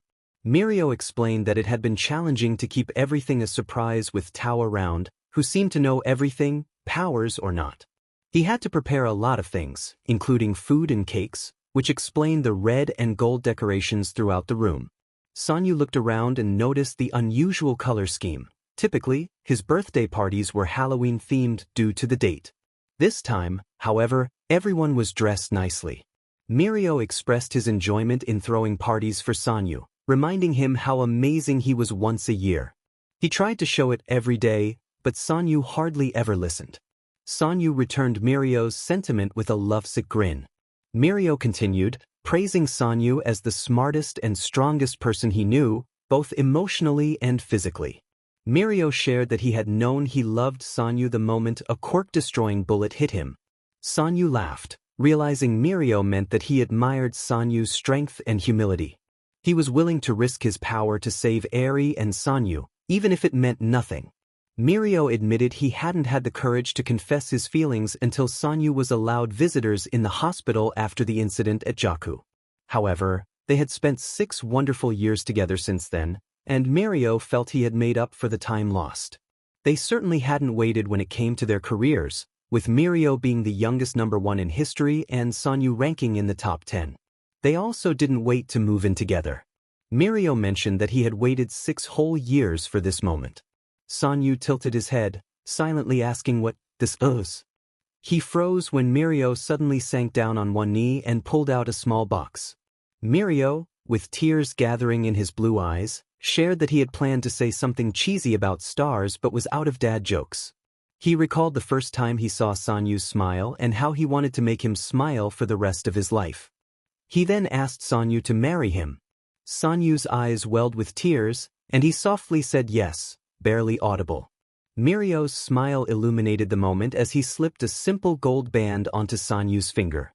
In true Sanyu fashion, he swept Mirio off his feet, and they shared a kiss, surrounded by the cheers of their friends and family. After pulling apart, Sanyu dragged Mirio over to Kigo and Tao, pulling them all into a tight hug. Tao questioned how Sanyu and Mirio got engaged before them, noting their age. Kigo reassured him that there was still time. Sanyu sighed and turned to Mirio, asking if he was sure he wanted to marry into this family. Tao firmly stated that he wouldn't allow his nephew's heart to be broken. Mirio smiled, assuring them that Sanyu would tell them all about how overprotective his dad was, implying that he was the one taking the hit here. Mirio's father interjected with the signature Togata family smile, reminding everyone that he was right there. Mr. Togata was a kind man who had raised Mirio on his own, and Sanyu had already met him during his second year, feeling like part of the family. Sanyu whispered to Mirio that he loved him, to which Mirio replied affectionately. That night, Sanyu could hardly wait to fall asleep. When he finally did, he jumped off Heiman's couch with an excited bounce. The dream dimension had sustained significant damage after the portal appeared and had been in disrepair for weeks. Heiman had to stay in it to fix the damage, opting to visit people in their dreams to avoid jeopardizing the dimension's stability. After all, if something happened to the dream dimension, every other dimension would be in danger. In a way, Heiman had never truly retired from hero work, he just continued it with whoever else was in the dream dimension. Sanyu excitedly approached Heiman, exclaiming that he had something to tell him. Heiman smiled back and revealed that Nova had drawn a picture of Sanyu. He waved his hand, and a small piece of paper appeared, showcasing a 4-year-old's version of Sanyu in a black suit, gray gloves, and a shiny metal shield with a red star in the center. Sanyu was flattered by the name choice, realizing Jackson had named his daughter after him. Nova was happy, healthy, and living a normal 4-year-old life, which was incredible considering she was the first child to have a hero parent. Sanyu complimented the drawing, calling it adorable. Heiman then asked what Sanyu's news was. Sanyu began to share that he had forgotten his own birthday. The chapter was late because it was a double update. Readers were invited to vote on the next story. The options were diverse and intriguing. In the first option, Todoroki Tuyo was tall, dark, and handsome, consumed by thoughts of revenge. He was willing to go to great lengths to achieve it. Hajime Tomoya, a med student with a dark, secret and a skewed sense of justice, was known for his reserved nature and striking appearance, especially when he wasn't hiding behind a mask due to a cold. Their paths crossed in an unexpected way. While Dabi was heartbroken, Tomoya was there to dispose of a body. This unlikely meeting raised the question, could a supervillain and a murderer become the greatest love story ever told?